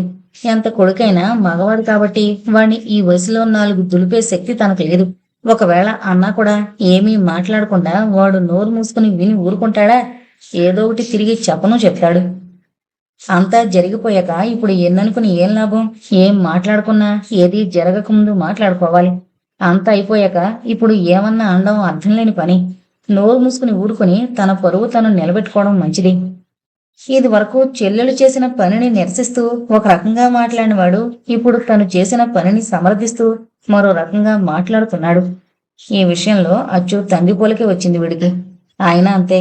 ఆయనకి ఎలా కావలిస్తే అలా మాట మార్చేస్తూ 2 నాలుకలతో మాట్లాడేవారు. కళ్ళు కొంగుతో అద్దుకుంటూ లేచి గోడ కానుకుని కూర్చుంది శాంతమ్మ. సువర్చలని తమ గడప తొక్కనీయకుండా ఎన్నాళ్ళు ఒక్క మూత్రం ముక్కైనా దానికి రాయకుండా ఆ పిల్లని క్షోభ పెట్టినందుకు ఆవిడ గుండె 1000 వక్కలవుతోంది. నువ్విక్కడే ఒంటరిగా ఎంత బాధపడుతున్నావో మా ఇంటికొచ్చి కొన్ని రోజులు ఉండి వెళ్ళమని ఆ మధ్య సుజాత రాసిన ఉత్తరం గుర్తుకొచ్చింది ఆవిడికి. అవును, ఒకసారి హైదరాబాద్ వెళ్ళి కూతుళ్ళిద్దరినీ చూసి రావాలి. అక్కడికి వెళ్ళి 4 రోజులు ఉండొస్తే కాస్త మనశ్శాంతి చిక్కుతుందేమో. స్థిర నిశ్చయానికొచ్చిన శాంతమ్మ మనసు కొంత కుదుట పడింది. ఆ రోజే కూతుళ్ళిద్దరికీ సత్యం చేసిన ఘనకార్యం గురించి రాస్తూ తను వాళ్ళని చూడ్డానికి హైదరాబాద్ వచ్చి 4 రోజులు ఉంటానని రాసింది. సెలవులయ్యేదాకా అమ్మ వాళ్ళ దగ్గరుండొస్తాను. ఆ రోజు సాయంత్రం పబ్లిక్ గార్డెన్స్ లో రామం ఎదురుగా కూర్చుని మర్నాడు తను ఊరెళ్లబోతున్న సంగతి చెప్పింది కోమల. కోపంతో కాసేపు మాట్లాడలేదు రామం. మాట్లాడరేమండి, అసలు తమకి ఆ కోపం ఎందుకో కాస్త చెవిన వేస్తే. ఎందుకో చెప్పమంటావా? కళ్ళతో నవ్వింది కోమల. నువ్వు ఆ రోజు వరంగల్ వెళ్ళేటప్పుడు ఏమన్నావు? ఈసారి నుంచి ప్రతిసారి సెలవుల్లో వరంగల్ వెళ్లకుండా ఇక్కడే ఉండి నాతో. తెలిసింది. ఒక్క క్షణం ఏం జవాబు చెప్పాలో తెలియక ఆలోచించింది కోమల. ఈ మధ్య వాసు ఉత్తరంలో అక్క నీ హాఫ్ ఇయర్లీ పరీక్షలయ్యాక సెలవుల్లో తప్పకుండా వస్తావుగా. సరిగ్గా అప్పుడే విశ్వం అన్నయ్య పుట్టినరోజు. ఏదో మాటల్లో నేనే నీ పుట్టినరోజు ఎప్పుడని అడిగితే చెప్పాడు. నువ్వు కూడా ఉంటావు కాబట్టి ఆ రోజు మనం విశ్వం అన్నయ్యకి మన ఇంట్లో విందు భోజనం పెట్టి సినిమాకి తీసుకువెళదాం. ఆ రోజు కోసం పెద్ద ప్రోగ్రాం తయారు చేశాం. నేను రవి కలిసి హైదరాబాద్ నుంచి మంచి ప్రెజెంటేషన్ ఏదైనా విశ్వం అన్నయ్యకి కొని తీసుకురా అంటూ రాశాడు. అందుకే ఈసారి సెలవుల్లో ఏదో వంక పెట్టి వరంగల్ వెళ్లకుండా ఇక్కడే ఉండిపోయి రామంతో సినిమాలకి షికార్లకి వెళదామనుకున్న తను ఇక్కడ ఉండకుండా వరంగల్ వెళ్లాలనుకుంటోంది. కానీ ఈ సంగతి రామంతో చెప్పడం ఎలా? తనకెవరూ అన్నయ్యలు లేరని అతనికి తెలుసు. పైగా ఇప్పటి వరకు తను అతనితో విశ్వం తమ ఇంట్లో అద్దెకుంటున్నట్టు చెప్పనే లేదు. ఇప్పుడు ఏదో హఠాత్తుగా తనకో అన్నయ్య ఊడిపడినట్టు చెప్తే విశ్వాన్ని తను అన్నయ్యగా భావిస్తున్నట్టు చెప్పినా రామం నమ్మకపోతే అనవసరంగా మనసులో అనుమానాలు పెంచుకుంటాడు. తనంతా తనే లేనిపోని గొడవ నెత్తి మీదకి తెచ్చుకున్నట్టు అవుతుంది. నేనంటే మొహం మొత్తిందని ఒక ముక్క చెప్పు, ఎందుకు ఆలోచిస్తావు? కర్కశంగా ధ్వనించిన రామం గొంతు విని తల్లడిల్లిపోయింది కోమల మనసు. కంగారుగా చేతిని అతని నోటి మీద మృదువుగా అనిచింది. అలా అనకండి, ఆడది ఒక్కసారే ఒకరికే మనసు అర్పించుకుంటుంది. కోమల కన్నుల్లో నీరు తడుక్కొని వేస్తుంది ఆ సంధ్యా సమయంలో. అస్తమిస్తున్న సూర్యుని కాంతి ఎర్రగా ఆ ప్రదేశాన్ని వింత కాంతిలో ముంచుతోంది. గాలిలో ఉయ్యాలలూగుతున్న పూల బాలలు ఆ పరిసరాలకే వింత అందాన్ని తెస్తున్నాయి. మనసు వికలమైపోగా ప్రకృతి కాంత సౌందర్యాన్ని ఆస్వాదించే ప్రశాంతత లేక బరువుగా నిట్టూర్చి తలదించుకుంది కోమల. దూరంగా వస్తున్న వేరుశనక్కాయల కుర్రాన్ని చూపిస్తూ, అడుగో మనిద్దరికీ స్నేహం కలిపిన కుర్రాడు అన్నాడు రామం నవ్వుతూ. కళ్లల్లో నీరు ముత్యాల్లా మెరవగా తలెత్తి సుమబాలలా నవ్వింది కోమల. నా మీద కోపం పోయినట్టేనా? అన్నాడు రామం మూతి బిగించి, కళ్ళు పెద్దవి చేసి లేని కోపాన్ని అభినయిస్తూ. కోపం పోతే ఇంకా అలా కోపం నటించడం ఎందుకో, కాస్త శాంతించు మహానుభావా. రామం చేతిని తన చేతిలోకి తీసుకుని మృదువుగా తన చెక్కిలికి ఆనించుకుంది కోమల. సరే ఒప్పుకున్నాం అంటూ నవ్వుతూ లేచి కోమలకి తన చేతినందించాడు రామం. తృప్తిగా అతని కళ్ళలోకి చూస్తూ తేలికైన మనసుతో లేచింది కోమల. తల్లి రాసిన ఉత్తరం చదువుకున్న సువర్చలకి అమ్మని చూడబోతున్నామన్న తలంపుతో పట్లేని సంతోషం మనసంతా నిండింది. తల్లికి తన మీద కోపం పోయింది, అంతే చాలు. పదే పదే దేవుడికి వందనాలు అర్పించింది. విషయం తెలుసుకున్న రెడ్డి కూడా సంతోషించాడు. ఉన్నట్టుండి చటుకున ఆ క్షణంలో గుర్తొచ్చింది సువర్చలకి చెల్లెలి పుట్టినరోజు ఆ రోజేనని. మీ చెల్లెలి ఊరొచ్చాక నువ్వే 1-2 సార్లు వాళ్ళ ఇంటికెళ్ళావు గాని తను మన ఇంటికి ఎంతవరకు రానేలేదు. సరే ఇవాళ ఆమె గారి పుట్టినరోజు అంటున్నావుగా, రాత్రి మన ఇంటికి భోజనానికి పిలువు వాళ్ళని. నీకంటే చిన్నది కదా, సంతోషిస్తుంది. నిజమే, మధ్యాహ్నం వెళతాను వాళ్ళింటికి. దాని పుట్టినరోజు నాడే నాకెన్నోసార్లు శుభం జరిగింది. నా చిన్నప్పుడు అది పుట్టిననాడే నాకు పెద్ద గండం తప్పిందని మా అమ్మ వాళ్ళు చెప్పారు. దాని పుట్టినరోజు నాడే మన 2 జీవితాలు ఒకటయ్యాయి. సిగ్గుతో చెంపలు కెంపులు కాగా బొరువెక్కిన కన్నులు కిందకి వాల్చుకుంది సువర్చల. తనివితీరా ఆ సిగ్గుల మొగ్గని చూస్తూ ఉండిపోయాడు రెడ్డి. ఓ నిమిషం పోయాక మళ్ళీ అంది సువర్చల. ఈ రోజు దాని పుట్టినరోజు. ఇవాళ కూడా నాకు శుభమే కలిగింది. అమ్మ మనసు మారింది, ప్రేమగా ఉత్తరం రాసింది. అందుకే నా జీవితంలో మరుపురాంది నా చెల్లెలి పుట్టినరోజు. నా పుట్టినరోజు ఎప్పుడో మర్చిపోతానేమో గాని నా చెల్లెలి పుట్టినరోజు మాత్రం ఎప్పుడూ మర్చిపోను. ఆనందంతో సువర్చల మనసు పసిపాప మనసులా గంతులేస్తోంది. నవ్వాడు రెడ్డి. చెల్లెలి ధ్యాసలో పడి ఈ దీనుణ్ణి మర్చిపోయావు కదా. తన మృదువైన చేతిని అతని నోటి మీద సుతారంగా ఆంచింది సువర్చల. అలా అనకండి, నా అసలు ప్రాణం మీరు, నా ప్రాణం, నా జీవితం మీతో ముడిపెట్టుకున్నాయి. మిమ్మల్ని మర్చిపోవడం అంటే నన్ను నేను మర్చిపోవడమే. అల్లరిపిల్ల, వేళకోళానికంటే అంత బాధపడతావెందుకు? నెత్తిమీద మొట్టబోయాడు రెడ్డి. ఆ చేతికి అందకుండా దూరంగా తప్పుకుని కిలకిలా నవ్వింది సువర్చల.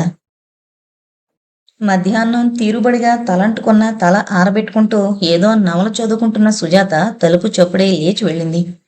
ఎవరు అంటూ సంతోషంగా చేపుచ్చుకుని లోపలికి తీసుకెళ్ళింది. అమ్మ దగ్గర నుంచి నీకు ఉత్తరం వచ్చిందనుకుంటాను. అవును సుజా, అమ్మ మనసు మారింది. నాకదే 10,000. అన్నయ్య చేసిన పనికి అమ్మ బాధపడుతుందనుకుంటాను. సుజాత ఆ మాట అన్నాక అలా ఎందుకు అన్నానా అని నాలుగు కరుచుకుంది. ఇది వరకు అక్క కూడా తనకి నచ్చిన వాణ్ణి చేసుకుని అమ్మ మనసు కష్టపెట్టింది కదా. ఇప్పుడిలా పరోక్షంగా తనని విమర్శిస్తున్నానని ఎక్కడ అనుకుంటుందో అక్కయ్య అని తెగ బాధపడింది సుజాత. లేదులే సుజా, ఏం బాధపడినా కొన్ని రోజులే. ఎందుకంటే ఇప్పుడు చూడు, నా విషయంలో అమ్మ మనసు మారింది కదా, అలాగే అన్నయ్య విషయంలోనూ అమ్మ సర్దుకుని పోతుంది.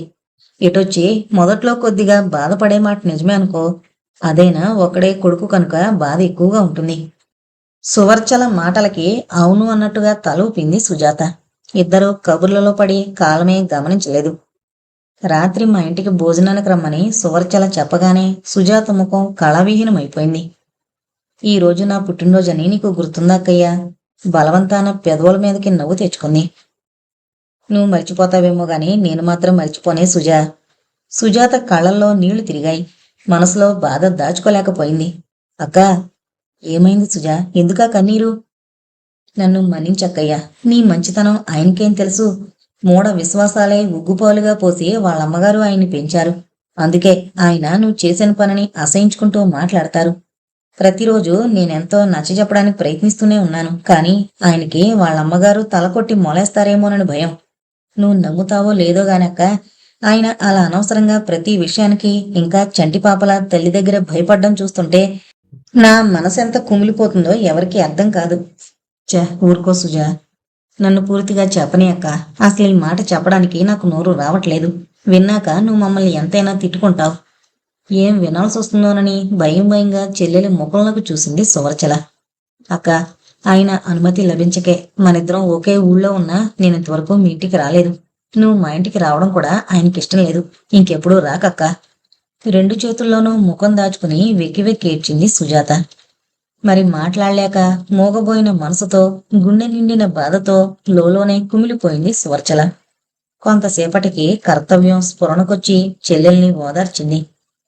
ఊరుకో సుజా. సంతోషంగా ఉండాల్సిన పుట్టినరోజు నాడు నేనొచ్చి నిన్ను దుఃఖపెట్టాను. అలానకు. నువ్వు రావడం కంటే నాకు ఈ పుట్టినరోజు ఎక్కువ కాదు. అదిగాక ప్రేమ ఆప్యాయత పన్నిటి జల్లులా నా మీద కురిపించడానికి వచ్చావు. నాకెంతకన్నా కావలసిందేముంటుంది? ఆయన మనసు ఎప్పుడు మారుతుందా అని ఎదురుచూస్తూ కూర్చోవడం తప్ప నేను చేయగలిగిందేమీ లేదు. సుజాత కన్నిటికీ అడ్డు లేకపోయింది.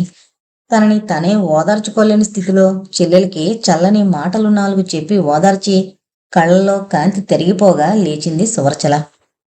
నువ్వు మా ఇంటికి రాకపోయినా ఈ అక్క నీకిచ్చే చిన్న కానుక కాదనకు అంటూ సుజాత వద్దంటున్నా బలవంతంగా దగ్గరలోనే ఉన్న బట్టల షాప్కి తీసుకెళ్ళింది. సుజాతకి తనకి కూడా నచ్చిన చీర జాకెట్ గుడ్డ కొని పూలు పళ్లతో సహా సుజాత చేతిలో పెట్టింది సువర్చల. ఉత్తరం రాస్తున్నావా? కోమల మాటలకి వెనక్కి తిరిగి నవ్వుతూ రా కోమల అంటూ కవర్ మీద సుధా అడ్రస్ రాయడం పూర్తి చేశాడు విశ్వం. రాసుకో. అది రాయడం పూర్తయ్యాక. అయిపోయింది, పూర్తయింది. కవర్ అంటించి కుర్చీ వెనక్కి తోసి లేచాడు విశ్వం. ఓ పుస్తకంలో ఆ కవరు దాచి ఇప్పుడు చెప్పు అంటూ గదిలోంచి యువతలకొచ్చాడు.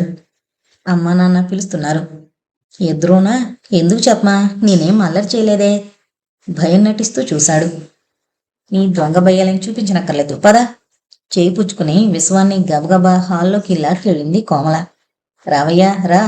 నవ్వుతూ పక్కనే బల్ల మీదుంచిన కొత్త బట్టలు తీసి విశ్వం చేతిలో పెట్టారు పార్వతీశంగారు. తెల్లబోయాడు విశ్వం. ఏంటండి, ఎందుకివి? నిజంగానే అర్థం కాలేదు. అబ్బబ్బా, ఎన్నిసార్లు చెప్పాలి? అయినా తమరి పుట్టినరోజు తమరే మర్చిపోతే ఎలా సార్? చిలిపిగా విశ్వం భుజం మీద గిల్లింది కోమల. సారీ మేడం, తమరి పెళ్ళేమనుకున్నాను.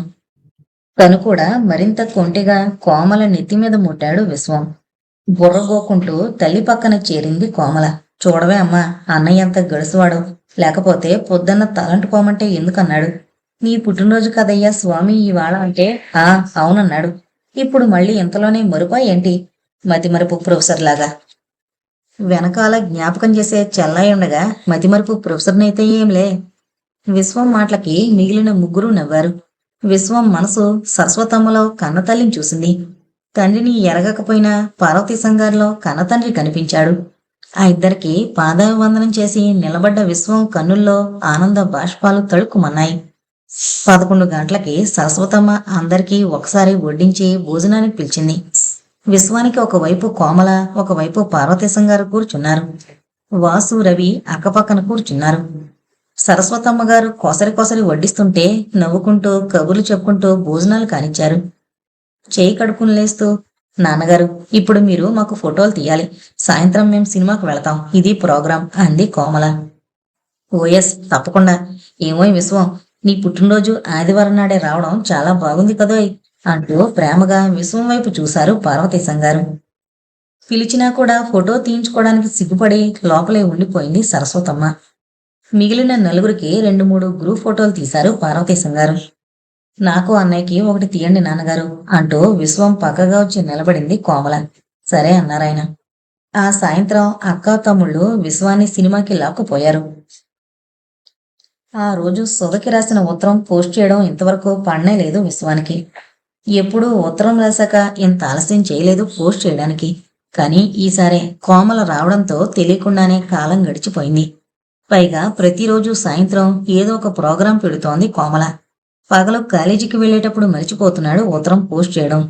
ఇప్పుడు గుర్తొచ్చింది కదా అని ఉత్తరం పోస్ట్ బాక్స్లో వేయడానికి బయలుదేరుతుండగా సుడిగాలిలా గదిలోకొచ్చింది కోమల. ఉండవయ్యా మహానుభావ, ఫోటోలు తీసుకొచ్చారు చూద్దుగాని అంటూ తను సుధకి రాసిన ఉత్తరం తీసుకువెళ్తున్నట్టు ఆ పిల్లకేం తెలుసు? నవ్వుకుంటూ వెనక్కొచ్చి ఫోటోలు చేతిలోకి తీసుకున్నాడు విశ్వం. నలుగురు కలిపి తీయించుకున్న ఫోటోల్లో కోమల బాగా కదిలినట్టయింది. ఒక్క దాంట్లోనూ సరిగ్గా లేదు. విశ్వము కోమల మాత్రమే ఉన్న ఫోటోలో బాగుంది. అందుకే అదొకటి విశ్వం చేతిలో ఉంచి మిగిలినవి లాక్కుంది కోమల. అన్నయ్య, మనిద్దరం ఉన్న ఆ ఫోటోనే నువ్వు ఉంచుకో. ఎందుకంటే మనం నలుగురు ఉన్న ఆ ఫోటోలు నువ్వు తీసుకున్నావంటే మీ వాళ్ళు చూసి కోమలంటే ఈ కోతేనా అంటారు అంది. సరే, తమరు ఏదిస్తే అదే నా పెట్లో భద్రపరుచుకుంటాను మేడం అంటూ కోమలిచ్చిన ఆ ఫోటో తీసుకెళ్లి తన పెట్టె అడుగుని దాచాడు విశ్వం. విశ్వం ఈ మధ్య ఉత్తరాలు రాయడంలో ఎందుకు ఆలస్యం చేస్తున్నాడో తెలియక సతమతమవుతోంది సుధ. ఈ మాటే చిత్రతో అంటే హాస్యంగా సుధని ఏడిపించడానికి, ఏమో తమ బావగారికి అక్కడ ఏ అమ్మాయితో జత కుదిరిందో అంది చిత్ర. చిత్ర వేళాకోళానికే అలా అంది. కాని సుధ మనసు మాత్రం కలతపడింది ఆ మాటతో. ఆ రోజు నుంచి ఇదే విషయం ఆలోచిస్తూ అలా జరగకుండా చూడమని 1000 దేవుళ్ళకి మొక్కుకుంటోంది. ఏమో, బావ పెద్ద చదువులు చదువుతున్నాడు. అక్కడ ఏ ఒక్క ఆడపిల్లతోనూ స్నేహం అవ్వకుండా ఉండుంటుందా? స్నేహంతోనే ఆగకుండా ఏ పిల్లైనా బావ హృదయం దొంగలిస్తే, అమ్మో, అలా జరిగితే తను సహించలేదు. తన నిరీక్షణ వ్యర్థమైనట్టే. ఇలా సాగే ఆలోచనలతో తలమునకలవుతున్న సుధా, ఏంటా తీవ్ర ఆలోచన అన్న చిత్ర మాటలకి ఉలిక్కిపడి సన్నగా నవ్వింది. మీ బావ గురించేనా ఆలోచన? పోనీ నీ దగ్గరే కట్టేసుకోకపోయావా మీ బావని? సుధ చెవిలో మెల్లగా గొణిగింది చిత్ర. సమాధానం చిరునవ్వే వచ్చింది సుధ దగ్గర నుంచి. ఏమాత్రం ఉత్సాహం లేని, జీవం లేని ఆ నవ్వు చూసి కలవరపడింది చిత్ర. ఇద్దరూ మెల్లగా పూల మొక్కల్లోకి నడిచి పచ్చని గడ్డిలో చెతికిలబడ్డారు. కూర్చున్నాక మెల్లగా అంది సుధ. చిత్ర, నేనొకటి అడుగుతాను, సూటిగా జవాబు చెప్తావా? ఒక్క క్షణం సుధ కళ్ళలోకి చూసి దృష్టి మరో పక్కకి తిప్పుకుంది చిత్ర. అడుగు సుధా. ఇది నీ మనసులోనే ఉంచుకో. ఇలా నేను అడిగినట్లు మరెవరి దగ్గర అనకసుమా? అసలు సంగతి తెలియక ఆతృతతో అడుగు మరి అంది చిత్ర. మా బావని నేనెంత ప్రేమిస్తున్నానో నీకు తెలుసు కదా. బావని తప్ప మరెవరినీ పెళ్ళాడే తలంపు కూడా నాలో లేదు. కాని దురదృష్టవశాత్తు నా గీత బాగుండక బావే కనుక అక్కడ ఏ అమ్మాయినైనా ప్రేమిస్తే నా గతేం కావాలి? నేను బ్రతికి ప్రయోజనం ఉంటుందా? సుధా! భయంతో సుధ చేతిని తన చేతితో గట్టిగా పెనవేసింది చిత్ర. అవే మాటలు సుధా, అసలు అలా ఎందుకు అనుకోవాలి? ఆ రోజు వేళాకోళానికి నేను అలా అన్నాను. అది పట్టుకుని సీరియస్ గా తీసుకుని ఇలా ఆలోచిస్తున్నావా? నువ్వు అలా అన్నందుకు అలాగే జరిగిపోతుందని నేను అనట్లేదు. నా రాత బాగుండక విధి వక్రించి ఆ విధంగా జరిగితే మరి మాట్లాడలేక చెమర్చిన కళ్ళని చెంగుతో అద్దుకుంటూ ఉండిపోయింది సుధా. వద్దు సుధా, అలాంటి ఆలోచనలు పెట్టుకోవద్దు. అలా జరగకుండా ఉండాలనే మనం వేడుకుందాం ఆ భగవంతుణ్ణి. నువ్వు అడిగావు కనుక చెప్తున్నాను. ఒకవేళ దైవం అనుకూలించక అలాగే జరిగితే నువ్వు ధైర్యంగా గుండె దిటవు చేసుకుని అతన్ని మర్చిపోవాలి తప్ప పిచ్చిగా అతన్నే ఆరాధిస్తూ నీ హృదయంలో అతన్నే ప్రతిష్ఠించుకోకూడదు. చెప్పడం సులువే, కానీ ఇది ఆచరించడం ఎంత కష్టమో నేను ఊహించుకోగలను. రెండు చెవులు మూసుకుంది సుధా. నేనలా ఎన్నటికీ చేయలేను చిత్ర, చేయలేను. అది నా తరం కాదు. నువ్వు ఆడదానివే, నా బాధ అర్థం చేసుకోగలవు. ఆడది ఒక్కసారే మనసు అంకితం చేస్తుందన్న విషయం ఆడదానివైన నీకు నేను చెప్పనక్కర్లేదు. పోనీ ఉత్తరాలు రాయడం ఇంత ఆలస్యం చేస్తున్నావేం బావా అంటూ నువ్వొకసారి రాయకూడదు? రాశాను చిత్ర. ఆ ఉత్తరానికి ఇంతవరకు జవాబు లేదు. బావుంది.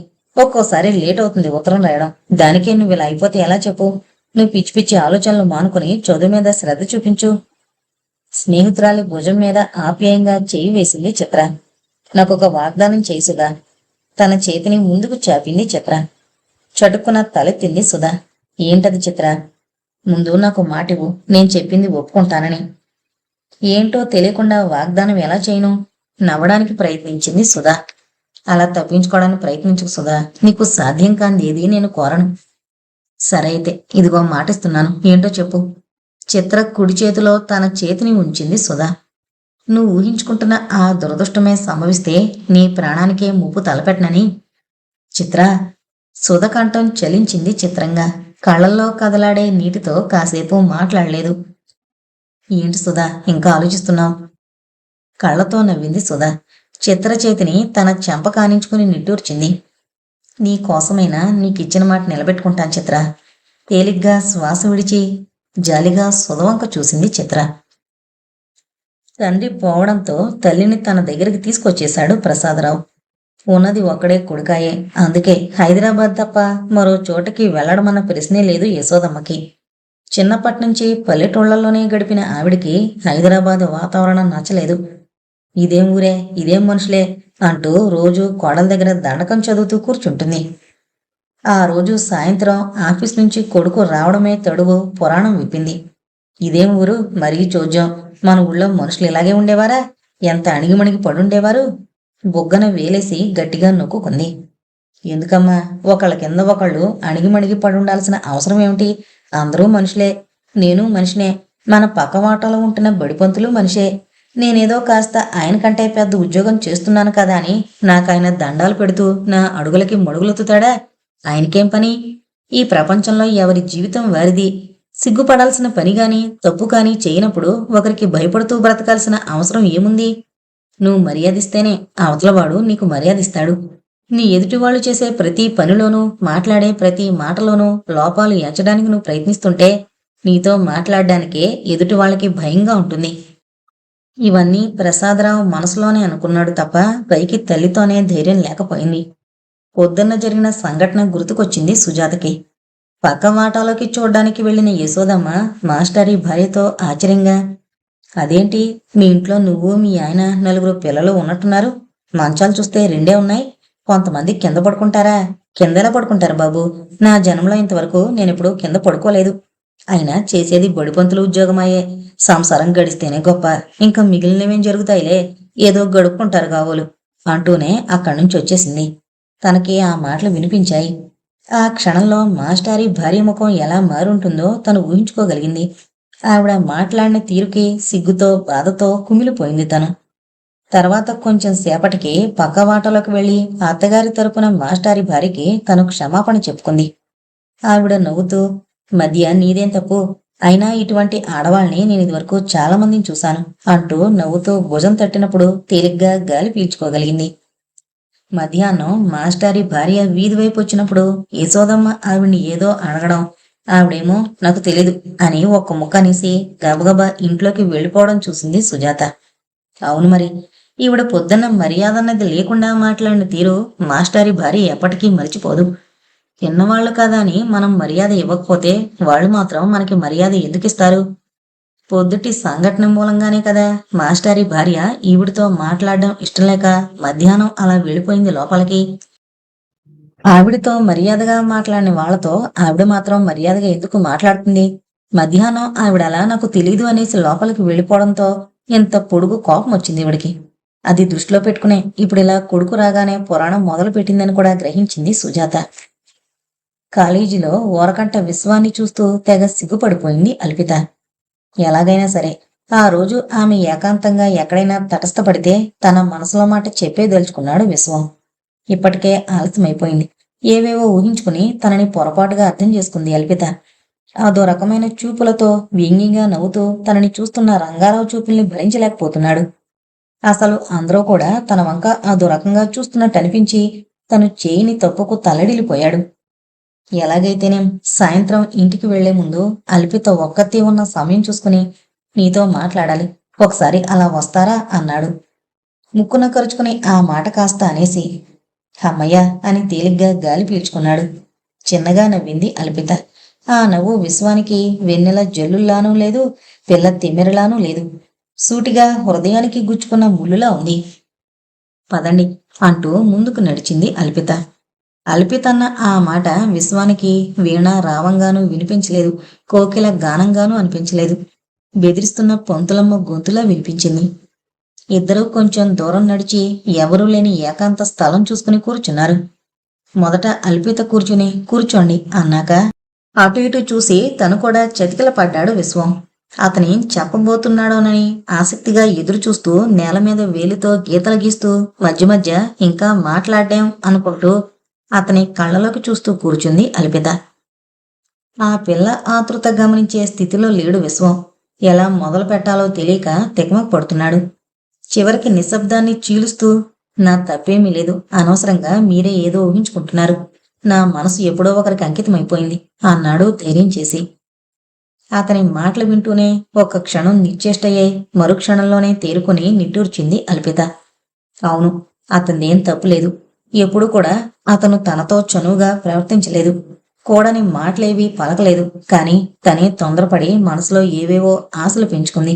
అతని మనసు తెలుసుకోకుండానే తొందరపడి ఆ రోజు తను అన్న మాటలకి అతని మనసు ఎంతో నొచ్చుకునుంటుంది. అల్పిత కళ్ళు వెచ్చని నీటితో తడిశాయి. అది గమనించిన విశ్వానికి ఏం చెయ్యాలో ఏం చెప్పాలో పాలుపోలేదు. నన్ను మన్నించండి, మీకు బాధ కలిగించుంటే అన్నాడు నిమిషమాగి, మరేమనాలో తెలియక. అబ్బే, అలా అనకండి, తప్పు నాది కదా, మీరే నన్ను మన్నించాలి. ఆ అమ్మాయి ఎవరో చాలా అదృష్టవంతురాలు. ఎవరో నేను తెలుసుకోవచ్చా?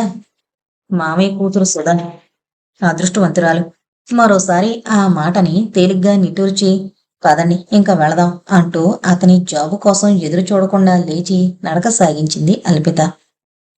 ఒక్క క్షణం అల్పిత మీద అమితమైన జాలి కలిగింది విశ్వానికి. మళ్ళీ అంతలోనే ఇప్పుడు ఆమెకేమైపోయిందని, తన జాలికి కారణం ఏమిటి అని తనని తానే ప్రశ్నించుకుంటూ మౌనంగా నడక సాగించాడు. పరీక్షలై ఇంటికొచ్చాడు విశ్వం. అంతకుముందు 10-15 రోజుల నుంచి అనారోగ్యంగా ఉంటోంది ముకుందరావు గారికి. ఆ విషయం ఉత్తరాల ద్వారా తెలుస్తూనే ఉంది విశ్వానికి.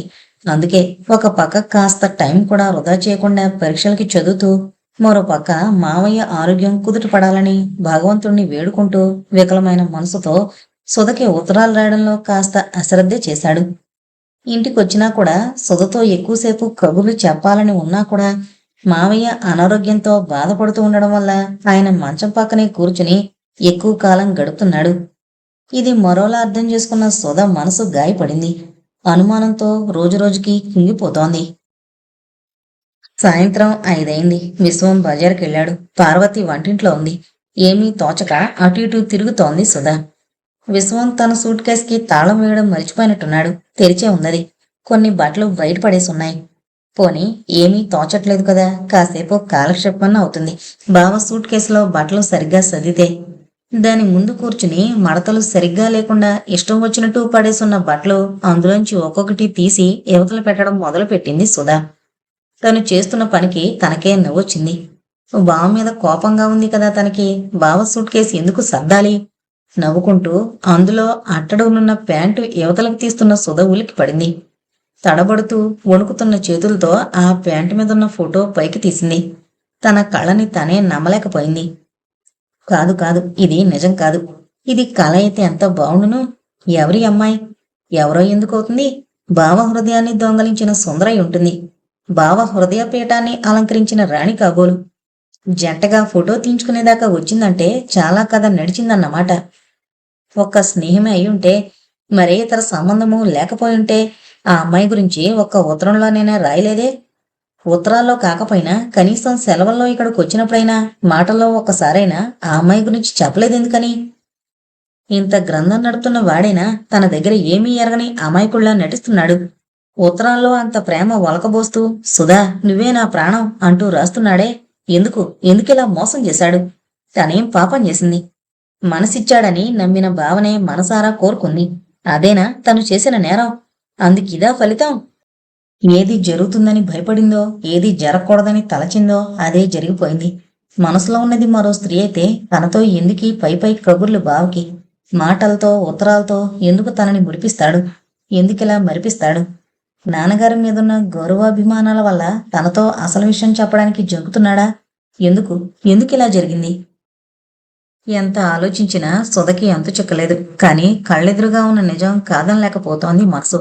కళ్ళలో నీళ్లు తిరిగి అద్దాల్లాంటి చెక్కెళ్ల మీదుగా జారి గుండెల్ని వెచ్చగా తడిపాయి. కొంగుతో కళ్ళొద్దుకుని భారంగా నిట్టూర్చింది సుధ. సూట్ కేసు సర్దితే తను ఫోటో చూసినట్టు బావకి తెలిసిపోదు. ఈ ఆలోచనతో ఫోటో అడుగున పడేసి బట్టలన్నీ అందులో తీసినవి తీసినట్టే పడేసి లేచింది.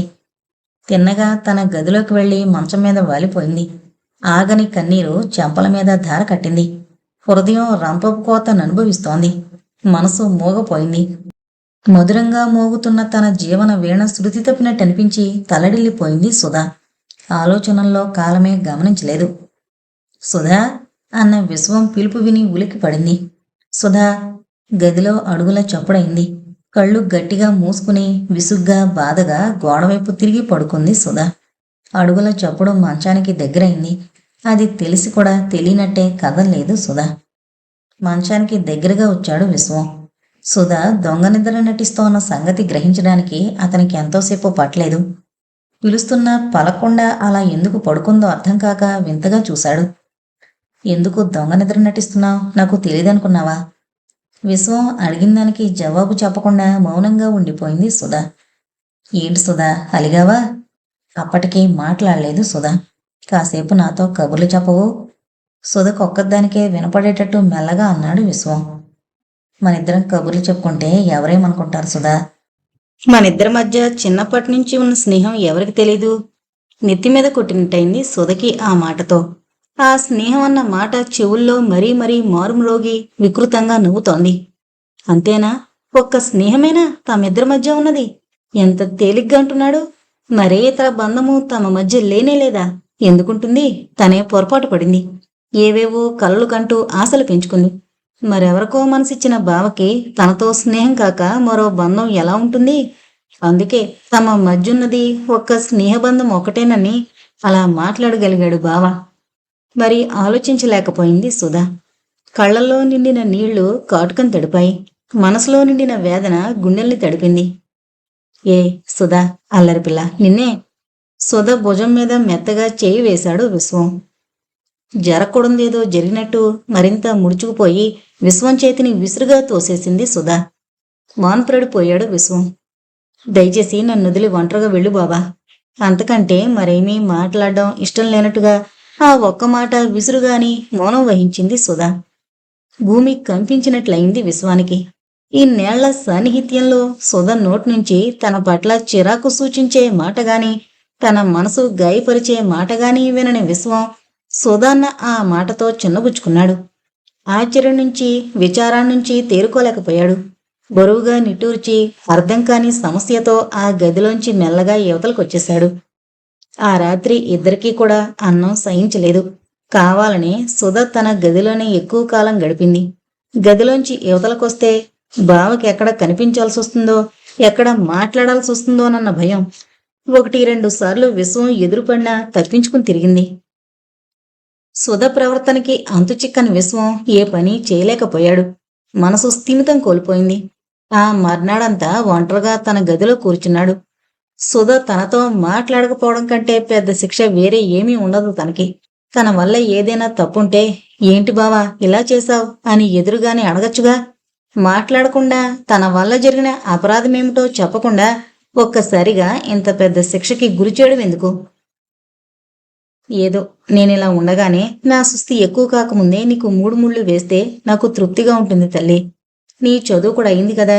విశ్వం చదువు ఇంకో ఏడాదితో ఆమెనే అవుతుంది. దగ్గరలో ఉన్న ముహూర్తం. నాకింకా చదువుకోవాలనుంది నాన్నగారు. నేను ఎంఎస్సికి అప్లై చేస్తున్నాను. వైజాగ్లో తప్పకుండా సీట్ వస్తుంది. నేను బావని చేసుకోదలుచుకోలేదు నాన్నగారు అని చెప్పడానికి భయం వేసింది సుధకి. అందుకే చదువులో పడితే ఇప్పుడప్పుడే పెళ్లి గురించి వాళ్ళకేమీ చెప్పనక్కర్లేదు. 2 ఏళ్ల చదువు అయ్యాక అప్పుడు మెల్లగా ఉద్యోగంలో ప్రవేశించి అసలు పెళ్లి చేసుకోనని చెప్పేయచ్చు. అదీ కాక అప్పటికి బావ తను ప్రేమిస్తున్న ఆ అమ్మాయిని పెళ్లి చేసుకుంటాడు. సుధా మనసు బాధతో మూలిగింది. ఏంటి తల్లి, బాగా ఆలోచించుకుని చెప్తున్నావా? ముకుందరావు గారి ఆదుర్ద. ఆలోచించుకునే చెప్తున్నాను నాన్నగారు. నన్నింక బలవంతం చెయ్యొద్దు. విశ్వం. ఏంటి మావయ్య? గబగబా అక్కడికొచ్చాడు విశ్వం. చూడు విశ్వం, సుధకేమో ఎంఎస్సి చదవాలనుందట. ఏదో నా కళ్ళ ముందే మీ పెళ్లి జరిగిపోతే.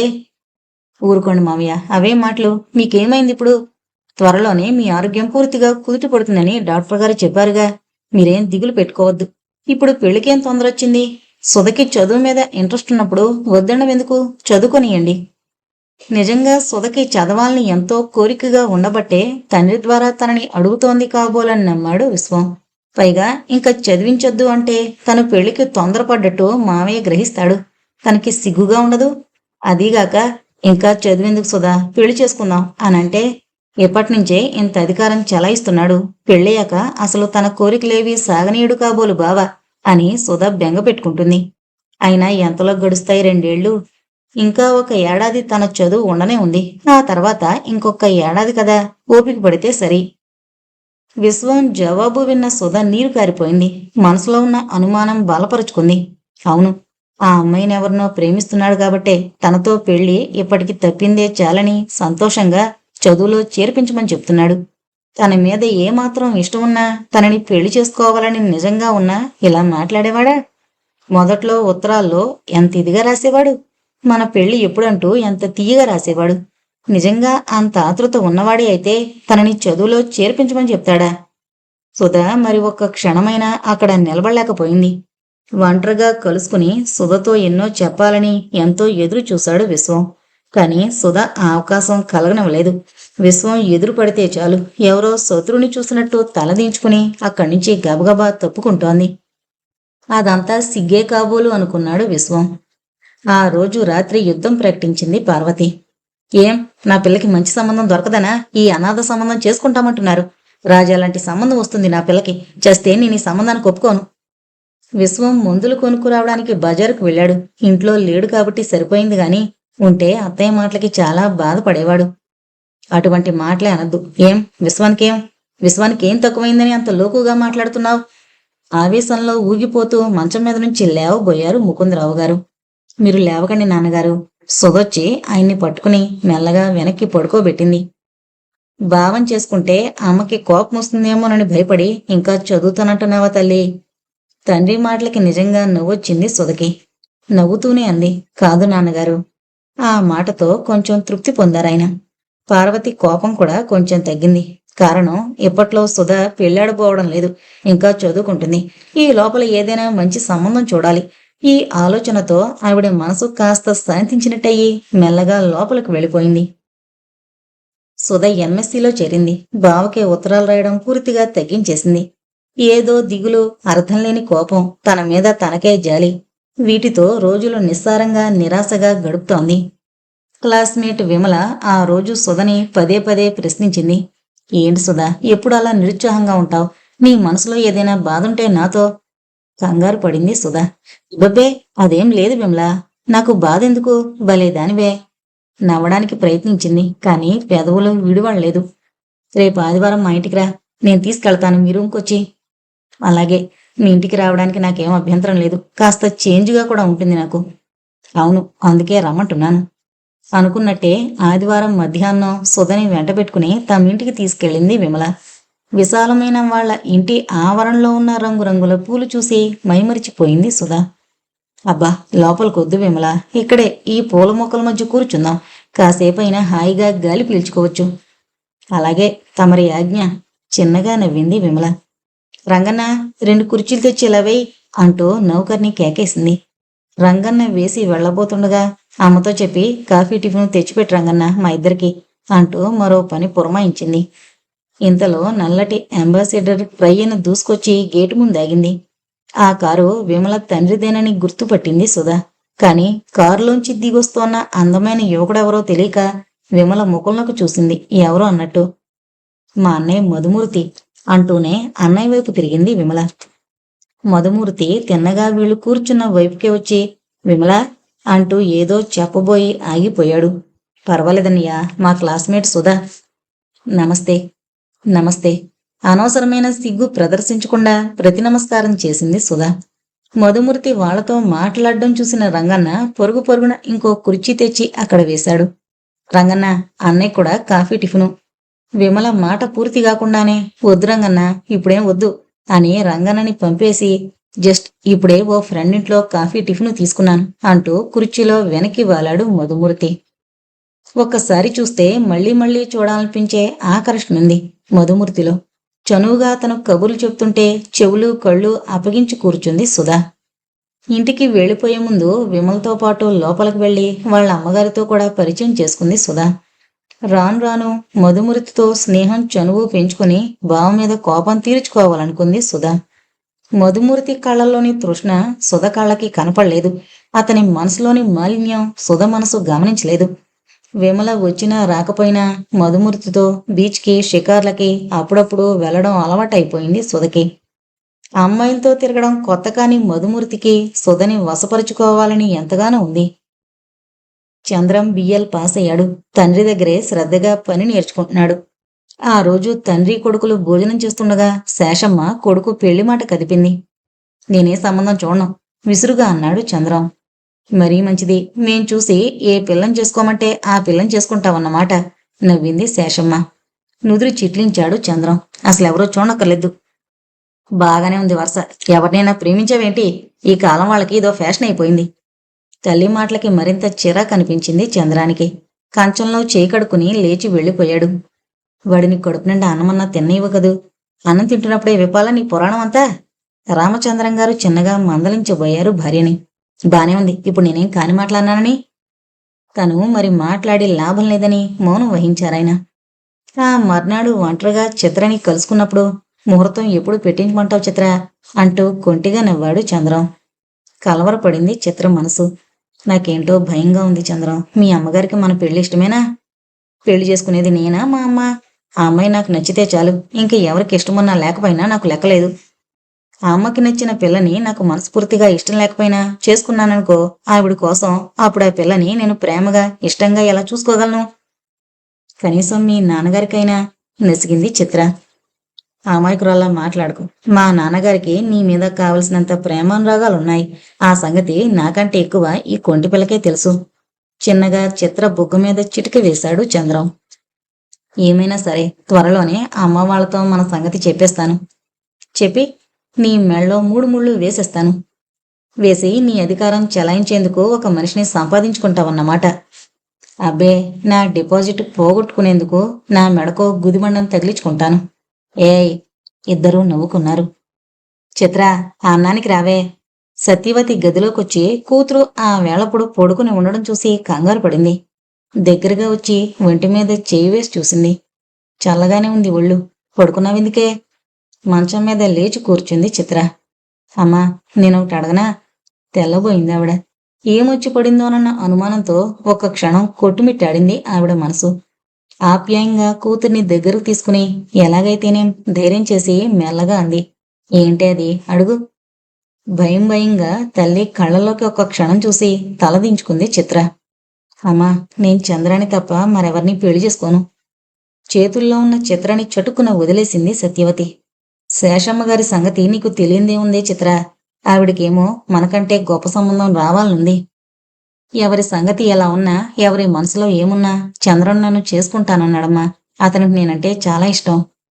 ఏంటోనమ్మా, నీ కోరిక తీరా అంతా సుఖంగా జరిగిపోతే అంతకంటే కావలసిందేముంది? కానీ మీ నాన్నగారు ఏమంటారో? ఏమా, మీ నాన్నగారు ఎంత కోపిష్టో నీకు మాత్రం తెలియదేముంది? ఆయన ఒప్పుకుంటే నాకు మాత్రం అభ్యంతరం ఏముంది? అయినా నీకెందుకు అనుమానం వచ్చిందమ్మా? నేను చంద్రాన్ని చేసుకోవడం ఇష్టం ఉండదు నాన్నగారికి? ఏం చెప్పను తల్లి. కూతురికి దగ్గరగా జరిగింది సత్యవతి. ఎవరో శేషమ్మ గారితో మీ అబ్బాయికి చిత్రకి ఈడు జోడు బాగుంది, చక్కగా ఉన్న ఊళ్ళో సంబంధం కూడా అన్నారట. వెంటనే ఆవిడ, మా అబ్బాయికి ఏం తక్కువ గాని గొప్ప సంబంధమే వస్తుంది మా పిల్లాడికి అందట. ఆ సంగతి ఆ నోట ఈ నోట ఈయనకి తెలిసింది. అంటే మంది ఎందుకు పనికిరాని సంబంధం అనేగా ఆవిడ ఉద్దేశం అంటూ ఇంటికొచ్చి నాతో అన్నారు మీ నాన్నగారు. చిత్రగుండెల్లో ముళ్ళు దిగాయి. మనసు మోగబోయింది. తల్లి బలవంతం మీద అన్నం తిన్నాననిపించుకుంది. అలా ఉన్నావేం సుధా?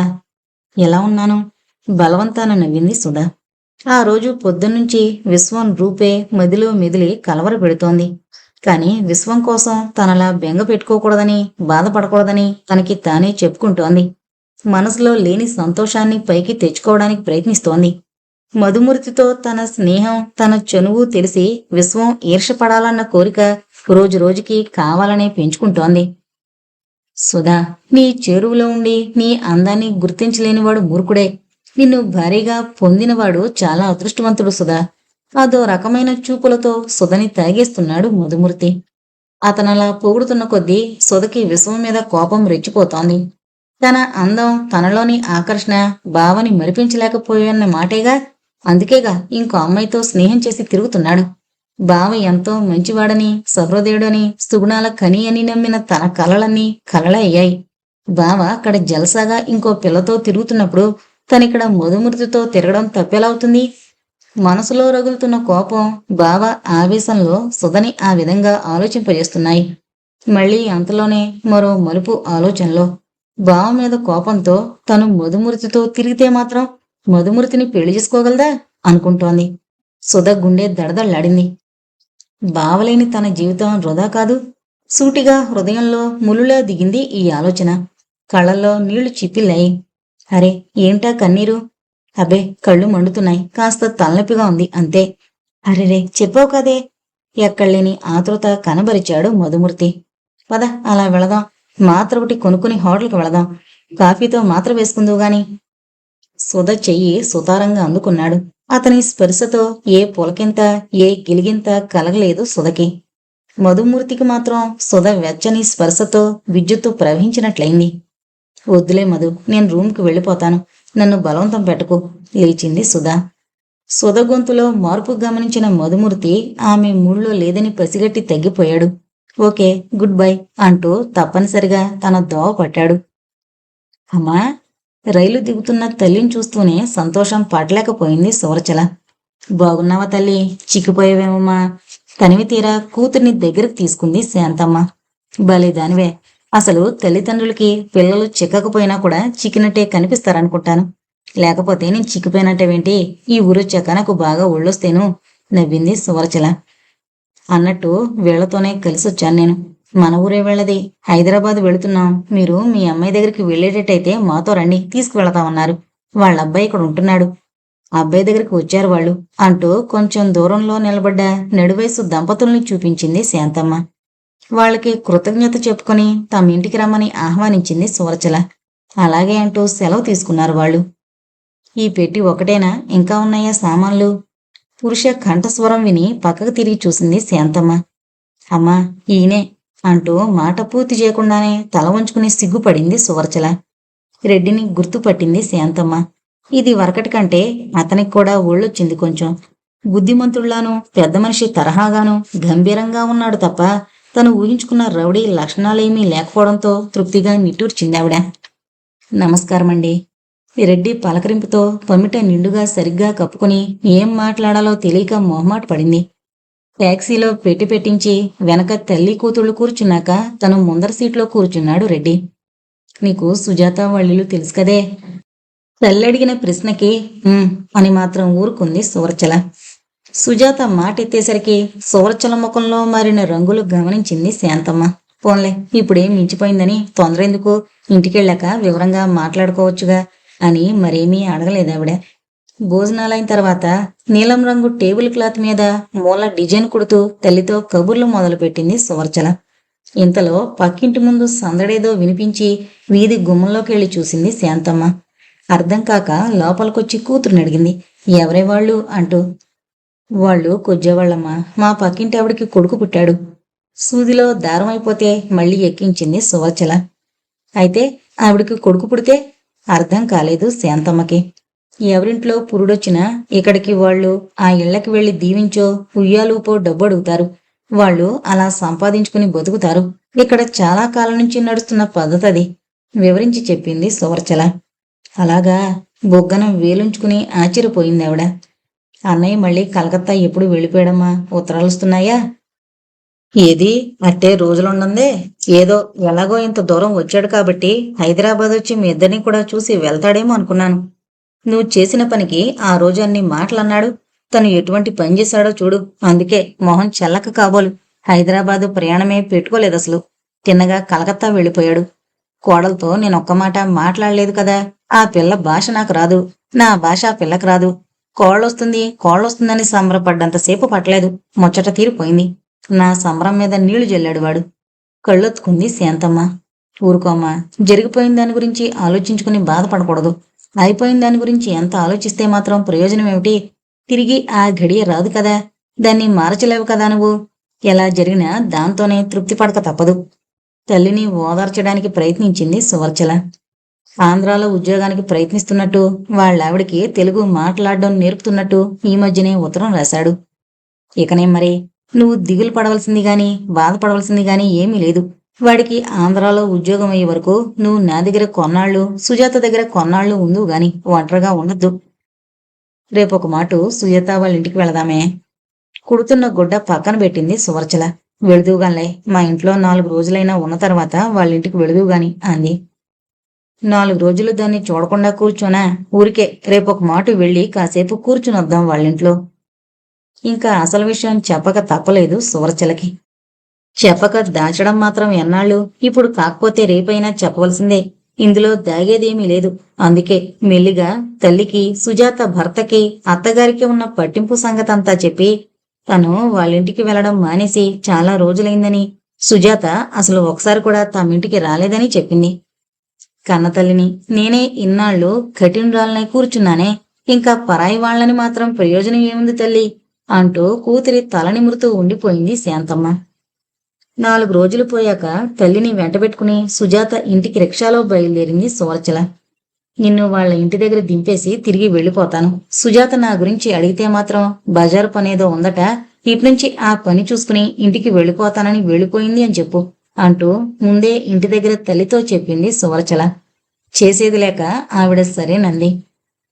ఒక్కరోజు సుజాత వాళ్ళింట్లో ఉండేసరికి ఆవిడికి ఆ ఇంటి పరిస్థితి అర్థమైపోయింది. పెద్దలు కుదిర్చిన సంబంధం కాకపోయినా, ప్రేమించి పెళ్లి చేసుకున్న పెళ్ళైనా, కులాలు వేరైనా పెద్ద కూతురు అల్లుడు ఎంతో అన్యోన్యంగా ఉన్నారు. వాళ్ల దాంపత్యంలో ఏ లోటు లేదు. సంతోషంగా కళకళ్లాడుతూ ఉన్నారు వాళ్ళు. కాని పెద్దలు కుదిర్చిన సంబంధమే అయినా అన్యోన్యమేమీ కనిపించట్లేదు చిన్న కూతురి దాంపత్యంలో. కులాల్లో ఎక్కడుంది, మనసుల్లో ఉంది గాని సుఖం అనుకుందావిడ నిట్టూరుస్తూ. ఏంటి, మీ అబ్బాయి కూడా ఏదో వెలగబెట్టాడట అంటూ యశోదమ్మ అడగడంతో ఆవిడ అడిగిన తీరుకి చాలా బాధపడింది శాంతమ్మ. మీ అబ్బాయి కూడా అని ఆవిడ అండంలో అర్థం, ఇదివరకు అమ్మాయి ఒకటి వెలగబెట్టింది కదా, ఇప్పుడు ఆ అబ్బాయి కూడా అని గ్రహించుకుంది శాంతమ్మ. చాలా మామూలుగా, అదేదో సాధారణ విషయంలానే, ఏముంది తనకు నచ్చిన పిల్లని చేసుకున్నాడు అనేసి మౌనం వహించింది. మరి మాట్లాడలేదు యశోదమ్మ. కాలేజీకి 3 రోజులు వరుసగా సెలవులొచ్చాయి కదా, ఈ 3 రోజులు నువ్వు మా ఇంట్లో ఉందువుగాని రా సుధా. విమల తన కోరిక వెలుబుచ్చింది. అవును సుధా, నువ్వొచ్చి తీరాలి మా ఇంటికి. ఈ 3 రోజులు సరదాగా మా ఇంట్లో. వార్డెన్ పర్మిషన్ ఇస్తారో ఎవరో తప్పించుకోవాలని చూసింది సుధా. అబ్బబ్బే, ఇస్తారు తప్పకుండా. మీ వార్డెన్కి నేనంటే భయం కూడా గట్టిగా నవ్వాడు మధుమూర్తి. ఎందుకో ఆ నవ్వు నచ్చలేదు సుధకి. చివరికి ఆ అన్నా చెల్లెళ్ల బలవంతం మీద ఒప్పుకోక తప్పింది కాదు. మా బావ కూడా వస్తాడు, మనందరం సరదాగా గడపొచ్చు. బావని తలుచుకోగానే విమల బుగ్గల్లో మందారాలు విరిశాయి. ఏ ఊరు నుంచి మీ బావ రావడం? ఢిల్లీ నుంచి, అక్కడ ఉద్యోగం చేస్తున్నాడు. ఈవిడిగారి ఎంఎస్సీ అయిపోగానే ముక్కుకి తాడు వేసి లాక్కుపోతాడు. మధుమూర్తి చెల్లెల వైపు చిలిపిగా చూశాడు. పో, సిగ్గుపడుతూ నవ్వింది విమల. అదృష్టవంతురాలు సన్నగా తనలో తనే గొణుక్కుంది సుధా. ఎలాగైతేనే అనుకున్నట్టే విమల సుధని లాక్కుపోయింది వాళ్ళింటికి. మధుమూర్తి మనసు ఆనందంతో తేలిపోయింది. సుధ తను రమ్మంటేనే తన కోసమే వచ్చినట్టు భావించుకుని ఏవేవో ఊహాగానాలు చేసుకుంటూ సంతోషంతో పొంగిపోయాడు. విమల తల్లి లలితమ్మ కూడా సుధ తమింట్లో 3 రోజులు సరదాగా గడపడానికి వచ్చినందుకు సంతోషపడింది. ఆవిడకి సుధని చూస్తే ముచ్చటనిపిస్తోంది. కొడుకు ఆ పిల్లతో ఎంత చనువుగా ఉంటున్నాడో ఆవిడ గమనిస్తూనే ఉంది. పోనీ వాడి అలవాట్లైనా మరి కాస్త కుదురుగా ఉంటాడు ఈ పిల్ల కోళ్ళైతే అని మనసులో అనుకుంది గాని పైకి ఎవరితోనూ అనలేదు. తీరా వచ్చిందే కాని వీళ్ళు రమ్మనంగానే నేను వచ్చేసానేమిటి అని పదే పదే అనిపించింది సుధకి. మళ్ళీ తనకి తానే నచ్చ చెప్పుకుంది. తప్పేమిటి, తన స్నేహితురాలు విమల రమ్మంటే వచ్చింది తను, అంతేకాని మధుమూర్తి రమ్మన్నాడని కాదు. అలా అనుకుంటే అప్పటికి తృప్తిగా ఉన్నట్టు అనిపించింది. సుధ వచ్చిన రోజే విమల బావ మూర్తి కూడా వచ్చాడు. మూర్తి చాలా సరదాయిన మనిషి. అతనికి విమలంటే ఎంత ఇష్టమో అతని ప్రతి మాటలోనూ ప్రతి చేష్టలోనూ తెలిసిపోతూనే ఉంది సుధకి. అందుకే విమల అదృష్టవంతురాలని పదే పదే అనుకుంది. వచ్చిన రోజే పిక్చర్ ప్రోగ్రాం పెట్టాడు మూర్తి. రేపు పిక్నిక్కి వెళదాం. మన తోటలో భోజనాలు రేపు కాబట్టి రేపు అందరూ తొందరగా తెల్లవారుజామున 8 నిద్రలేవాలహో అంటూ పళ్ళెమొకటి తెచ్చి గరిటెతో వాయిస్తూ దండోరా వేసింది విమల. మిగిలిన ముగ్గురు నవ్వారు. అవును మరి, మా అన్నయ్య గారికి తెల్లవారుజామున అంటే పొద్దున్న 8. అన్నయ్యని వెక్కిరిస్తూ నవ్వింది విమల. సరే అయితే రేపు వనభోజనం అన్నమాట. ఆల్రైట్, 8 ఇంటి దగ్గర స్టార్ట్ అవుదాం.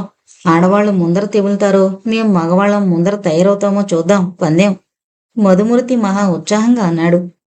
రేపటి పిక్నిక్ ప్రోగ్రాం కబుర్లతో ఇవాల్టి పిక్చర్లు లేట్ చేసేటట్టున్నారే హెచ్చరించాడు మూర్తి. నలుగురు ఫస్ట్ షోకి బయలుదేరారు. థియేటర్లో విమల పక్కన మూర్తి కూర్చోవడంతో అతని పక్కన మధుమూర్తి కూర్చున్నాడు. ఏ సందేహమూ లేకుండా మధుమూర్తి పక్కన కూర్చుంది సుధా. సినిమా చూస్తున్నంతసేపు విశ్వమే కళ్ల ముందు మెదిలి, ఆడది ఒక్కసారే ఒకరికే మనసు అర్పిస్తుందన్న నీ మాటలేమయ్యాయి అని ప్రశ్నిస్తున్నట్టే అనిపించింది సుధకి. నువ్వు మాత్రం చేస్తుందేమిటి బావా? నన్ను నమ్మించి నాలో ఆశలు నింపి నువ్వు మాత్రం చేస్తున్నదేమిటి? ఉత్తరాల్లో నా మీద ప్రేమ ఒలకబోస్తూ అక్కడ మరొకరితో బాధగా కళ్ళు మూసుకుని కుర్చీలో వెనక్కి వాలింది సుధా. ఏం సుధా, సినిమా నచ్చలేదా? సుధా ముఖంలోకి వంగి చూస్తూ అడిగాడు మధుమూర్తి. అతని వెచ్చని ఊపిరి సుధ చెంపల్ని ముద్దాడింది.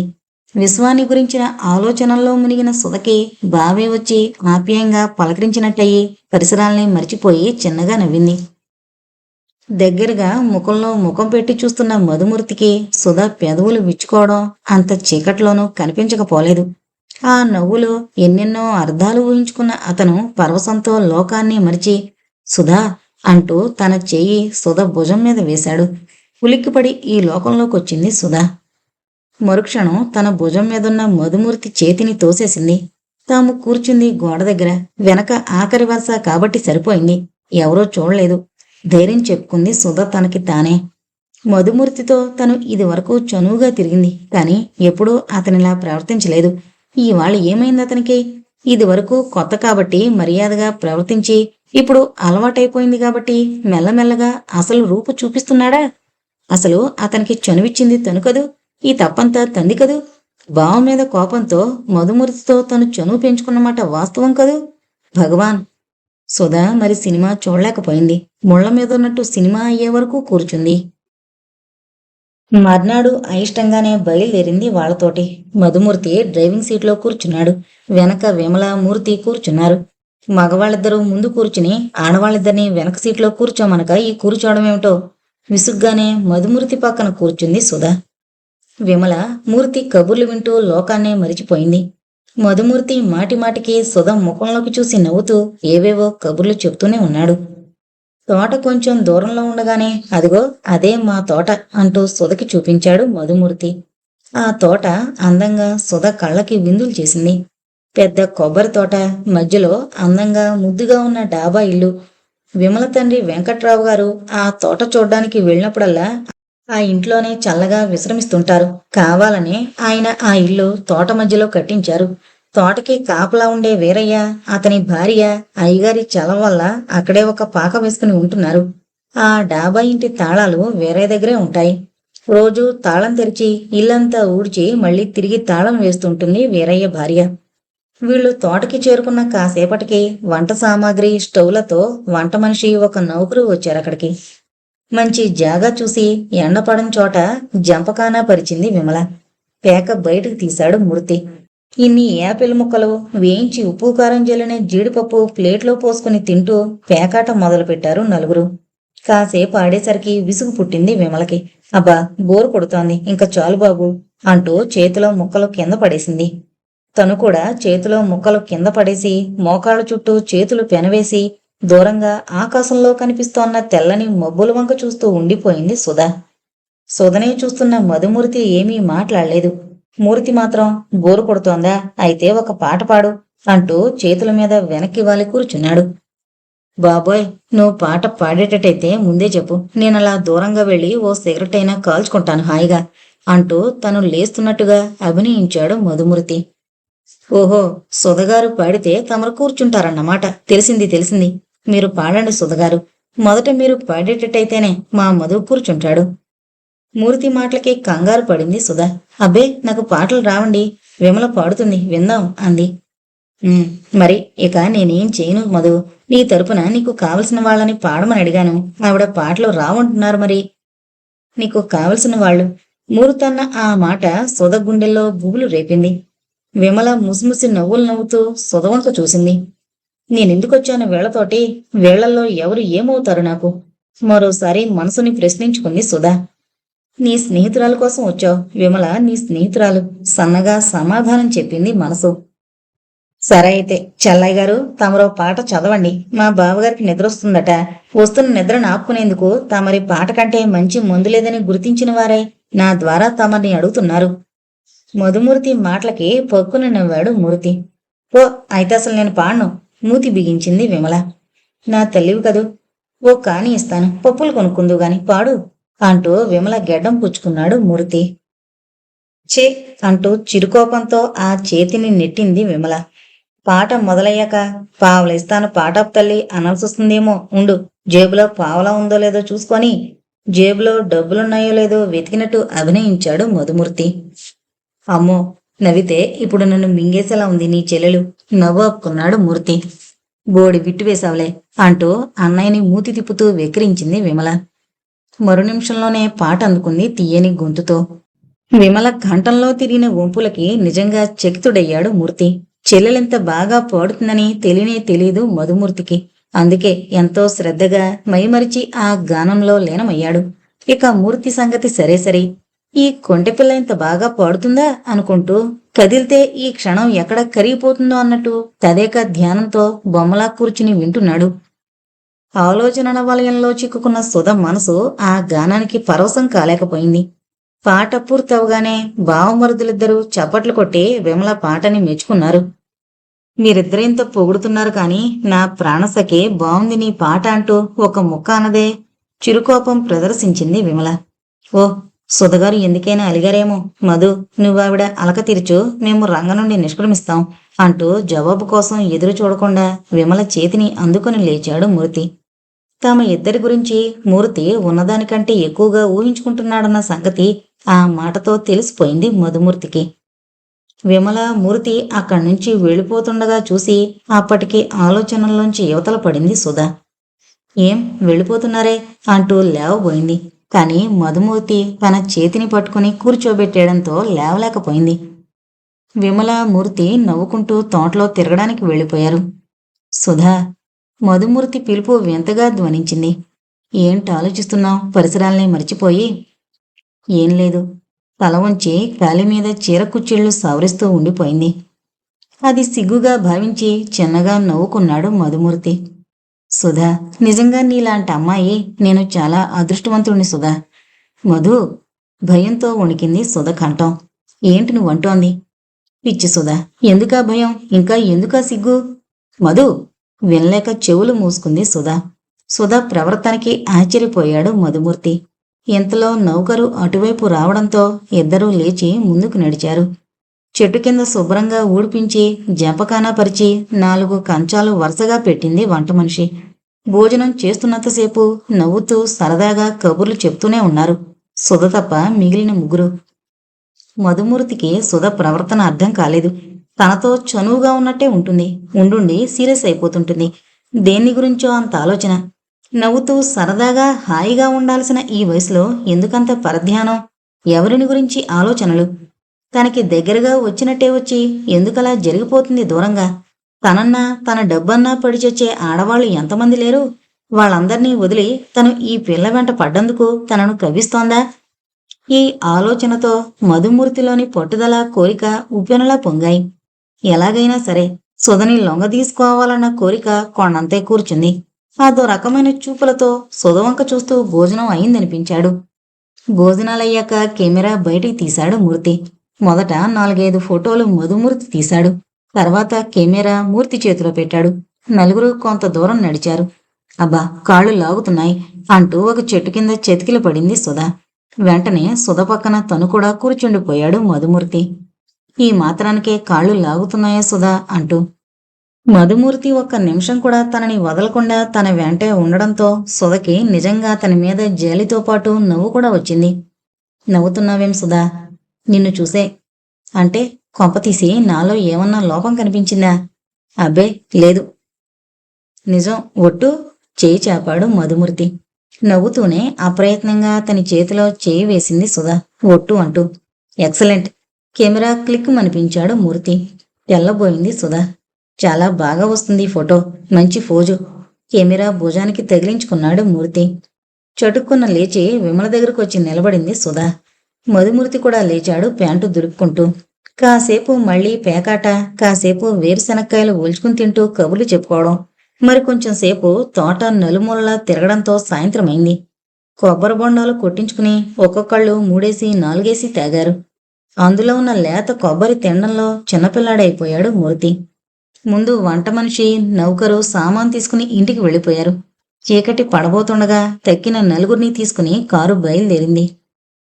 మర్నాడు పొద్దున్న లలితమ్మ పినతల్లి కూతురికి సీరియస్గా ఉన్నట్టు టెలిగ్రామ్ రావడంతో ఆవిడ, వెంకట్రావు గారు కారులో శ్రీకాకుళం వెళ్లారు.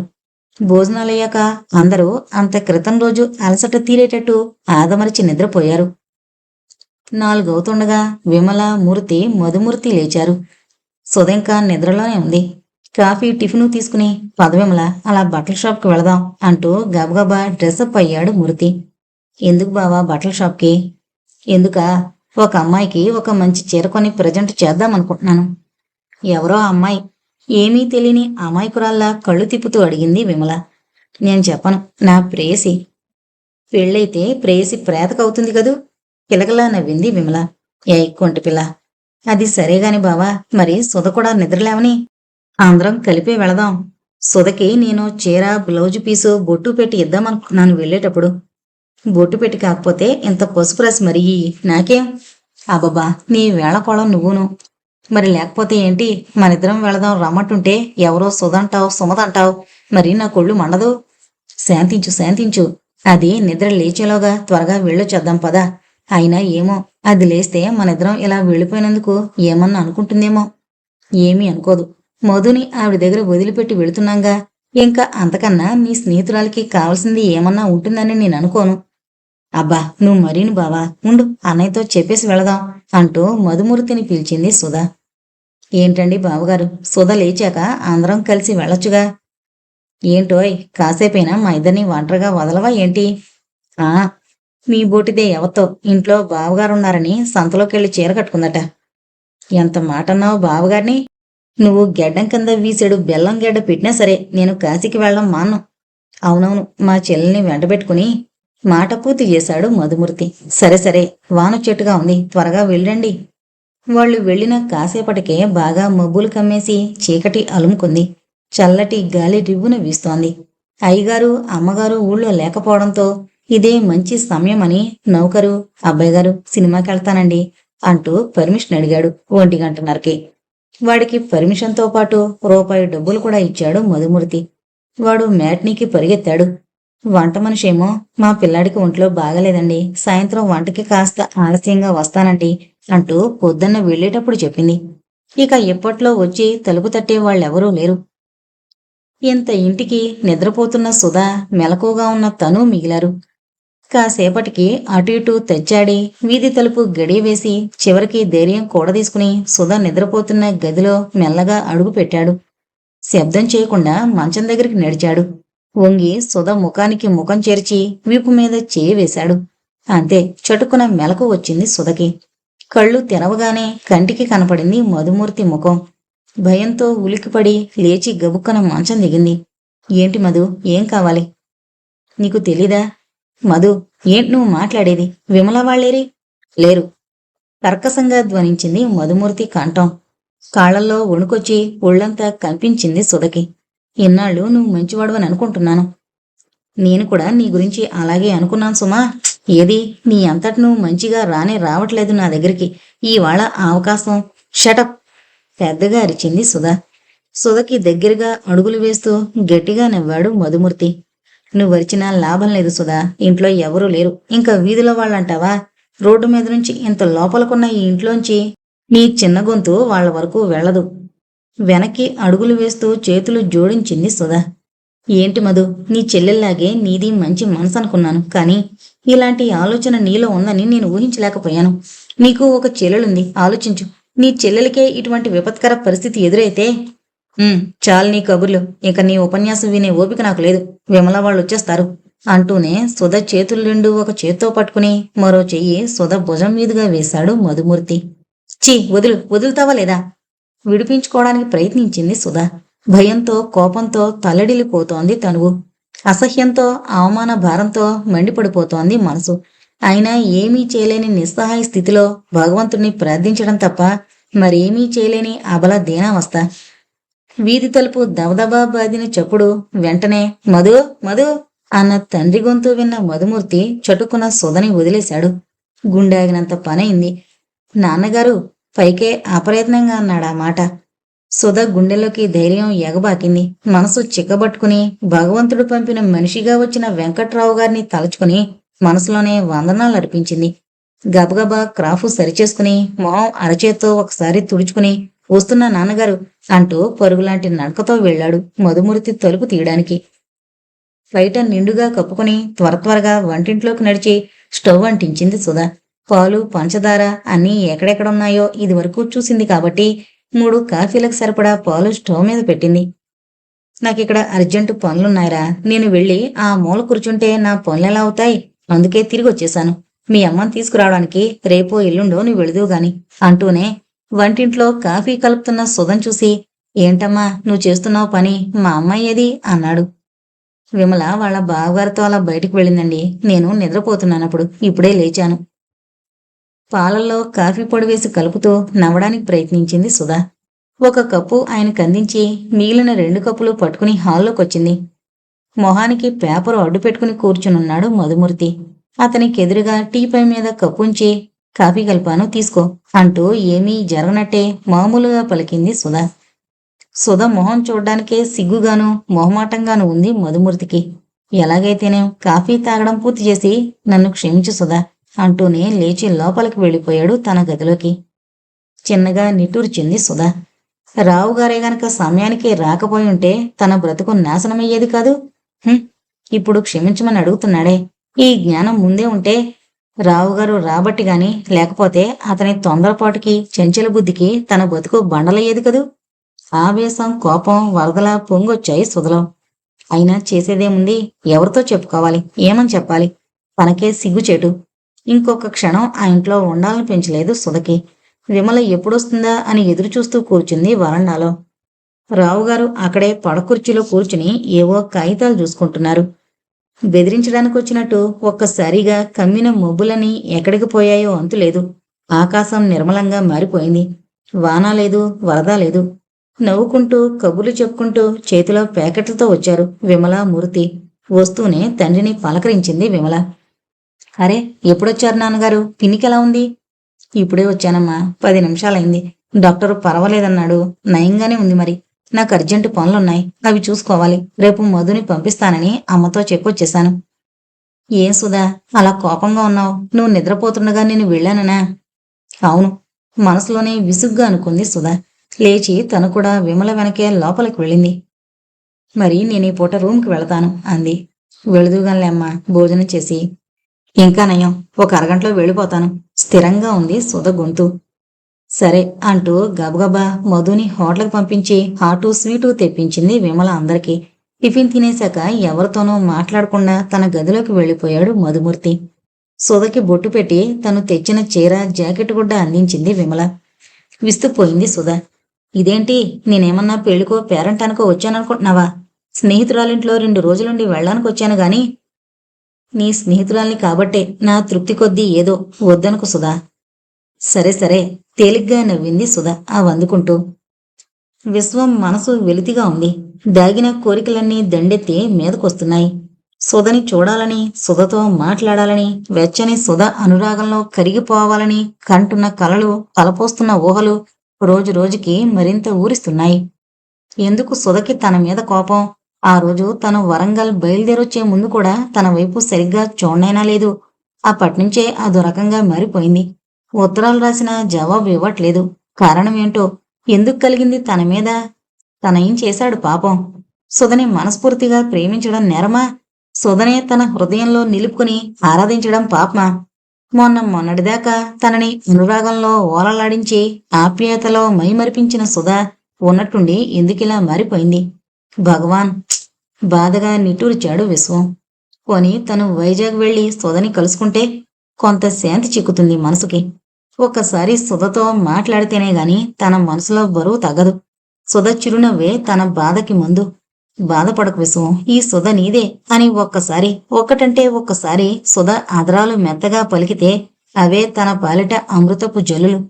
అంతకంటే తన జీవితానికి కావాల్సిందే ఉంది. ఎక్కడ లేని చైతన్యం వచ్చింది విశ్వంలో. హుషారుగా లేచి బట్టలు మార్చుకున్నాడు. తన చిన్న సూట్ కేసులో 2 జతల బట్టలు వేసుకున్నాడు. గదికి తాళం వేసి పార్వతీశం గారి దగ్గరికి నడిచాడు. ఆయన ముందు గదిలో ఏవో కాగితాలు చూసుకుంటూ కూర్చునున్నారు. తను అర్జెంటు పని ఒకటి ఉండడం వల్ల వైజాగ్ వెళుతున్నట్టు చెప్పాడు విశ్వం. బతికించావోయ్, వెంకట్రావు గారని నా స్నేహితుడు ఒక ఆయన ఉన్నారక్కడ. ఆయనతో అర్జెంటుగా ఒక వ్యాపార విషయం మాట్లాడాల్సింది. అది చాలా రహస్యమైన విషయం. అందుకని ఫోన్లో మాట్లాడడం అట్టే మంచిది కాదు.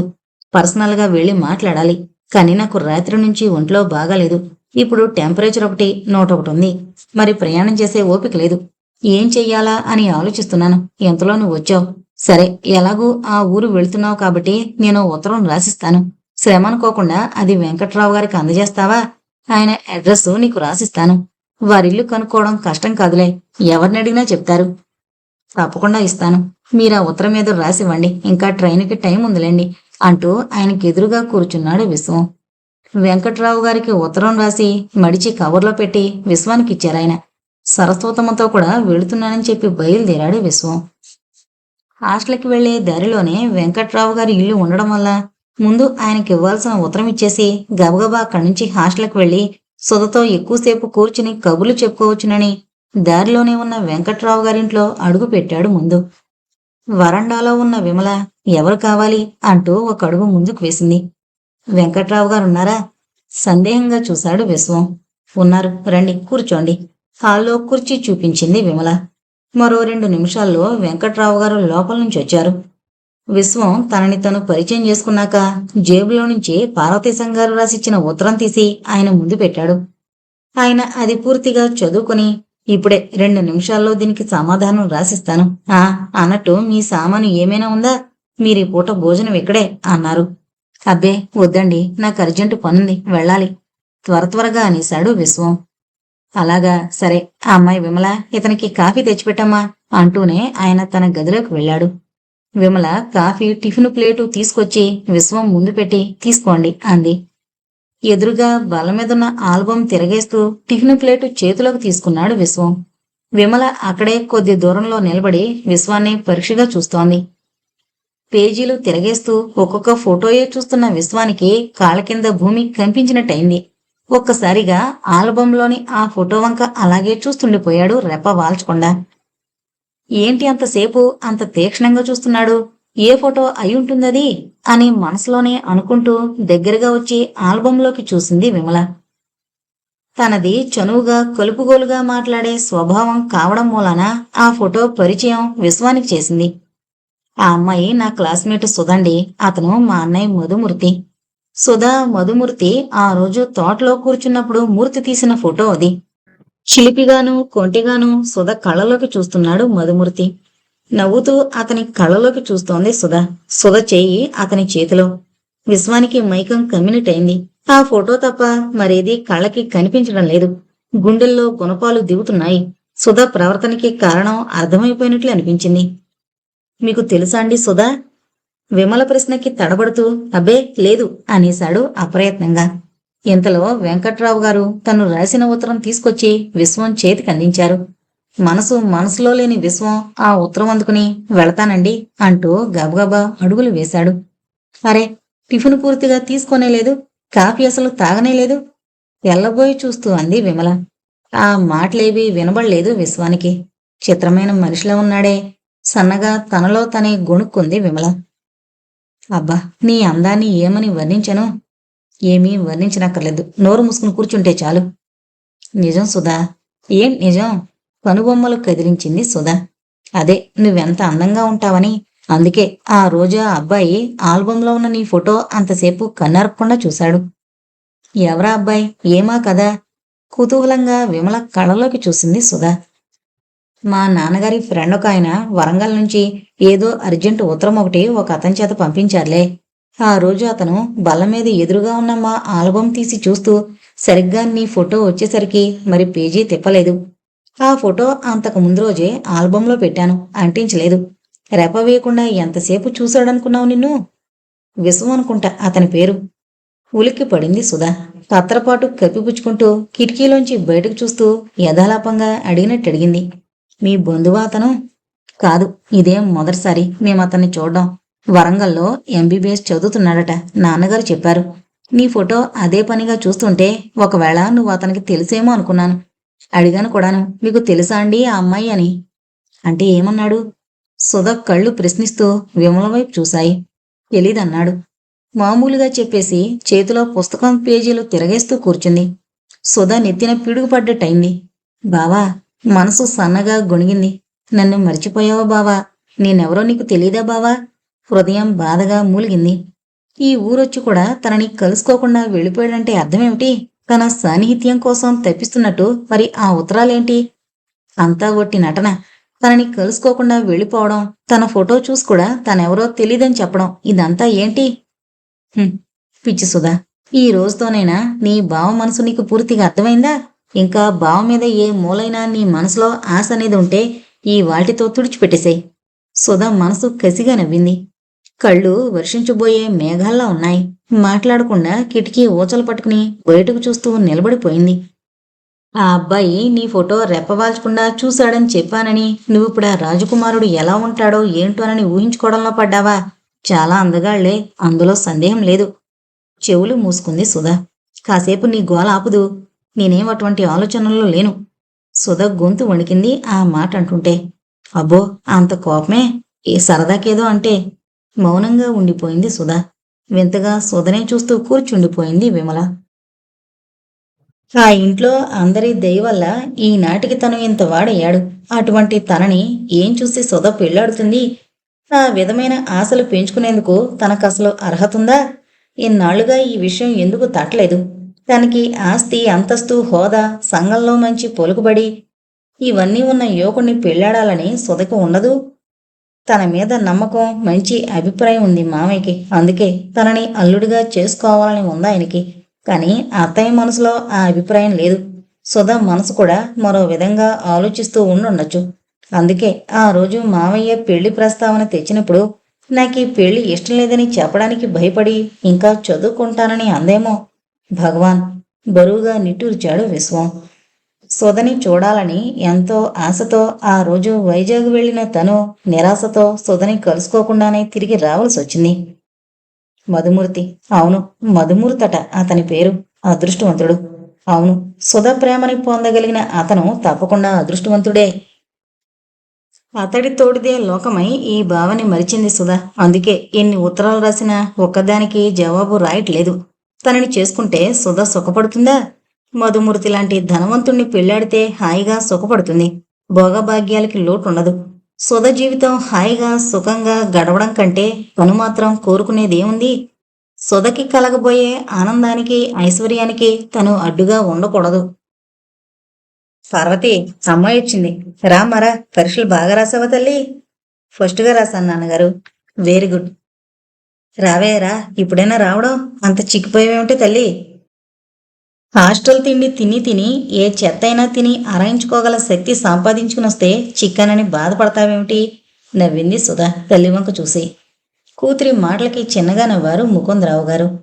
ఆ రాత్రి భోజనాలయ్యాక పేపర్ చూస్తూ వగల కుర్చీలో కూర్చున్న తండ్రికి ఎదురుగా చాప మీద కూర్చుని కొత్తగా వచ్చిన వారపత్రిక చూస్తోంది సుధా. వంటింట్లో పని పూర్తి చేసుకుని తలుపు చేరవేసొచ్చి కూతురి పక్కగా కూర్చుంది పార్వతి. అమ్మాయి చదువు పూర్తయింది. ఇంకా ఆ మూడు ముళ్ళు పడితే ఆ అమ్మాయి జీవితం ఓ గట్టున పడ్డట్టే. సుఖంగా దాని బతుకది బతుకుతుంది. తల్లి మాటలకి నవ్వు, కోపం రెండూ వచ్చాయి సుధకి. ఇప్పుడు నేను సుఖంగా బతకట్లేదంటావా? పాపం, మీరు నా కోరికలన్నీ తీర్చి నాకు ఎలా కావాలో అలా జరిపిస్తూ నన్ను చాలా కష్టపెట్టేస్తున్నారు కదూ. అది కాదే, నచ్చజెప్పబోయింది పార్వతి. ఏది కాదు, పెళ్ళైతేనే గాని నేను సుఖంగా బతకలేనంటావా? అబ్బబ్బా, నీతో వాదించలేను బాబు. చూడండి దీని మాటలు, దీని వరసాను. రాజా లాంటి సంబంధాలు రెడీగా ఉన్నాయి. మీరు నాలుగు చూసి మాట్లాడడం ఆలస్యం. సుధా వంచిన తల ఎత్తకుండా చేతిలో పుస్తకం వంకే చూస్తూ కూర్చుంది. సంబంధాలు చూడడం అంటావేంటమ్మా? నేను భావం తప్ప మరొకరిని చేసుకోను అని సుధా నోటి వెంట వస్తుందని ఎదురు చూసిన ముకుందరావు గారు ఆ పిల్ల మౌనాన్ని భరించలేకపోయారు. పరాయి సంబంధం అనగానే ఇంతెత్తున గయ్యను లేస్తుందేమో కూతురని భయపడ్డ పార్వతికి కూడా సుధ ప్రవర్తన ఆశ్చర్యంగానూ ఆనందంగానూ ఉంది. కాని ఆనందం పైకి కనిపించకుండా మనసులోనే అణిచిపెట్టి కూతురి వైపు ప్రేమగా చూసింది. విశ్వం చదువు కూడా పూర్తయింది కదా, వాడికి కూడా రాసి ముహూర్తం పెట్టించేస్తాను, నా ఆలస్యమేం లేదు. భర్త మాటలు వింటూనే తారాజువలా లేచింది పార్వతి. నా పిల్లని ఆ అనాథకి కట్టబెడితే ఒప్పుకునేది లేదు. అప్పటికీ సుధ మాట్లాడకపోవడంతో ముకుందరావు గారే మెల్లగా కూతుర్ని కదిలించారు. చూడమ్మా, నీకిష్టం లేకుండా నేనే బలవంతంగా నిన్ను విశ్వానికి కట్టబెడదామని చూస్తున్నానని మీ అమ్మ అనుకుంటోంది. నీకు భావం తప్ప మరొకరిని చేసుకోవడం ఇష్టం లేదని నీ నోటితో నువ్వే చెప్పమ్మా మీ అమ్మతో. ఎలా జరగాలని రాసిపెట్టుంటే అలా జరుగుతాయి తప్ప ఏవైనా సరే మనం అనుకున్నట్టే అన్నీ జరుగుతాయా నాన్నగారు? సుధా అప్రయత్నంగానూ ఆశ్చర్యంగానూ పలికింది ముకుందరావు గారి గొంతు. మంచి మాట చెప్పావు, మనసులోనే అనుకుంది పార్వతి. ఒక నిశ్చయానికి వచ్చింది సుధా. తన తండ్రికి భయపడి ఆయన మాట కాదనే ధైర్యం లేక మనసులో ఇష్టం లేకపోయినా తనని పెళ్లి చేసుకునేందుకు బాగా ఒప్పుకోవచ్చు. మనసులేని మనువు జరగడం ఇద్దరికీ శ్రేయస్కరం కాదు. ఈ నిశ్చయంతో తడబడే గొంతుతో చిన్నగా అంది. నాకు అసలు పెళ్లి చేసుకోవాలని లేదు నాన్నగారు. అదేం మాటే? మొదటికే మోసం వచ్చేట్టు ఉందని భయపడింది పార్వతి. బావంటే ప్రాణమిచ్చే సుధా ఒక్కసారిగా ఇలా మారిపోవడానికి కారణం అర్థం కాక సతమతమయ్యారు ముకుందరావు గారు. హలో అక్కయ్య, హలో బావగారు. చేతిలో ఎటాచీతో లోపలికొచ్చిన ఆ అందమైన యువకుణ్ణి ఎవరా అన్నట్టు చూసింది సుధా. ఎవరు? బ్రుకుటి ముడిచింది పార్వతి. నన్ను గుర్తుపట్టలేదా అక్కయ్యా? ఓ నువ్వా రాజు, ఎంత మారిపోయావు, ఎన్నాళ్ళైంది నిన్ను చూసి. పార్వతి మొహంలో సంతోషం కొట్టొచ్చినట్టు కనబడింది. రావోయ్ రా, చాలా కాలమైంది కదూ నిన్ను చూసి, వెంటనే గుర్తుపట్టలేకపోయాం. అప్పుడింతుండేవాడివి.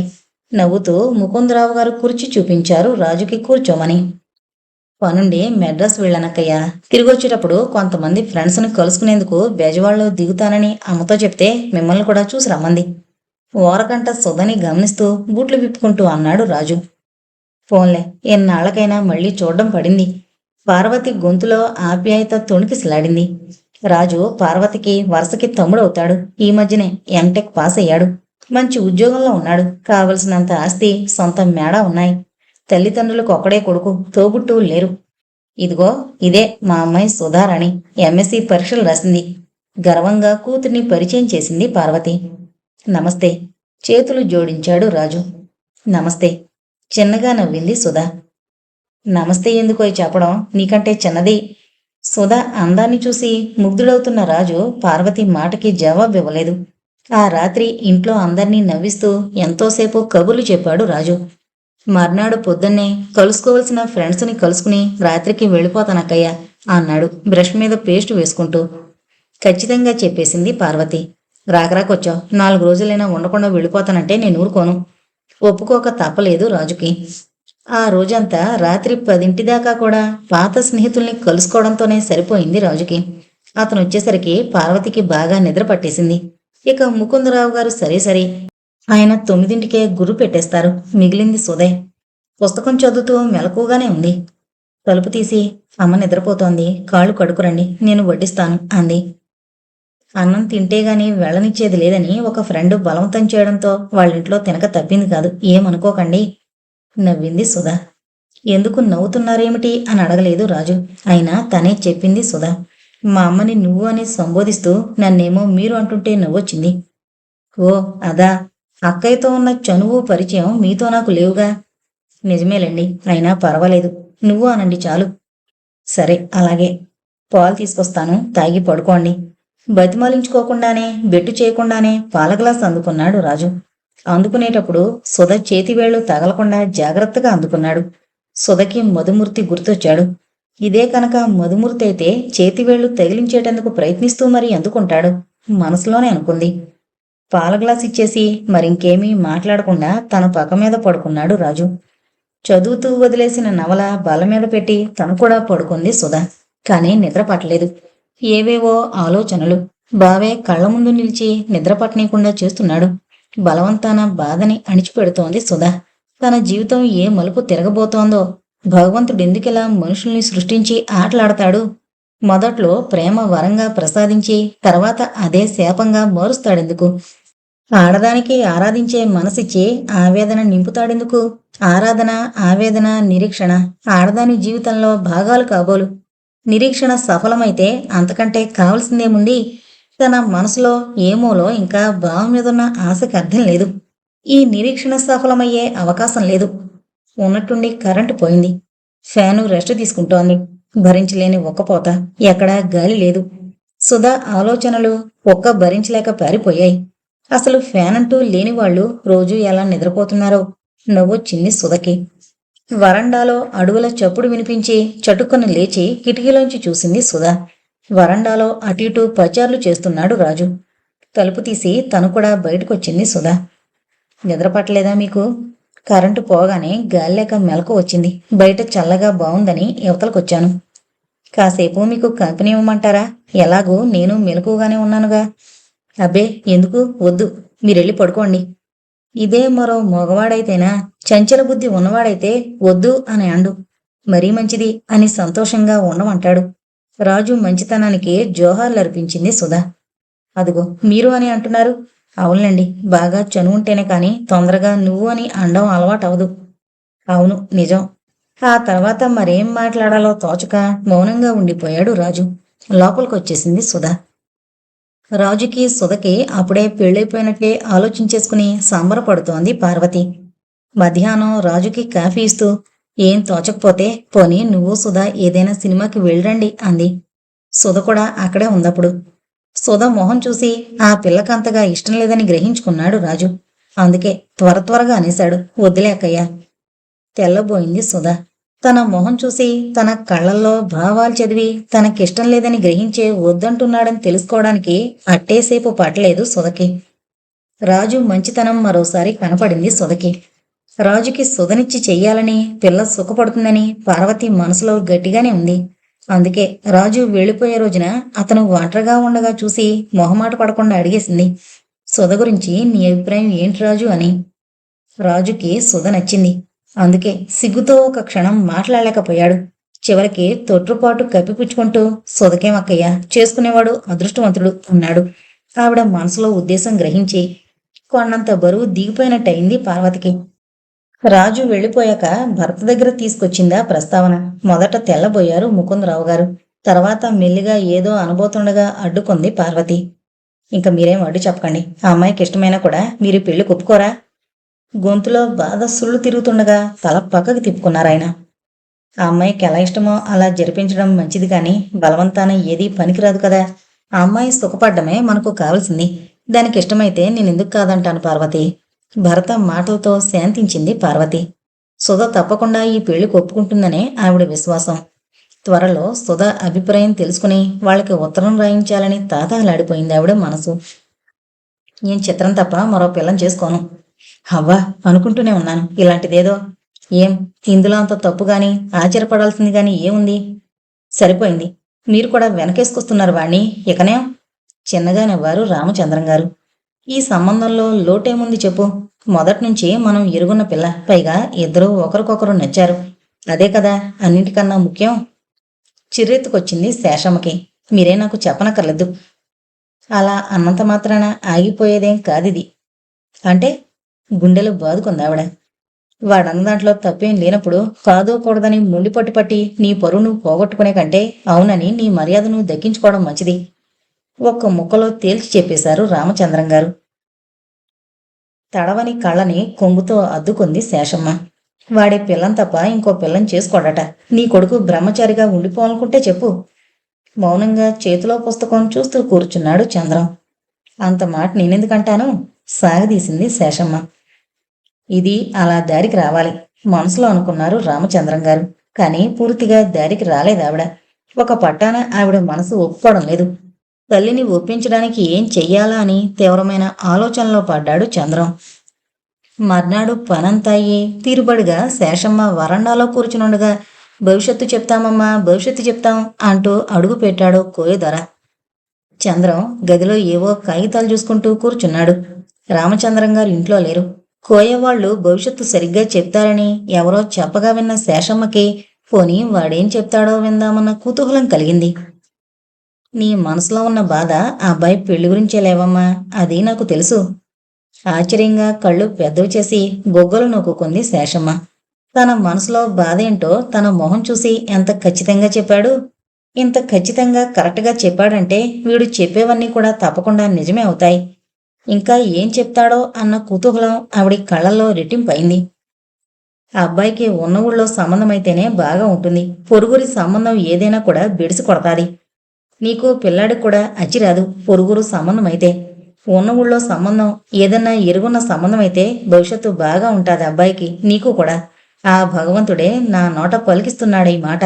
తీసిపారేకు నా మాట. డబ్బు కోసం నీ చెప్పడం లేదు. నా మాట మీద నీకు నమ్మకం కలిగినప్పుడే ఇద్దుగాని డబ్బు. డబ్బు కోసం ఆశపడకపోయేసరికి శేషమ్మకి వాడి మీద గట్టి నమ్మకం కలిగింది. వీడెవడో చాలా మంచి జ్యోతిష్కుడని ఆవిడ మనసు నమ్మింది. 2 రూపాయల నోటు వాడి చేతిలో పెట్టబోయింది. వద్దమ్మా, డబ్బు కోసం ఆశపడి నేను చెప్పలేదు. నీ మొహం చూసి భగవంతుడు నా నోట పలికించాడు. లోపల చంద్రం కిసుక్కున నవ్వడం శేషమ్మకి వినిపించలేదు. వెళ్ళిపోతున్న కోయిదొర వంక ముక్కు మీద వేలేసుకుని మరీ చూసింది శేషమ్మ. ఆ రాత్రి తండ్రి కొడుకులిద్దరూ భోంచేస్తుండగా మెల్లగా అందావిడ, ఆ అబ్బాయి ఇష్ట ప్రకారమే కానివ్వండి. భార్య మొహంలోకి పరుషిగా చూశారు రామచంద్రం గారు.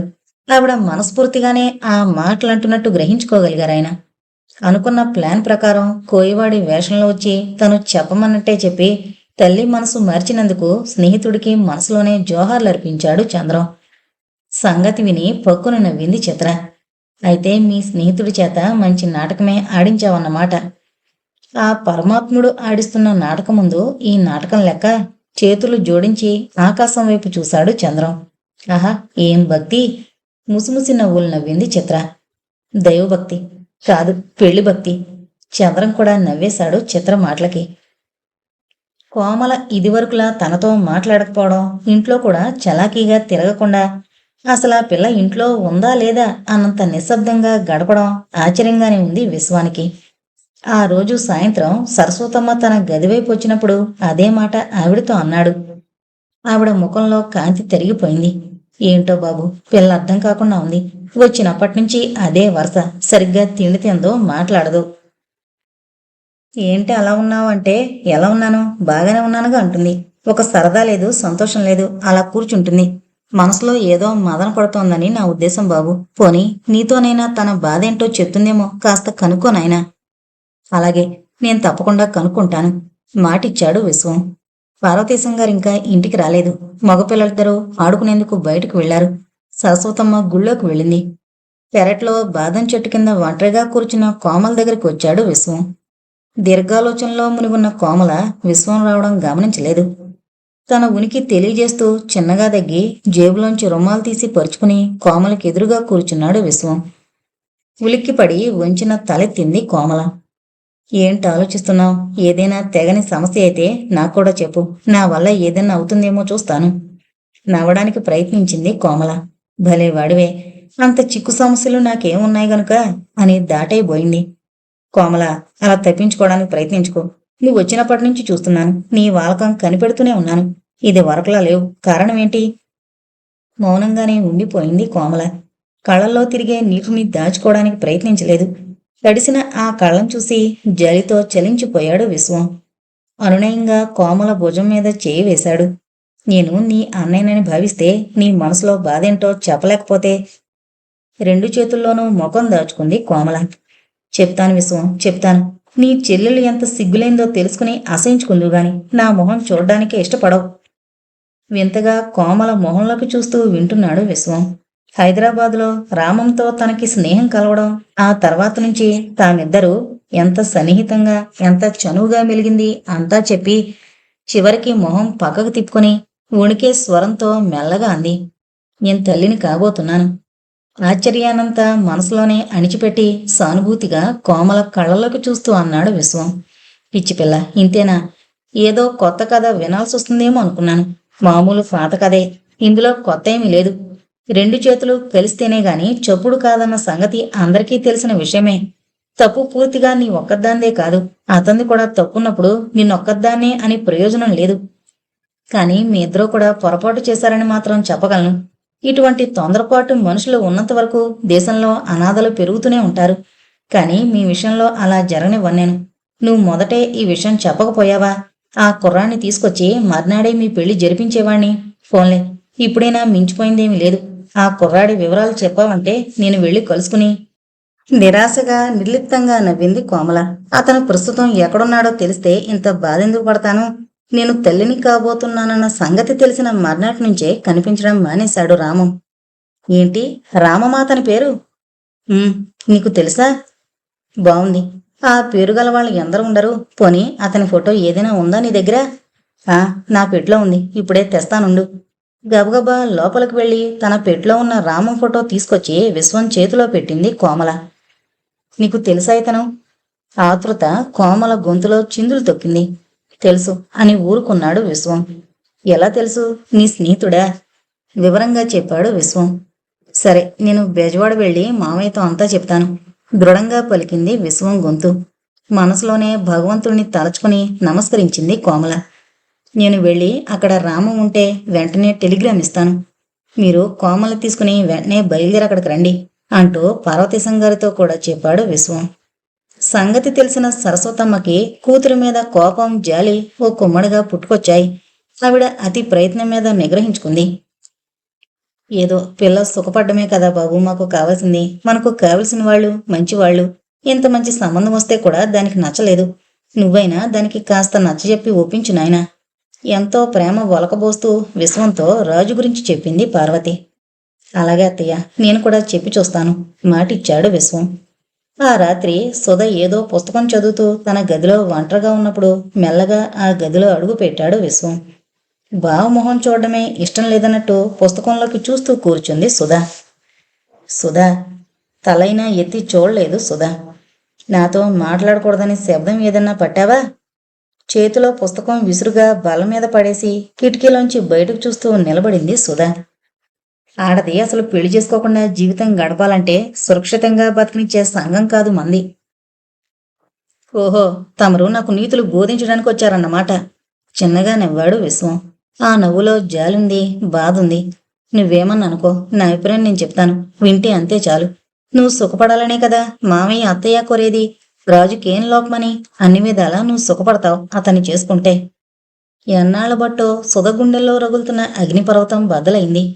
రెండు చేతుల్లోనూ ముఖం దాచుకుని వెక్కి వెక్కి ఏడ్చింది. బాధతో విశ్వం మనసు నలిగిపోయింది. జాలితో హృదయం నిండిపోయింది. ఓదార్పుగా సుధ భుజం మీద చేయి వేశాడు. సుధా, నీ కళ్ళల్లో నీరు నేను చూడలేను. నీ మనసులో ఉన్నదేమిటో? అతని మాట పూర్తి కాకుండానే భుజం మీద చేతిని విసురుగా తోసి పక్కకు జరిగింది సుధ. తనంటే సుధకి ఎంత ఇష్టంగా ఉంది, ఎంత అసహ్యంగా ఉంది ఆ క్షణంలో బోధపడింది విశ్వానికి బాగా. కారణం తెలియక విలవిల్లాడింది అతని మనసు. సుధా, కళ్ళల్లో నీరు చిప్పిల్లగా విశ్వం గొంతు తడబడింది. ఇంట్లో అంతా నా సుఖం కోరేవాళ్లే. నా సుఖం కోరుతూ నా మనసుని ముక్కలు ముక్కలు చెయ్యండి, కసితీరా నవ్వుకోండి. వెళ్ళు, దయచేసి నన్ను ఒంటరిగా వదిలి వెళ్ళు. సుధ వాగ్ధోరణికి విస్తుపోయి చూశాడు విశ్వం. మరొక క్షణం అక్కడ నిలబడకుండా వెనక్కి తిరిగాడు. రండి, రా కోమల. కోమలని పార్వతీశం గారిని నవ్వుతూ లోపలికి ఆహ్వానించాడు విశ్వం. వాళ్లు రావడం తన గదిలోంచే చూసిన సుధలో చైతన్యం నశించినట్లయింది. కాళ్ళ కింద భూమి చీలి తనని లీనం చేసుకుంటే బాగుందనిపించింది. ఇలా కూర్చోండి. మావయ్య, రామం అలా బయటకు వెళ్లారు, ఇంకొచ్చేస్తారు. చాలాసేపైంది వెళ్ళి. ఇద్దరినీ కూర్చోమని చెప్పి లోపలికొచ్చిన విశ్వం, బావా అన్న సుధ కేకకి ఉలికిపడి గదిలోకి నడిచాడు. ఏంటి సుధా? సుధ మనసు కోపంతో మండిపోతోంది. గత రాత్రి విశ్వం ముకుందరావు గారితో రామం ప్రణయ వృత్తాంతమంతా చెప్పడం, ఆ పిల్ల పేరు కోమల అనడం అంతా తను పక్క గదిలోంచి వింది. ఇప్పుడు ఈ పిల్లను కోమల అని బావ పిలవడం కూడా వింది. బావతో ఫోటోలో ఉంది ఈ అమ్మాయి. మరి ఈ అమ్మాయిని రామం ప్రేమించి మోసం చేశాడని కట్టుకథ చెప్పాడెందుకు? నాటకం ఆడాలని చూస్తున్నావా? ఎందుకీ మోసం? ఏంటి సుధా, ఏంటి నువ్వు మాట్లాడేది? నాకేం అర్థం కావట్లేదు. ఎందుకు అర్థమవుతుంది? ఆ అమ్మాయికి పుట్టబోయే బిడ్డకి తండ్రి నువ్వు కదూ. సుధా! అప్రయత్నంగానూ ఆవేశంగానూ పిచ్చివాళ్లా కేక పెట్టాడు విశ్వం. ఉన్నమాట చెప్తే ఎవరికైనా ఉలికే. సుధా! బాధతో మెలికలు తిరిగింది అనురాగపూర్ణమైన విశ్వం మనసు. ఎంత అపార్థం చేసుకున్నావు సుధా! ఇంతకన్నా ఏ విషమో ఇచ్చి నా ప్రాణం తీస్తే బాగుండేది. ఏ కత్తో తెచ్చి నా గుండెల్లో దింపినా నేనింత బాధపడకపోయేవాణ్ణి. కోమల నేను సొంత అన్నా చెల్లెళ్ళ మిలిగాం. వరంగల్లో నేను అద్దెకుంది వీళ్ళింట్లోనే. వాళ్ళ అమ్మగారు కూడా నన్ను సొంత తల్లిలో చూసుకున్నారు. నాకు చెల్లెలేని లోటు కోమలు తీర్చింది. నువ్వు పొరపాటు పడ్డావు సుధా, పొరపాటు పడ్డావు. ఆవేదనతో విశ్వం గుండెలు పగిలిపోతున్నాయి. అచేతనంగా నిలబడిపోయింది సుధా. అదిగో మావయ్య రామం వస్తున్నారు. గబగబా కళ్ళు తుడుచుకుని బయటకొచ్చాడు విశ్వం. వస్తూనే కోమల్ని చూసి ఒక క్షణం మాన్పాడిపోయాడు రామం. కొడుకు చేష్టలు గమనిస్తూనే ఉన్నారు ముకుందరావు గారు. బాగా దగ్గరకొచ్చాక పార్వతీశం గారిని చూస్తూనే అవాక్కయ్యి అచేతనంగా నిలబడిపోయారాయన. పార్వతీశం గారి పరిస్థితి అలాగే ఉంది. చివరికి గొంతు పెగల్చుకుని ఆయనే ముందు మాట్లాడారు. నువ్వు ముకుందానివి కదూ? నువ్వు పార్వతీశం. అవును, నేనే ముకుందం, పార్వతీశాన్ని. సిగ్గుతోనూ గుండెలు తొలిచే బాధతోనూ తలవాల్చేశారు పార్వతీశం గారు. ఎన్నాళ్ళకి నిన్ను చూశాను. దగ్గరగా వచ్చి పార్వతీశం గారిని ఆలింగనం చేసుకున్న ముకుందరావు గారు మళ్ళీ అంతలోనే చటుక్కున వదిలేశారు. చెల్లెలి జ్ఞాపకం వెనులో పొడిచినట్టయి.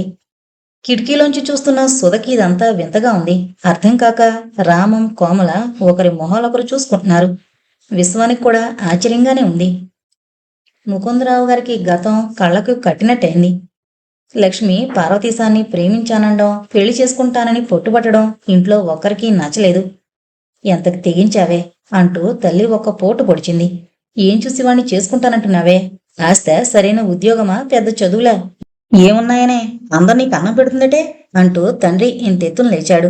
ఆయన లక్ష్మి తన అభిప్రాయం మార్చుకోలేదు. ముకుందరావు కూడా చెల్లెలి ఉద్దేశం ఏమాత్రం నచ్చలేదు. తుమ్మితే ఊడే ముక్కులాంటి ఉద్యోగంలో ఉన్నాడు పార్వతీశం. తన వారి మాట కన్నా పార్వతీశం ప్రేమకి ఎక్కువ విలువిచ్చినందుకు చెల్లెల మీద పీకల దాకా కోపం వచ్చింది. ఎవరికీ తెలియకుండా పార్వతీశంతో పరాయి ఊరు వెళ్లిపోయింది లక్ష్మి. తర్వాత ఏడాదిన్నరకి కాబోలు చంటి పిల్లాన్ని తీసుకుని అన్నగారి దగ్గరకొచ్చింది ఆశ్రయం కోరి. తన ఒంటి మీద నగలు కరిగిపోయి తన మీద మోజు తీరగానే తనని వదిలిపెట్టి పార్వతీశం ఎక్కడికో వెళ్లిపోయాడని చెప్పుకుని ఏడ్చింది. అభిమానం, సిగ్గు అన్నీ చంపుకొని అన్నగారి ఆశ్రయం కోరింది. చెల్లెల మీద కోపం, జాలి రెండూ సమంగా ఉన్న ముకుందరావు ఎటూ తేల్చుకోలేకపోయాడు. ఆలోచనల్లో పడ్డాడు. తల్లిదండ్రులు అప్పటికే పరలోకం చేరుకున్నారు. కట్టుకున్న భార్య అనుమతి లభిస్తే చాలు. కాని పార్వతి ఖచ్చితంగా ఒక్క ముక్కలో తేల్చి చెప్పేసింది. ఎంత చెల్లెలైతే మాత్రం కాని పని చేసిన వాళ్ళకి ఆశ్రయమిస్తే మన పరువు గంగలో కలుస్తుంది. నేను మాత్రం ఇటువంటి వాటికి చచ్చినా ఒప్పుకోను. ఫలితం లక్ష్మి చంటి పిల్లాడితో సహా వీధిలోకి నడిచింది. అంతా కళ్ళకి కట్టినట్టయి ముకుందరావు గారి కళ్ళల్లో నీటి పొరలు అల్లుకున్నాయి. విశ్వం, నీ కన్నతండ్రి ఈయనే. ఉలిక్కి పడ్డాడు విశ్వం. కళ్ళు మరింత పెద్దవి చేసుకుని చూసింది సుధా. నమ్మలేనట్టుగా చూశాడు రామం. రాబాబు, భగవంతుడు మనల్ని చాలా రోజుల కిందటే ఒక దగ్గరికి చేర్చాడు. కాని గుడ్డివాణ్ణే, కన్న కొడుకునే గుర్తించలేకపోయాను. కన్న కొడుకుని తెలుసుకునే అదృష్టం ఆ భగవంతుడు ప్రసాదించలేదు. తండ్రి కోగిట్లో ఒదిగిపోయాడు విశ్వం. కోపం, పగ ఇలాంటివేవి విశ్వం మనసుని కలుషితం చేయలేకపోయాయి. లక్ష్మి లేదు పార్వతీశం, లక్ష్మి లేదు. ముకుందరావు గారి కంఠం బాధతో మెలికలు తిరిగింది. నేను పాపిష్టివాణ్ణి ముకుందం, నా అంత దుర్మార్గుడి ప్రపంచంలో ఉండడు. పొంగొస్తున్న దుఃఖంతో తనని తానే నిందించుకున్నారు పార్వతీశం గారు. ఊరుకో పార్వతీశం, ఇప్పుడు ఏమనుకునే ప్రయోజనం లేదు. చంటి గుడ్డితో ఆశ్రయం కోరొచ్చిన చెల్లెలకి నిరాదరణ చూపించాను. నేను మాత్రం చేసిందేమిటి? తర్వాత మనసు మారి లక్ష్మి కోసం ఎంతో వెతికించాను. లక్ష్మి నాకు కనపడలేదు. తర్వాత విశ్వం తమింటికి ఎప్పుడు ఏ పరిస్థితుల్లో వచ్చింది అంతా చెప్పి చివరకు అన్నారు ముకుందరావు గారు. విశ్వం ఆ రోజు వాళ్ళమ్మ గొలుసొకటి నాకిచ్చాడు. అందులో నీ ఫోటో ఉంది. ఒక క్షణం ఆగి మళ్ళీ చెప్పారాయన. ఆ ఫోటో చూసి వెంటనే నేను విశ్వాన్ని నా చెల్లెలి కొడుకుగా గుర్తించాను. విశ్వం నా ఇంట్లోనే ఉండాలని, అనాథగా పెరిగే కర్మ వాడికి రాకూడదని నిశ్చయించుకున్నాను. కాని విశ్వం నా చెల్లెలి కొడుకని చెప్తే పార్వతి వాడిని వెంటనే మెడపట్టుకుని బయటికి గెంటుతుంది. అందుకే ఈ రహస్యం ఎవరితోనూ చెప్పకుండా నాలోనే దాచుకున్నాను. అంతా వింటున్న పార్వతి ఆశ్చర్యంతో గుండెల మీద చేయి వేస్తుంది. అమ్మా, సుధా, సుధా! తల వంచుకుని మెల్లగా తండ్రి ఎదుటికొచ్చి నిలబడింది సుధా. విశ్వం నీ సొంత బావే తల్లి. విన్నాను. భావం చేసుకునేందుకు నీకు అభ్యంతరం? ఒక్క నిమిషం మావయ్య. సుధా ఇట్రా. లోపల గదిలోకి నడిచాడు విశ్వం. మొహంలో ఏ భావము కనబడనీయకుండా అనుసరించింది సుధా. రామం, అలా గుడ్లపించి చూస్తావేరా? నీ ప్రణయ వృత్తాంతమంతా విశ్వం నాకు చెప్పాళ్లే. నీలాంటి యువకులు ఉన్నంతకాలం ఈ దేశం బాగుపడదురా. చివరి మాట అనేసి నాలుగు కొరుక్కున్నారు ముకుందరావు గారు పార్వతీశం గారి వంక చూస్తూ. రామ్మారా, కోమల్ కదూ నీ పేరు? అవునండి. మామయ్య పాదాలకి అభివందనం చేయబోయింది కోమల. ఆగాగు, జంటగా చేయండి. తండ్రి మాటలకు ఒక పక్క సిగ్గుపడుతూ మరో పక్క కోమల పట్ల తను చూపించిన నిరాదరణకి కించపడుతూ ఆమెతో కలిసి తండ్రికి, తల్లికి, మామయ్యకి పాదాభివందనం చేశాడు రామం. సుధా, రాజుని చేసుకోమని నీకు సలహా చెప్పాను గాని నీ మనసులో మరెవరన్నా ఉన్నారేమో అని ఆలోచించనేలేదు. నేను ఆ రోజు నీ మనసులో మధుమూర్తుంటే నీకు అతన్ని చేసుకోవాలనుంటే చెప్పు. మధుమూర్తి? నీకెలా తెలుసు? అతను నీకెలా తెలుసు? ముప్పిరిగొన్న ఆశ్చర్యంతో వింతగా చూసింది సుధా. సుధ మీద నుంచి దృష్టి మరల్చాడు విశ్వం. నేను ఎన్ని ఉత్తరాలు రాసినా నువ్వు ఒక్కదానికి సమాధానం ఇవ్వకపోయేసరికి నాకు నిన్ను చూడాలని, నీతో మాట్లాడాలని బలమైన కోరిక కలిగింది. వెంటనే బయలుదేరి వైజాగ్ వచ్చాను. వెంకట్రావు గారికి అర్జెంటు ఉత్తరం ఇవ్వాల్సి ఉండి ముందు వాళ్ళింటికి వెళ్ళాను. ఒక క్షణం సుధ మొహంలోకి చూసి మళ్లీ చెప్పాడు విశ్వం. సుధ కళ్ళల్లో ఆతృత కొట్టొచ్చినట్టు కనపడింది. వాళ్ళింట్లో నీ ఫోటో, మధుమూర్తితో ఉన్న ఫోటో చూశాను. అప్పుడే ఆ క్షణంలోనే నువ్వు నాకెందుకు ఉత్తరాలు రాయడం మానేశావో కారణం ఊహించుకున్నాను. నువ్వు మధుమూర్తిని ప్రేమించావు. బావా? బాధతో మెలికలు తిరిగింది సుధ హృదయం. అతన్ని పెళ్లాడాలని నీకు మనసులో ఉంది. అందుకే నాకు ఉత్తరాలు రాయడం మానేశావు. అతని సాన్నిహిత్యంలో నన్ను మరిచిపోయావు. బావా, మాటల ఈటలతో మరి నన్ను చిత్రవద చేయకు. సన్నగా మూలిగింది సుధ మనసు. అందుకే ఆశతో నిన్ను చూడాలనొచ్చిన నేను నిన్ను చూడకుండానే నిరాశతో తిరిగి వెళ్ళిపోయాను. ఎంత పొరబడ్డావు బావా. నేను మధుమూర్తిని ప్రేమించలేదు. అతని సన్నిహిత్యంలో నిన్ను మరిచిపోలేదు. పొరపాటు పడ్డావు బావా, తొందరపడ్డావు. మరి నాకు ఉత్తరాలు రాయడం మానేసావెందుకు? నాతో ఇది వరకులా మాట్లాడడం మానేసావెందుకు? ఆ రోజు నీ పెట్టెలో అడుగున ఆ ఫోటో చూశాను. అప్పుడు నేను పడిన బాధ. సుధ గొంతు గాదగదికమైంది. ఏ ఫోటో సుధా? ఇదిగో ఇప్పుడొచ్చిన ఈ అమ్మాయితో నువ్వు ఉన్నది. ఆ ఫోటో చూసి నువ్వు ఆ అమ్మాయిని ప్రేమించావని ఊహించుకుని నువ్వు రాసే ఉత్తరాలన్నీ పై కబుర్లు అనుకున్నాను. నన్ను పెళ్లి చేసుకోవడం నీకు ఇష్టం లేదని, ఎలాగైనా చివరికి నువ్వు ప్రేమించిన ఆ అమ్మాయినే పెళ్లాడతావని భావించుకున్నాను. అందుకే మనసులో నిన్నే ప్రతిష్ఠించుకుని కూడా నీ ఉత్తరానికి జవాబులు రాయలేదు. నన్ను క్షమించు బావా. నా బోటి తెలివి తక్కువది, దుర్మార్గురాలు. సుధా! చటుక్కున్న సుధ నోటి మీద తన చేతి నుంచాడు విశ్వం. అలా ఎందుకనుకుంటావు సుధా? నాది పొరపాటేగా. ఫోటో చూసిన నేను అపోహపడ్డాను, నిజానిజాలు తెలియక అని కోమల్తో తను ఫోటో తీయించుకున్న పరిస్థితులు వివరంగా చెప్పాడు విశ్వం. సుధా, అదిగో మావయ్య పిలుస్తున్నాడు, పద. అబ్బా, నాకు సిగ్గేస్తోంది, నువ్వు ముందు పద. సిగ్గా? ఎందుకో? సూటిగా, చిలిపిగా, కొంటిగా చూస్తున్న విశ్వం చూపులు సుధకి గిలిగింతలు పెట్టాయి. అనుమానపు చీకటి అంతరించి ఇరువురి మనసుల్లోనూ వెన్నెల విరిసింది. ఇంతటితో వెన్నెల విరిసింది అనే నవల కంప్లీట్ అయిందండి. దయచేసి మన ఛానల్ను సబ్స్క్రైబ్ చేసుకోగలరు. Thank you.